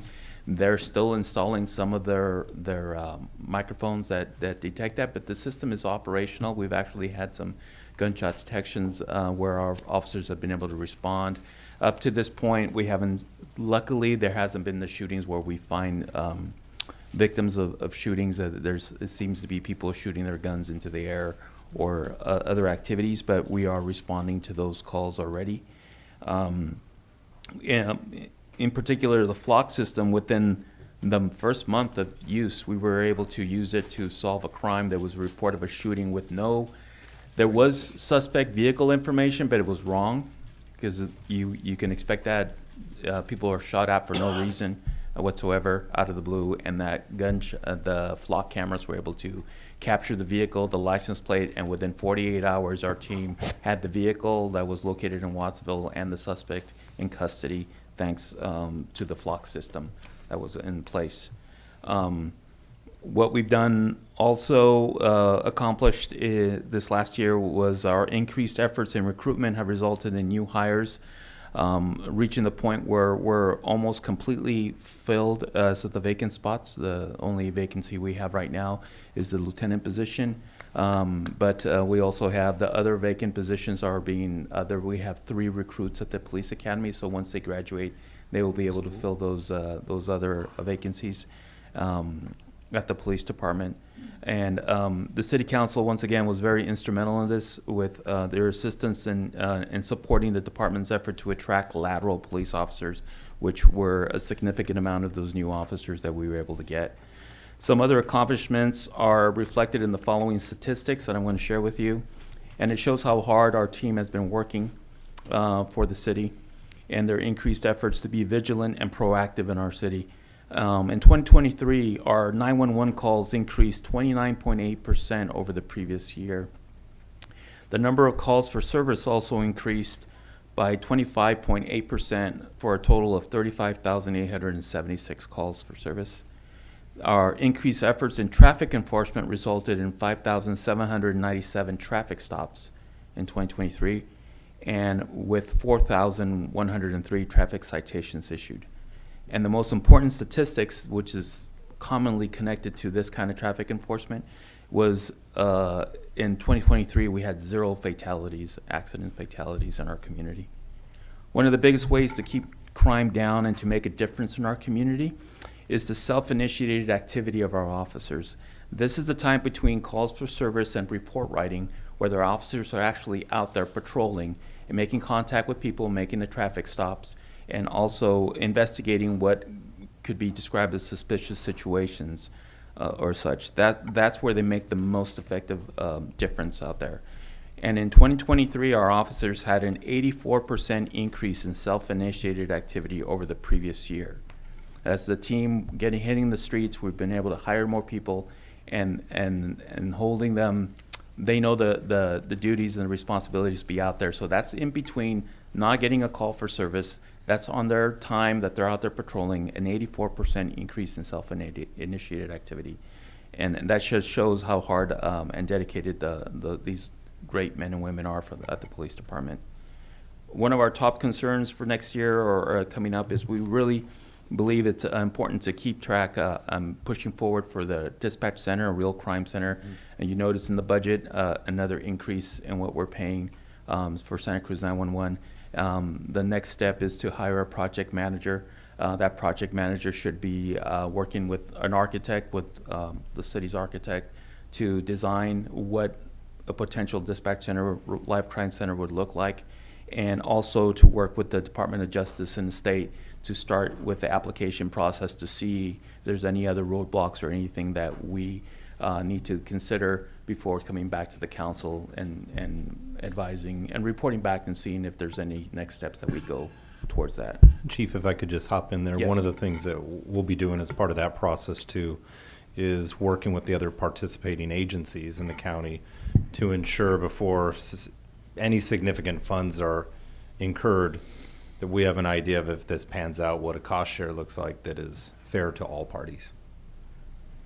That's correct. We've had the commitment already of the Sheriff's Department, but I know it comes down to making sure we all have everything in order and ready to go before we move forward with that.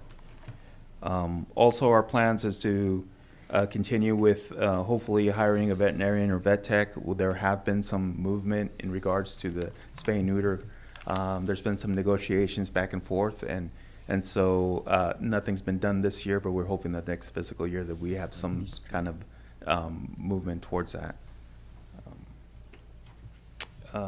We're also moving forward with implementing our succession planning at the police department. We have a lot of retiring personnel can be happening in the next few years, so we're encouraging and asking our staff to attend trainings and getting the experience. You might actually see some people besides the captain and myself here meeting, presenting to city council. We want other staff members to gain that experience as well, looking forward towards the future of the police department.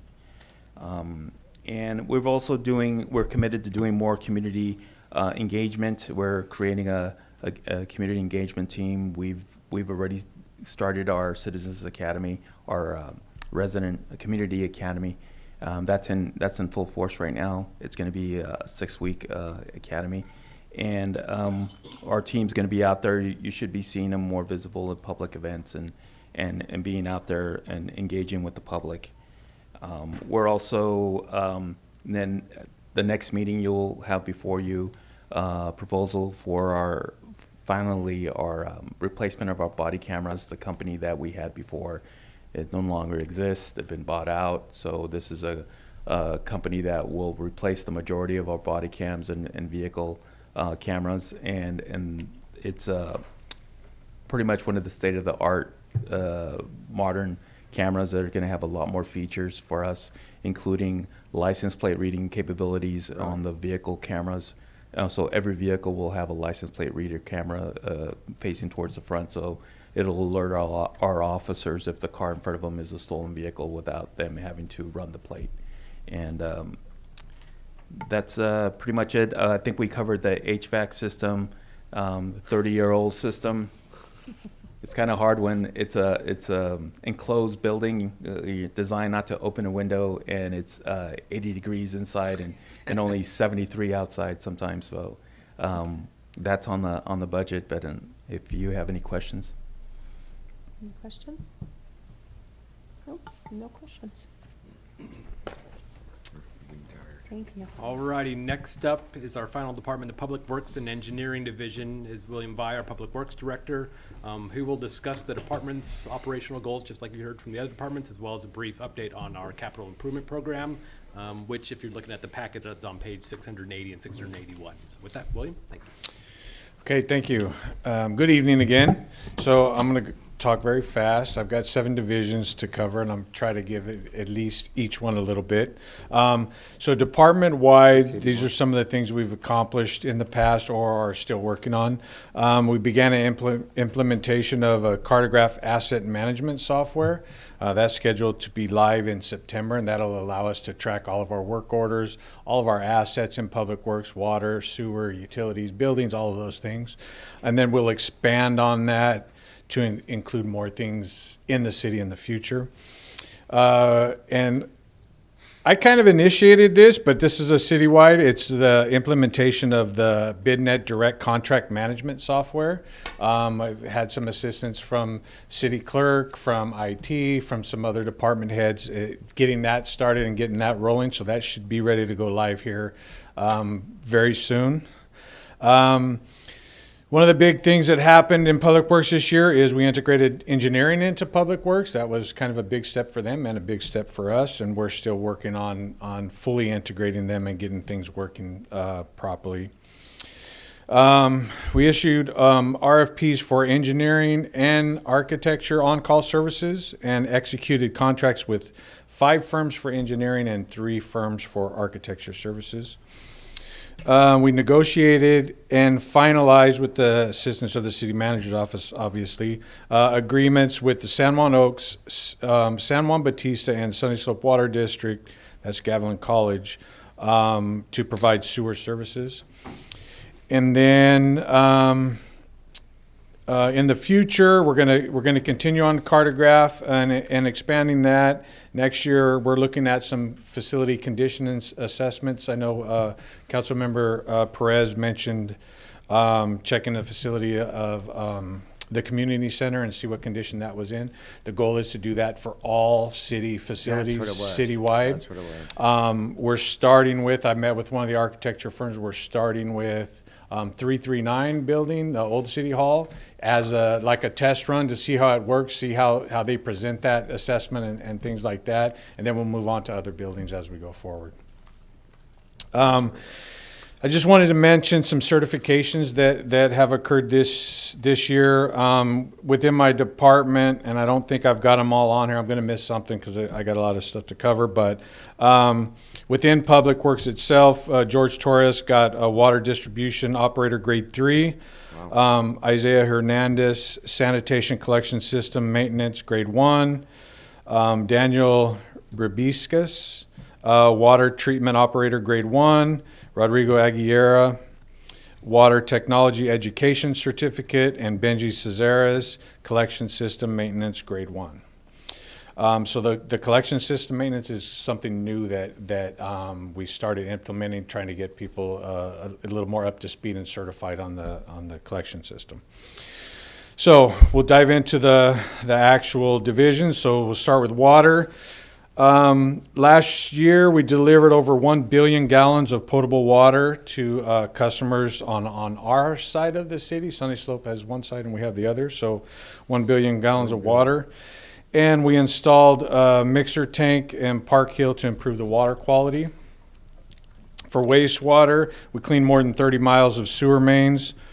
We ordered the new camera van, ordered and took delivery of the new MBRs for the treatment plant, and that installation is scheduled to start July 8th for those MBRs. And then we coordinated with the county and the landfill operator to install a bioxide system on the sewer lateral from the landfill to control odor issues where that line connects to the sewer collection system. In storm, we inspected and cleaned more than 400 catch basins, and we ordered a new leaf machine to pick up the leaves in the fall. In streets, we coordinated the sidewalk trip hazards removal through Ambasia, and we reinitiated the paint truck. So the paint truck was used prior for street marking painting, the stop legends, stop bar, crosswalks, things like that. And we repurposed it for a paint truck to be able to paint the sound wall of Sunny Slope. We've been using that out there to cover graffiti in large areas, things like that. So we got that up and running this last year. Along with a multitude of other things. Most of the requests that come from council through the city manager to me have to do with streets related issues, graffiti, signs, things like that. So they cover all of those things.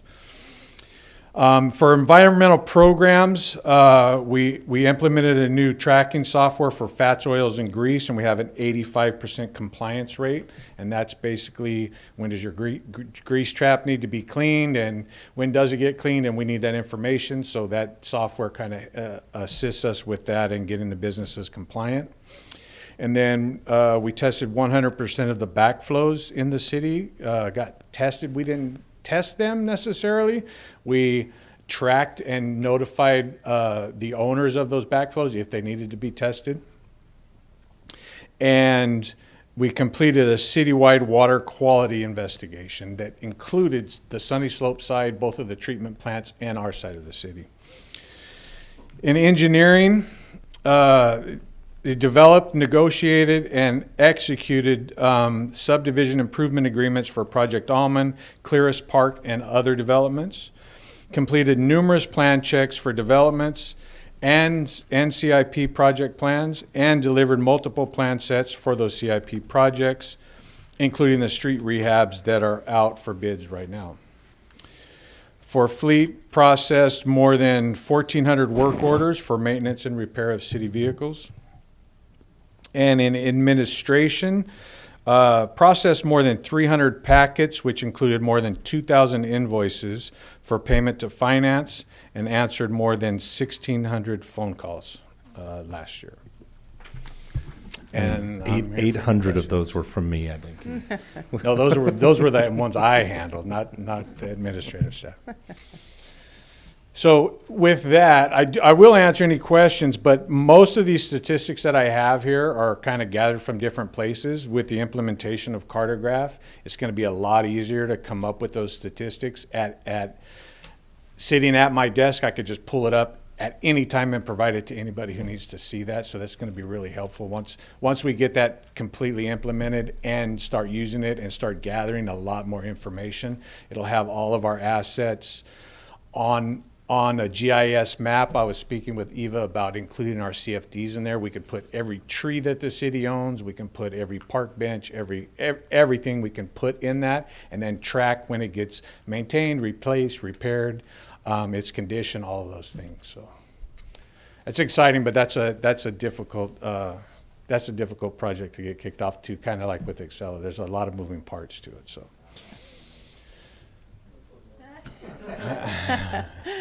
Do we have questions? Nothing? Thank you. Ray. Okay, thank you. I'm going to stay here because we'll get into CIP next.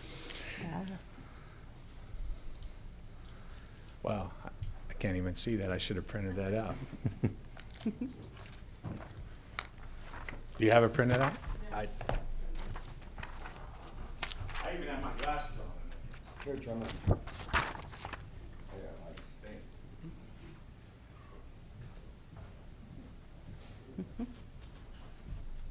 Okay, so this is our plan for next year.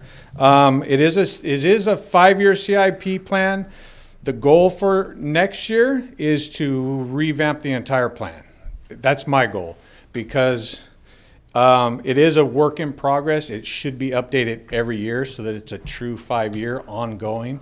as you do projects, you take them off, and as you add projects, you add them on the back end, and you move things around every year. If something gets a higher priority, you move it up. Something else might need to get pushed back, but that should happen every year on a continual basis. So this is something that we put together kind of quickly, and it's not exactly how I would like it to look, but this is what we've got for this year. So I'm just going to go through these projects, and if there's any questions while we're going, you can stop me or wait till the end, whichever you choose. So in water, we have the airport industrial water main. In sanitation, we have Vector truck dump station rehabilitation, replace the Train 1 mixers at the treatment plant, the sludge management system upgrade at the treatment plant, the 2024 citywide sewer collection project, and the city lift station upgrades. That's all for sanitation. For storm, we have the Bridge Road outfall, which is Prop 1 grant funded, and then the Industrial Wastewater Treatment Plant Stormwater Improvement Project, which is the matching to the Prop 1 grant, so we'll do both at the same time. In streets, we have the 2024 citywide roadway improvement project, and there's a long list here, and I'll go through them real quickly, of different projects that were, or a lot of them were already designed and sitting on the shelf, and we kind of grouped a bunch of them together and put together one big project. So the pavement rehabilitation project is a lot of grind and overlays and some ADA up ramps. The slurry seal project, the Lad Lane South Side Road project, Santa Ana Road restriping project, the McCrae Road driveway replacement project, Memorial Crossing at the Youth Center, and the Wentz, Browns, and Swope Alley project. And that last part also includes some storm drain improvements. And then we have the West Gateway beautification. That's a roundabout out at Graff Road. We're going to kick that off and try to get some bids on that again. And William, if I could just jump in. So the streets ones, those are the items that we brought before you. Those are currently out to bid. They'll be closing soon, and we'll be bringing them back for hopefully a successful bid and contract award. That is the goal. And then the storm items, those were brought before you months and months ago and had approval. So they're just going through that process. They're included here because that's when the expenses will hit. And so what you see in here is reflected, these costs are reflected in the budget that was provided to you. Thank you. So those are the public works projects, and then we have the next sheet is kind of grouped together all the other CIP projects for next year for the other departments. For police, we have the parking lot and the evidence storage building and the animal control building improvements. And then for parks, we have the Dunn Park improvements that Dave spoke about earlier. The new park at Fire Station 2, the Valley View Park splash pad, and that's also the upgrade to the actual treatment system that treats the water, that Dave also spoke about. The community center restroom upgrades, and then Las Brisas Park shade structure. So that's all for parks. And then this is listed under the city manager because we're still not sure exactly who's going to be over there, is the 190 Maple building. And that's currently, we've met with the architect, and the architect is currently working on the very first phase of that project, which is really getting a good building layout and some good drawings of what the building is existing right now. That's the first phase, and then each phase there'll be some conceptual drawings, and then there'll be input from department heads and things like that until we finally arrive at a design. Then they'll design that, they'll engineer that, and then we'll go into construction after we go through all those processes. And then the fiber optic network extension that Paul mentioned earlier, that the LATA grant, extending that fiber throughout the city. And I think that's it. So, but I am here for any questions if you have any questions on those projects. Question? Yes, Councilmember. Thank you, Mayor. So with regards to the Las Brisas shade structure, I know that's not rocket science. Do we have a sense for once the budget's approved, how soon that will happen?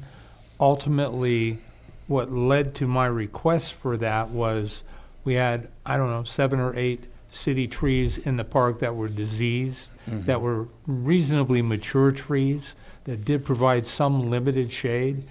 Those were all removed and sticks were put in their place. That'll probably take 10 years to mature. And so, as we know, today was pretty warm. And to have this shade structure go in October or November is kind of a defeating purpose in my mind. And this is something that's been on my radar now for probably 8 or 10 months, I'm guessing. And so, any sense for timing once this happens, how soon that can happen? Because again, I don't think that's rocket science. Yeah, I think where a lot of the delay occurred was the shade structure was chosen and the spot was chosen, but then we had to do a site plan to see if it met the requirements. So we had to have an engineering firm come in and do a site plan, check all the grades for ADA access and things like that. So then once that took place, then there was a small concrete repair. After that survey was done, there was one small section that didn't meet ADA standards that had to be repaired, and it's my understanding that has been repaired. So I'm not sure where the ordering of the shade structure is at, if that was already ordered, if it still needs to be ordered, because my understanding is it's pre-manufactured, it's already designed and things like that. One of the other things that I didn't cover in my overview was one of the things we're moving towards is Public Works handling all of the CIP projects, because that's who should be handling it. In the past, it's been different departments kind of handling their own projects, which isn't the way it should be done. It should all be centrally located. And I've been working with Dave and the other department heads to kind of take over those projects. I was working with Paul for the fiber optic, because he's trying to handle a project and do 2,000 requests for service, so he shouldn't have to be handling the engineering of that project. So that's as far as the actual, when the structure, it should be fairly quickly. I just don't know where that's at in the ordering process. Right. So can I assume this summer? Is it safe to assume that's the this goal. summer? That's the goal. Okay. Yeah. Thank you. Do you guys have anything? Questions or comments? I just have one thing, and I'm not sure where it falls in, but I did get contacted by the principal of Lad Lane School. I know we're doing all the work on Lad Lane and South Side, but she was asking if there could be consideration by the council or the city to do some kind of a flashing crosswalk or something at Sunset and South Side. And there is really a problem there. I drive it every day. There's a stop at Sunset, but there's no stop on South Side, so people get through there a little too quickly, and there's a lot of kids that cross there. So I don't know if that's something that we could consider somehow, somewhere, but I wanted to throw it out there because she contacted me, and I don't know if a stop sign is appropriate. I don't know if a flashing crosswalk, I don't know what the answer is, but I wanted to let you know she had asked. So yeah, we can look into a roundabout. No. Roundabout. South Side and Sunset. Yeah, Sunset we dead replied. ends. I think she emailed all of you, Did she? and we replied. I think there's been some back and forth. She did but, it individually, so I didn't know she got everybody, but yeah. I'm going to make the assumption based on, people asking me post an email coming through. Yeah. And they're at their graduation period and everything. It's kind of wild time right now, and so I got out of office when we replied. So we'll work with them. I want to look at Figure it that out. spot. I know part of that area is county over by there Yeah. as well, and so so I wanted to talk with them more about what they're looking for there. Sure. It may be something where it's one of those situations where My it's work here is done. I told you part so. county, part city, and Yeah. Yeah, we can't include it on the 2024 rehabs, because No, I know we're that. opening I those bids just- actually on the 13th, so that's really close. We'll see what we get Yay. from that. Thank you. That's it. No other questions? No other Okay, questions. thank you. Alrighty, so that does conclude our department level updates. Thank you, William. There's a couple more summary level slides, and then I'll certainly defer to the mayor to open the public hearing and take public comment at that point. The summary of the action items for tonight is for the staff to confirm the feedback we received from City Council and to take that direction to include in the recommended budget draft that is then heard at the June 18th City Council meeting. And from there, we will present both the recommended budget for fiscal year 24-25 and the comprehensive 5-year capital improvement program at the June 18th meeting with the recommendation from staff to adopt the budget at that meeting. And with that, I'll yield. Before we go to public hearing, so there's a couple of general questions that I didn't know where to inject, and it looks like Mr. Burns also. So why don't you start, and I'll, yeah, I figured, yeah, we've got a few questions before. I'm good going last for once. Oh, okay. You want to start down at this end? Or actually, Councilmember Morales, we'll start with you. So first, I want to say thank you to all the department heads and staff for a wonderful, actually phenomenal presentation. I think every year you just not only meet but exceeds at least my expectations. So thank you very much. And I also want to say that a lot of the accomplishments that you made were monumental. So they're not little things, they're big things. I'm getting to my question. So in your budget numbers, it looks like it's from revenue to expenditures is about 2.024534 that we're over. And I know we're trying to, by law, we have to have a balanced budget. So I know that there's been, throughout your entire document, there's minimal request or very little to no request. And looking at those, looking at the one-time, so are we closing the gap by utilizing one-time funds and reserves? So yes, we're closing the gap using one-time funds. From a reserve standpoint, not from the restricted reserves, we're actually growing the restricted reserves. We are leaning on fund balance savings. And so that, if I circle back, when I reduce those out, and reduce the one-time expenditures out at a global level on the general fund side, that 2 million turns to 6 million. And so that's where I'm looking down the road to say, we have to look at revenues, we have to look at how we deliver service, and that is also inclusive of a programmed vacancy rate savings. So. No, because that was my next question was from a revenue perspective versus an expenditure perspective, you're at 6,854,534. And over time that will probably only grow, which understandably, like I can see why we're looking at ongoing revenue. But for a $41 million budget, it's a significant amount, Correct.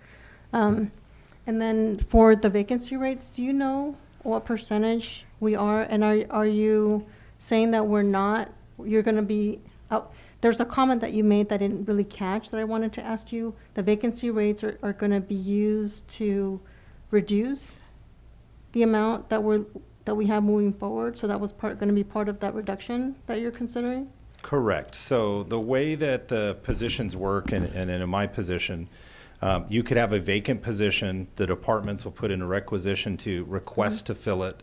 And then what I will be doing is looking at the budget position of where we're at.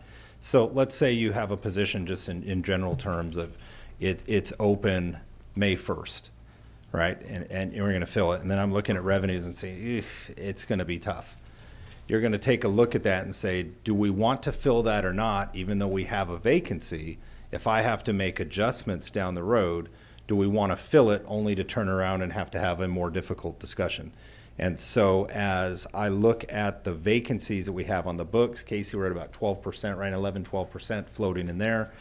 I look at the vacancies. I look at a projected savings. That doesn't mean it's every position for the entire year, but I take an attrition factor. You're gonna have people turn over, people retire, people seek greener pastures, and combined with that with current vacancies, I've put a factor of $2.2 million in there. Now, how that works is, if let's say your personnel is $10 million, I'll use an easy number. I will have a programming of a reversal of $2.2 million, calling that 7.8.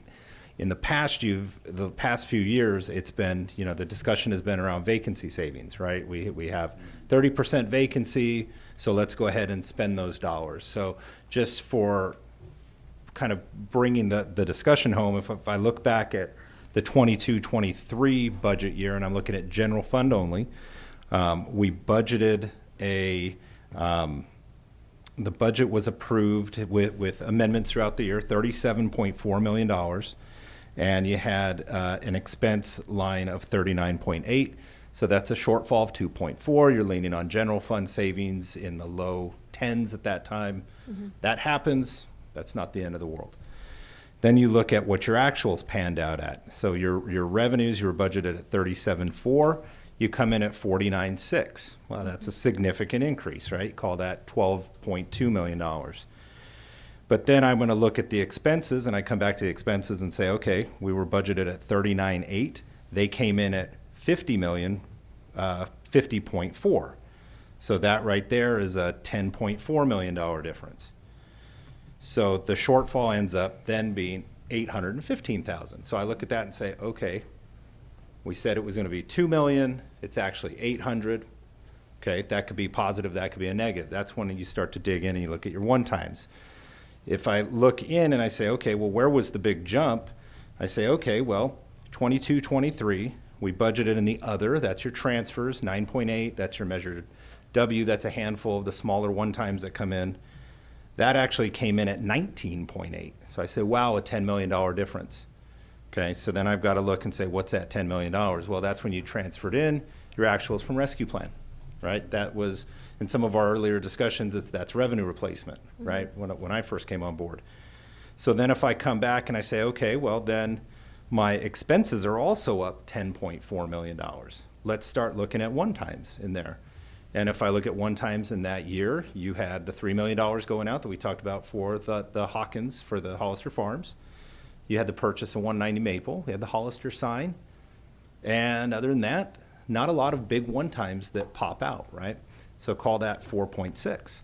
So if I look at that, then that difference is about $6 million, right? As I progress into 23, 24 and working with Casey as we step in and look at that budget, that's where we look and we say, okay, well, everything was built on vacancy savings, right? We had a strong leaning on vacancy savings. There's council direction, fill the positions, let's get to work. So if I look at 22, 23, and I say, okay, and I'm using rough numbers that were given when we started, it was always the 30, 40% range, right? We had a lot of positions that we worked on filling, and we're still at 12, so I know that was a real number. One would imagine that your personnel would be reflective of a quasi relationship with your vacancy rate, right? You may have more overtime because you have vacancies, so overtime goes up, that type of thing. But you know, at a 30%, you're still expecting to see a significant savings on your personnel side, which would then give you the room to do the things in your other expense line items. So if I look at budget for the year, I'm at 27.2. This is in 22, 23. Actual of 28.3. So that's $1 million over budget in personnel on a 30 to 40% vacancy rate. So that's where I have to carry that forward and say, okay, as we build that budget, I've got to look at positions that were approved, get those in. And so that was the 23, 24 exercise, and start working through a series of transactions. And I have some notes here. If I start plowing through my transactions and say, okay, well, where do I have some shortfalls? That's where we come in and look and say, some of the comments that were made earlier about, the planning contracts look like they were here, they were there, kind of truing up to actual to get a more realistic idea of what are the actual expenses that are coming through so I can budget appropriately, budget the revenues appropriately. And that's where you saw that shift, right? And so there's that swing. From a going forward standpoint, if I look at 23, 24, that was at 9. If I take all the one times out, I'm looking at 6. I'm at 2 now. That's why I wanted to be transparent, put that out there. But overall, from a trajectory standpoint, that's where we want to be mindful of those things and really incorporate some real prudent budgeting tactics and spending tactics throughout the year. And the reason I ask about the positions that we may not be able to hire and utilize those cost savings is that when we did our strategic planning session, we identified city priorities. And is there going to be a process for those priorities, or is this the process where we talk about maybe the economic development manager being a priority, maybe maybe not funding HDA and funding economic development instead. Is that discussion here right now? So I have we could certainly have that. I did have, I'm working with Sean, our consultant, to bring back something that's a little more of a action list of the items that were discussed. But if I look at what the things that popped out most were roads. I think this budget brings forward, a significant amount of road improvements using funds outside of the general fund. So, we have that coming forward. I do have to be mindful of Measure G sunsetting as far as it is for us, and going towards the Highway 25 project and that's significant. That's $3-point-something million. Yeah, it's anywhere from $3 to $4 million, Yeah. depending on gas prices. Right. And so that's significant. I have to be mindful of that going forward as well. So from going through the strategic planning process, I'm working to get that report back. And it's something I will be returning with. But as for the budgeting process, we did try to follow those tenets from what we heard, the most that we could given the resources that we have in front of us. Okay, I'm sorry I'm taking a while, but That's okay. I know that last year we talked about the city attorney's budget and it going from what we originally budgeted to, I think, 750. Is that what we're looking at for next fiscal year? Is kept that that. at 750, or are we looking at more? And at some point we talked about that. That was like we're revamping, we're learning, we're teaching, we're kind of doing a refresh. When is that going to hopefully come down? So I have that at 750, kind of scattered throughout all the different departments based on a usage. Mary's firm does a great job when they bill us of billing on a matter level, so I can, attribute those. So instead of getting an invoice, I get, 32 invoices a month. Creates a little more processing work, but it does make it a more applicable cost, especially when we're having discussions around animal control and fire. I can show what those true costs are. The more those departments need or require those services, the more than I could defray those costs across, the cost-sharing mechanisms. So currently, based on the current need, we will exceed this year in that area. So I'm keeping it at 750, which will be less than we expend this year due to the, ongoing needs of the city attorney's office this year. Okay. On the development services side, I know that the council has stated, at least since 2021, that we were very much interested in transitioning from consultants to full-time coded positions and develop our employees' expertise and stop relying so much on consultants. Is that built into the budget for development services, or is that like a 2-year plan, or is there a plan for that? Yeah, at this point, what is built in is looking at going through the RFP process and potentially modifying how the funding of those positions work. We are in the process. We did do interviews for the staff that were vacant, and so we do have an assistant planner starting in a week or two, and had gone through that process. So we will be bringing those staff on through the already approved positions. So part of what you had is you just had the position sitting there with no recruitment, and then leaning on that. So as for just an elimination of contractors down to pure staff, no, that's not budgeted. I probably would not recommend a full wholesale, because as the economy changes, projects come in that are unique and very specific that staff may just not have the exposure to, a once-in-a-lifetime type project. We would lean on that consultant side, so I think you're always going to have that mix. And by us working to get those positions filled, I think we get closer to that goal. No, and of course, I think there's going to be always some level of reliance on consultants because of the specialized area of expertise. But usually it wouldn't be like an 80-20. It would be like a 90-10, 10% being consultant, 90% being staff, or even an 80-20. I think my perception is that we're more of 80% consultants, 20% staff. Or maybe we've transitioned, or that was, at least when I first started, it was like 90% consultants, and we had very few staff. But that could change, so I don't know. I think when you exclude some of our big projects that we have, some of the larger, like our every 20-year general plan, those type projects, when it's just the day-to-day work, especially as these staff come on, it will be definitely transitioning. Thank you. Nothing? Councilmember Gross? Thank you. My questions, I think, are a little simpler. So one of the comments I heard for EV charging, and they're currently working with Monica in our office, and we'll be meeting with William later this week to identify some locations. So. Okay. And really the reason for my question is, seems like they're pretty successful, and that's a pretty good return on investment as I hear it.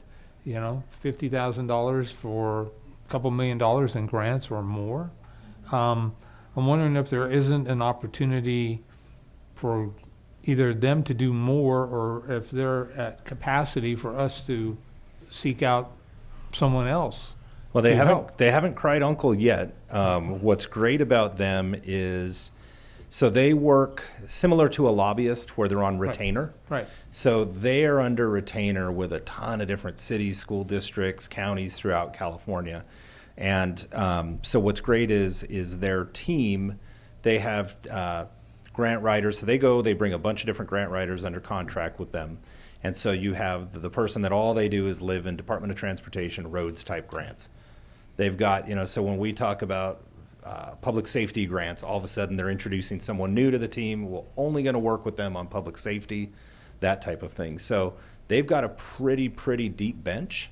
And so I have them almost working on something all the time, and feel that they haven't let us down on that. One of the things we are working on the back end, it's one thing to get the grants, it's another thing to administer them properly, so you can get the next one. And so Casey and his team has been working with the departments to kind of formalize that working relationship. Okay, all right. I think we have an appetite to grow internally if we needed to, because I know it's not free money, but it certainly is very helpful. And so I would like to just have an open mind to that. Didn't hear anything, and I just became aware for the first time in my life about 6 months ago of our little hazardous landfill. And at some point, we need to really better understand what that really is, and at some point, what the budget concerns will be to address that. I'm not suggesting in this budget, but since we're talking budget, I just want to push it out there, because I'm totally clueless on all of that. And so I have concerns about that, of course, because that's kind of scary to me. So I don't expect a comment. Okay. I'm just trying to push it out there. Because we do have some costs associated with that in the budget. Okay. So for the monitoring and the work that we have to do annually, Mhm. we actually have it going up about $50,000 in the Right, budget. but at some point, I assume we have to encapsulate it. We have to do something with it. Correct. So, and this is kind of a personal question, so you can tell me not here, not now. But I do recall at some point where part of our contract negotiations with you involved a city vehicle. And as far as I know, we haven't fulfilled that commitment. And so it's a one-time expense as I see it. And if we have not done that, then I would argue that as a council, I feel obligated to do that or find an alternative that is agreeable. And I just don't want that to fall off the radar either. So. Well, I appreciate that. You are correct. We haven't gone there. The direction was to go with an electric vehicle. One of the items that Casey and the team have been working on and is to bring forward to you for discussion a lease program through Enterprise. And so I won't get too much into it because it's an agenda item, but what we've done historically is, paid cash for cars. And as we look at our fleet, especially as we have to upgrade our fleet down the road, there are leasing programs that many counties and cities use that have, some standard, even local maintenance built in, that type of thing. And so there's definite cost savings. And so that was one of the things we're looking at. I with everything going on, that's something on me that I, felt, A, there's some cost savings there, and we've got a lot going on. Okay, I just don't want it to be a forgotten thing. I appreciate that. It's definitely part of compensation as I see it. And then there was no conversation, well, there was conversation about negotiating a contract moving forward with the county as it relates to the fire contract. But one of the things I didn't hear much, or I haven't heard any conversation about is, remind me, currently it's our position that the cannery owes us $1 million or $2 million or something for out-of-pocket expenses for. Yeah, so there is an existing contract with the cannery that indicates there would be another $1 million owed. Okay, and so at some point, assuming we can get to wherever we need to be on that could also go to offset some of the deficit, I presume, as a one-time recovery? It would go back to where the funds were expended from, but that was not a general fund dollar. Okay, okay, all right. Still money, but. Money's money, though. Money's money, all right. That's it. My Thank you. turn. Okay, so a couple of things. One is, this is a hypothetical question. When you're doing your forecasting, were you taking into account any new gas taxes we might be starting to have come in over the next few years? No, I did not. I also did not, and I believe I touched on it, the new Amazon facility, we did not assume any revenue from that. Okay.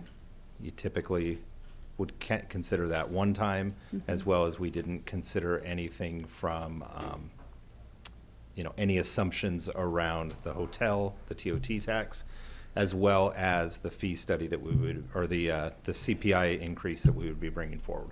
We did not contemplate that because I don't want to bet on it until we have council action. Okay, so, everything looks pretty good, and I really appreciate all of the reports. It really is nice to see that yearly.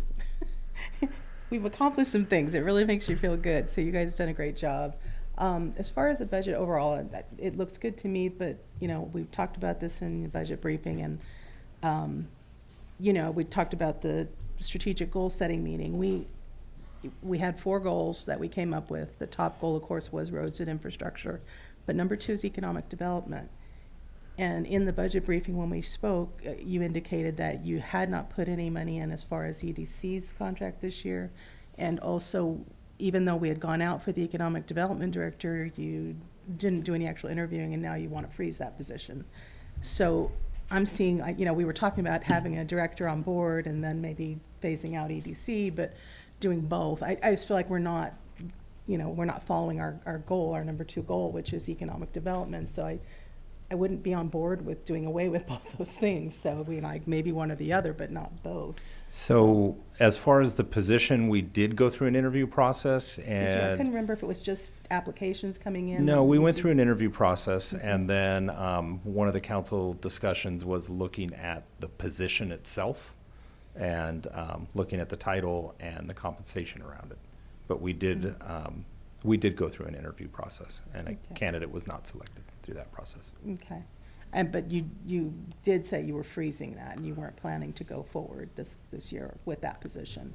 Yeah, that is one of the positions that I was looking at. Okay. So as I get to savings. I'm just not on board with doing both those things, because I feel like we need to keep focused on economic development. And now we've got a tourist council, which, we talked about how to fund them and if we can fund them and what can we do. But I just think, those are things we have to keep focused on, and it is what the council, one of our main goals. So I'm not sure where to go with the budget from here, but I need to see some changes before I feel comfortable approving anything. So as we, and Casey will explain how the next steps of the process, but, we will come back. So as we take this feedback, I've heard some tweaks. We'll have some administrative tweaks as well through the process.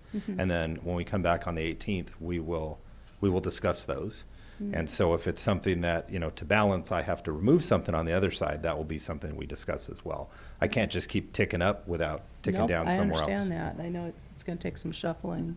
So I didn't know how that affects us as far as doing public hearing. Are we doing that regardless, or? You still need to. Okay. All right. So. Mayor, before we go there, though. Yeah. is now the right time to have that conversation? Because I couldn't agree more with you. I, for one, would very much prefer to have accountability through a city position. And if that means we don't do the EDC moving forward, and we have, whether we call it a economic development manager or director, one of the things I brought up at one of the more recent meetings was the fact that maybe we're not attracting the right quality skills of a candidate because we don't have the right compensation package. And so if in fact we need to call that person a director of one, or call them whatever you want and put them in the city manager's office and pay them what would be fair market rate, if that makes you moving forward to raise something and lower something, maybe now's the time to have that conversation. And I also am supportive of the group that was before us. And I don't know if we can get there 100% of their ask, but I'm not sure either. but you know, assuming we're going to have discretionary monies, maybe that would be another way to fund it first. start some seed money. Right. And so, but if we can make their jobs easier between now and 2 weeks from now, by giving them the spoiler alert, I think we should do that.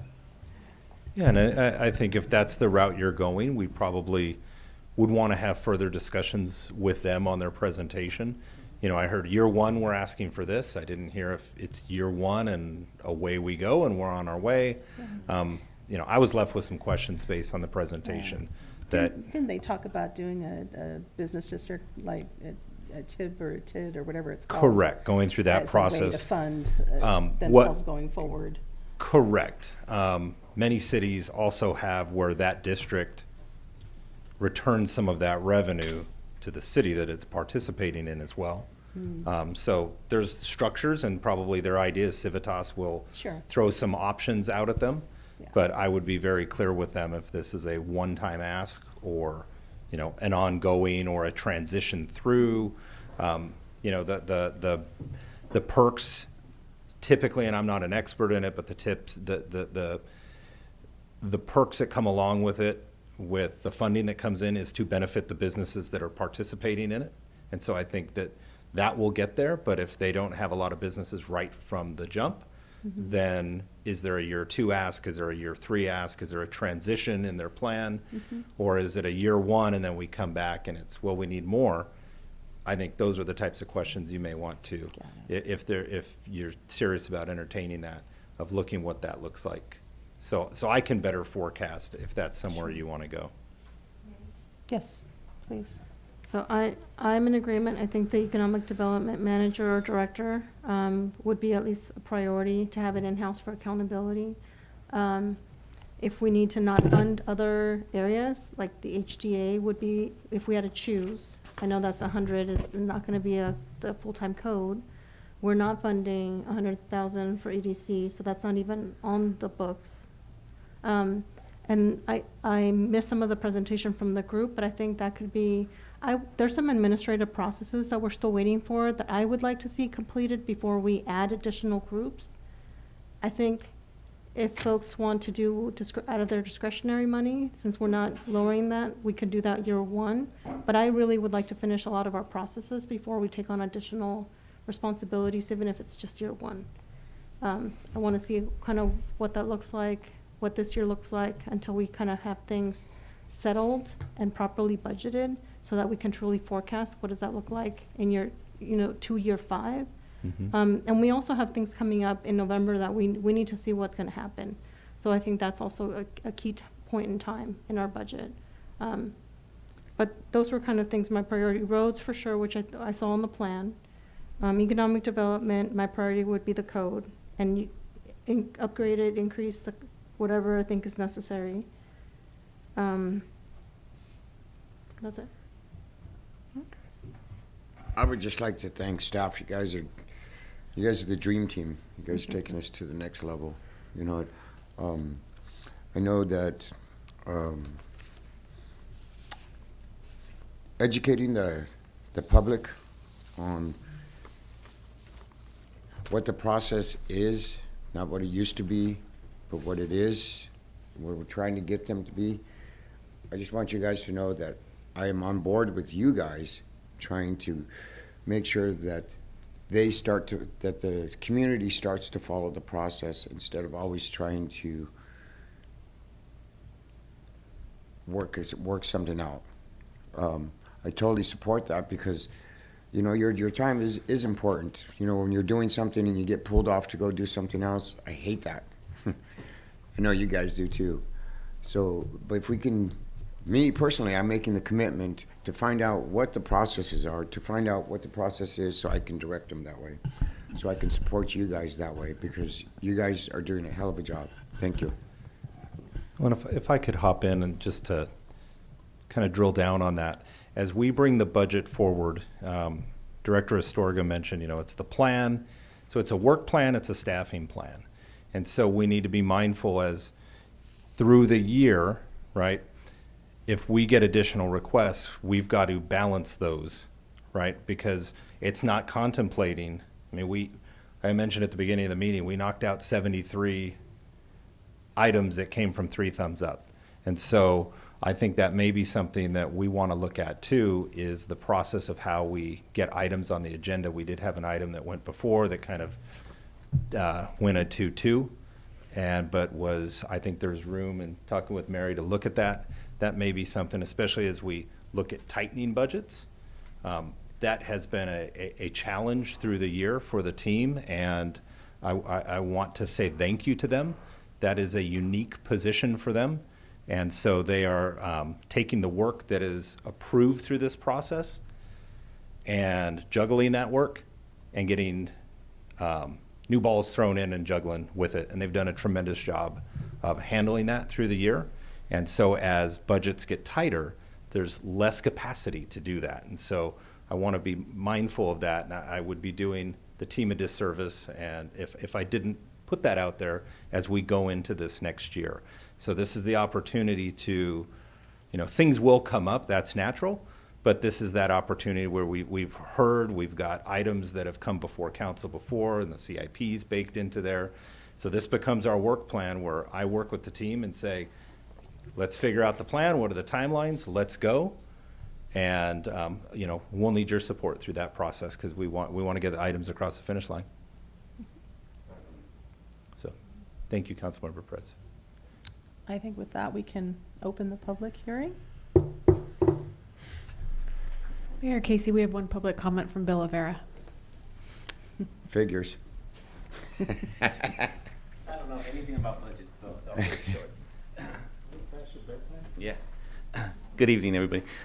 First off, I'd like to thank you for being mature and getting through this process. I think only Paul and Carlos and I know that it used to be a series of 10 meetings and we go through every single line item. So thank you for doing your homework and reading everything you need to read outside of here. I really don't know much about the budget. I don't really care that much anymore with the exception of a couple of funds, and that would be 660 and 661.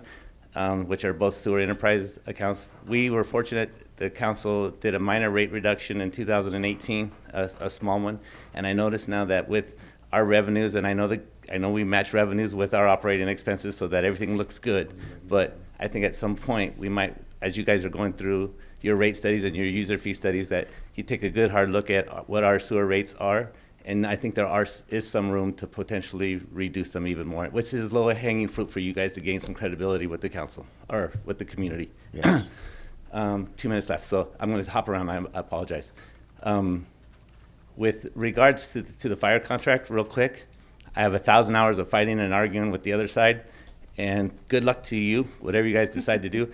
But I want you to be aware that the city of Hollister subsidized the county's fire prevention stuff forever. Remember that even when CAL FIRE was up on Fairview, I was a PCF for maybe 5 years. Every single call I ever got called out on was a county call. So unless you're prepared to bill them every time we leave outside of this contract, you're probably not going to get anything for it. So it's important to know. And you also have a colleague now who might be over there who knows this pretty well. And I hate to see him. Colleague? His feelings got hurt when we didn't do the sheriff HPD consolidation, right? And don't ever open up that door, right? And I can only tell that that's probably going to be at some point of discussion. So you have a great police chief and a great department. So make sure you never lose that. All right? All right. Thank you very much, and I'm out of here. Those are all the public comments for this item. All right, I'm going to close the public hearing then. All right, do we have any further discussion or deliberation on this? No? Well, I think we're good. Then we will go on to informational reports. Do you have anything, Councilmember Perez? Nothing to report. Councilmember? Yes, I had an opportunity to go to Sacramento for California COG. It was a wonderful meeting. We talked about infrastructure, the state budget, the fourth briefing on the state budget. And it is all doom and gloom for the next 2 years. So I'm glad that it has a heavy impact on the city of Hollister. And that is all. Okay. Anything, I have Councilmember nothing to Perez? report. Thank you, Mayor. I don't have anything either, so we could move on to our council reports. Who wants to start? Councilmember Burns, do you want to start? Well, of course I will. Thank you. So I just have a couple things. I want to thank the city staff for continuing the mission to paint the sound walls at Sunny Slope. I appreciate that. I know that that's an ongoing project, and I see that. I also want to thank the city staff for getting that street sign replaced that I sent to the city manager a few weeks ago. Thank you on that. I would like to suggest or understand better the opportunity for either paid or non-paid internships with the city as we move into the summer, where we might have some high schoolers or we may have some college folks that are either going to school from here or coming home from school, and see where there's an opportunity to cultivate that a little bit. And then finally, I would like to have somebody from the city staff, the appropriate staff, run up and check the walk down from Park Hill for the railing. To me, that's kind of an important thing. If there was a railing there and people are still using that as a way down, we kind of want to make sure that it's safe. So that would conclude my report. Thank you, Mayor. Wow. Councilmember Perez. The one thing I've always liked about you, Tim, is how you brought up, recognizing companies, small businesses in town. And, that's the benefit of being able to do what I do in town is, there's a guy named Henry Salcido. He's been walking around these streets of Hollister cleaning business windows for over 25 years. I'd like to make sure that we can find him if we pass that. Also, Hollister RV. They, I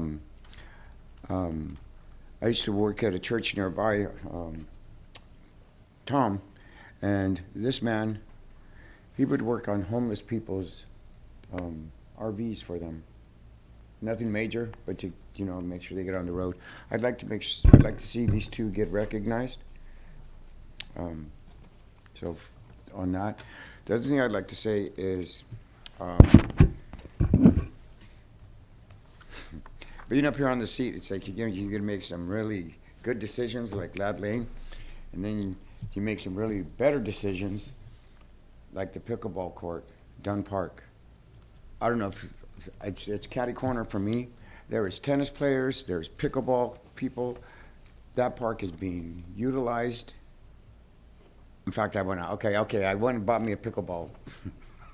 But you know what? It is amazing to see. It's not just the people that are playing pickleball, but it's the ones that will stop and watch and take their kids. And it's a really good thing we did with that pickleball there at Dunn Park. I'd like to continue more with some other things going on at Dunn Park. To me, that's our main park. That's our central park. But yeah, so if we can get a consensus on that. And thanks again to you guys. You guys are doing an awesome job. You make me proud to be up here and be a city councilman, because when I first came in here, It wasn't something to be proud of, especially sitting next to Tim. But, anyways, thank you guys so much, because you guys are changing the city, and you're doing a good job. Thank you. Your turn. For the sake of time, I did on all the kudos to our staff for the wonderful work that you do for the community. I would like to ask for City Council to delegate or provide delegation of authority for the city manager to do some advocacy work with the Congressional Community Project funds for all the requests that the city made, which is the airport and those things. So allowing him to identify the Congress members under the California delegation, be able to allow, once he has, for him to have the authority to identify and meet with and also provide letter of supports for that delegation for us to be able to lobby for our projects to make it to the finish line. So just the authority for him to do that and have the discretion for him to be able to have the lobbying effort, and then for authorization for this council to provide letters of supports to our California delegates so that we can move those projects forward. Thank you. Are we getting Was that all you had? Yes. For us? I forgot. Investigation. It's coming next time. Got it. Okay.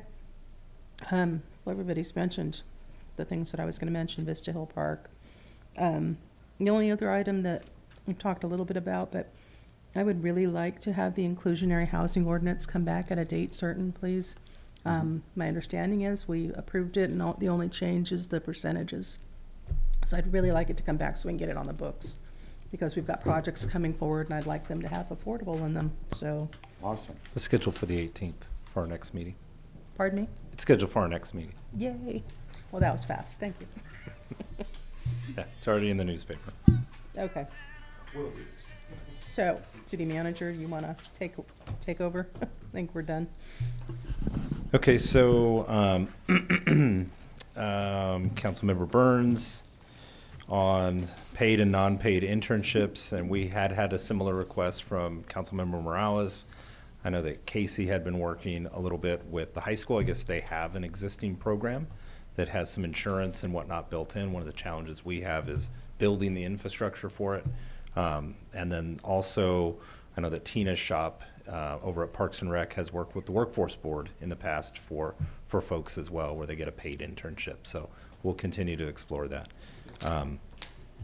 And then I saw 2 head nods for looking at the railing up at Park Hill.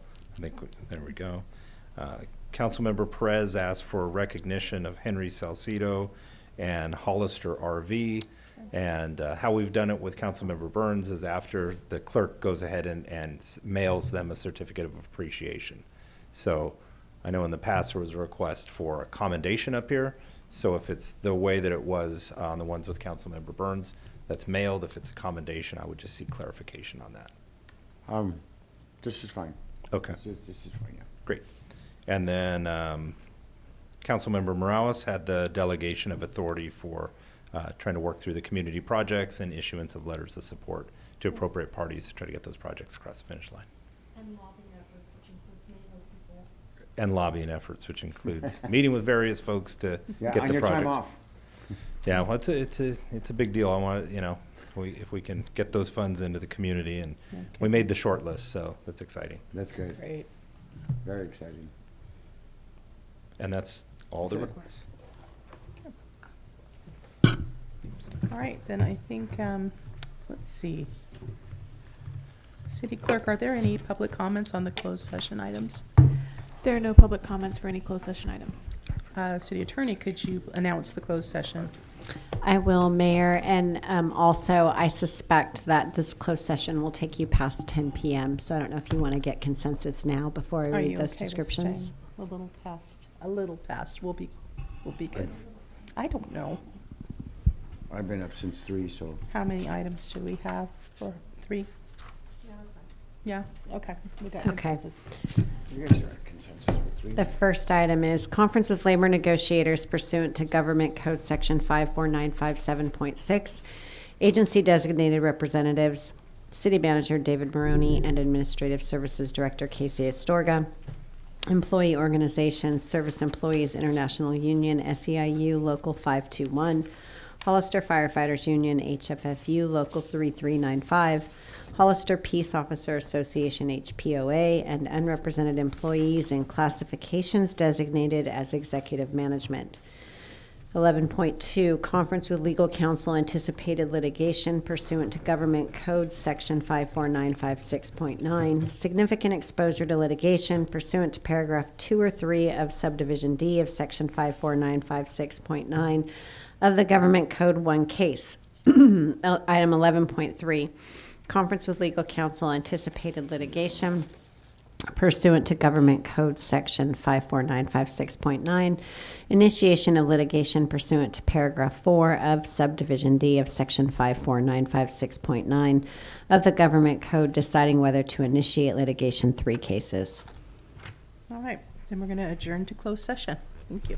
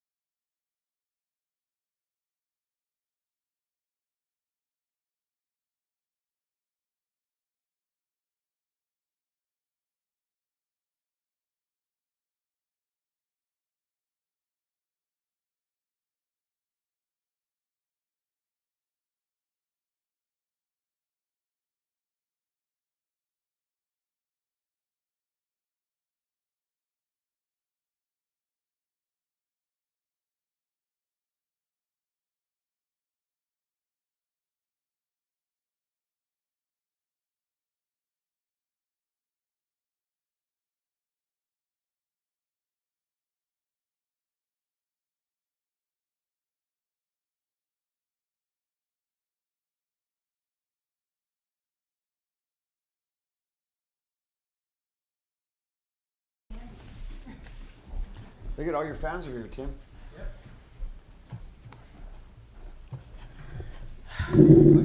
Outright mean.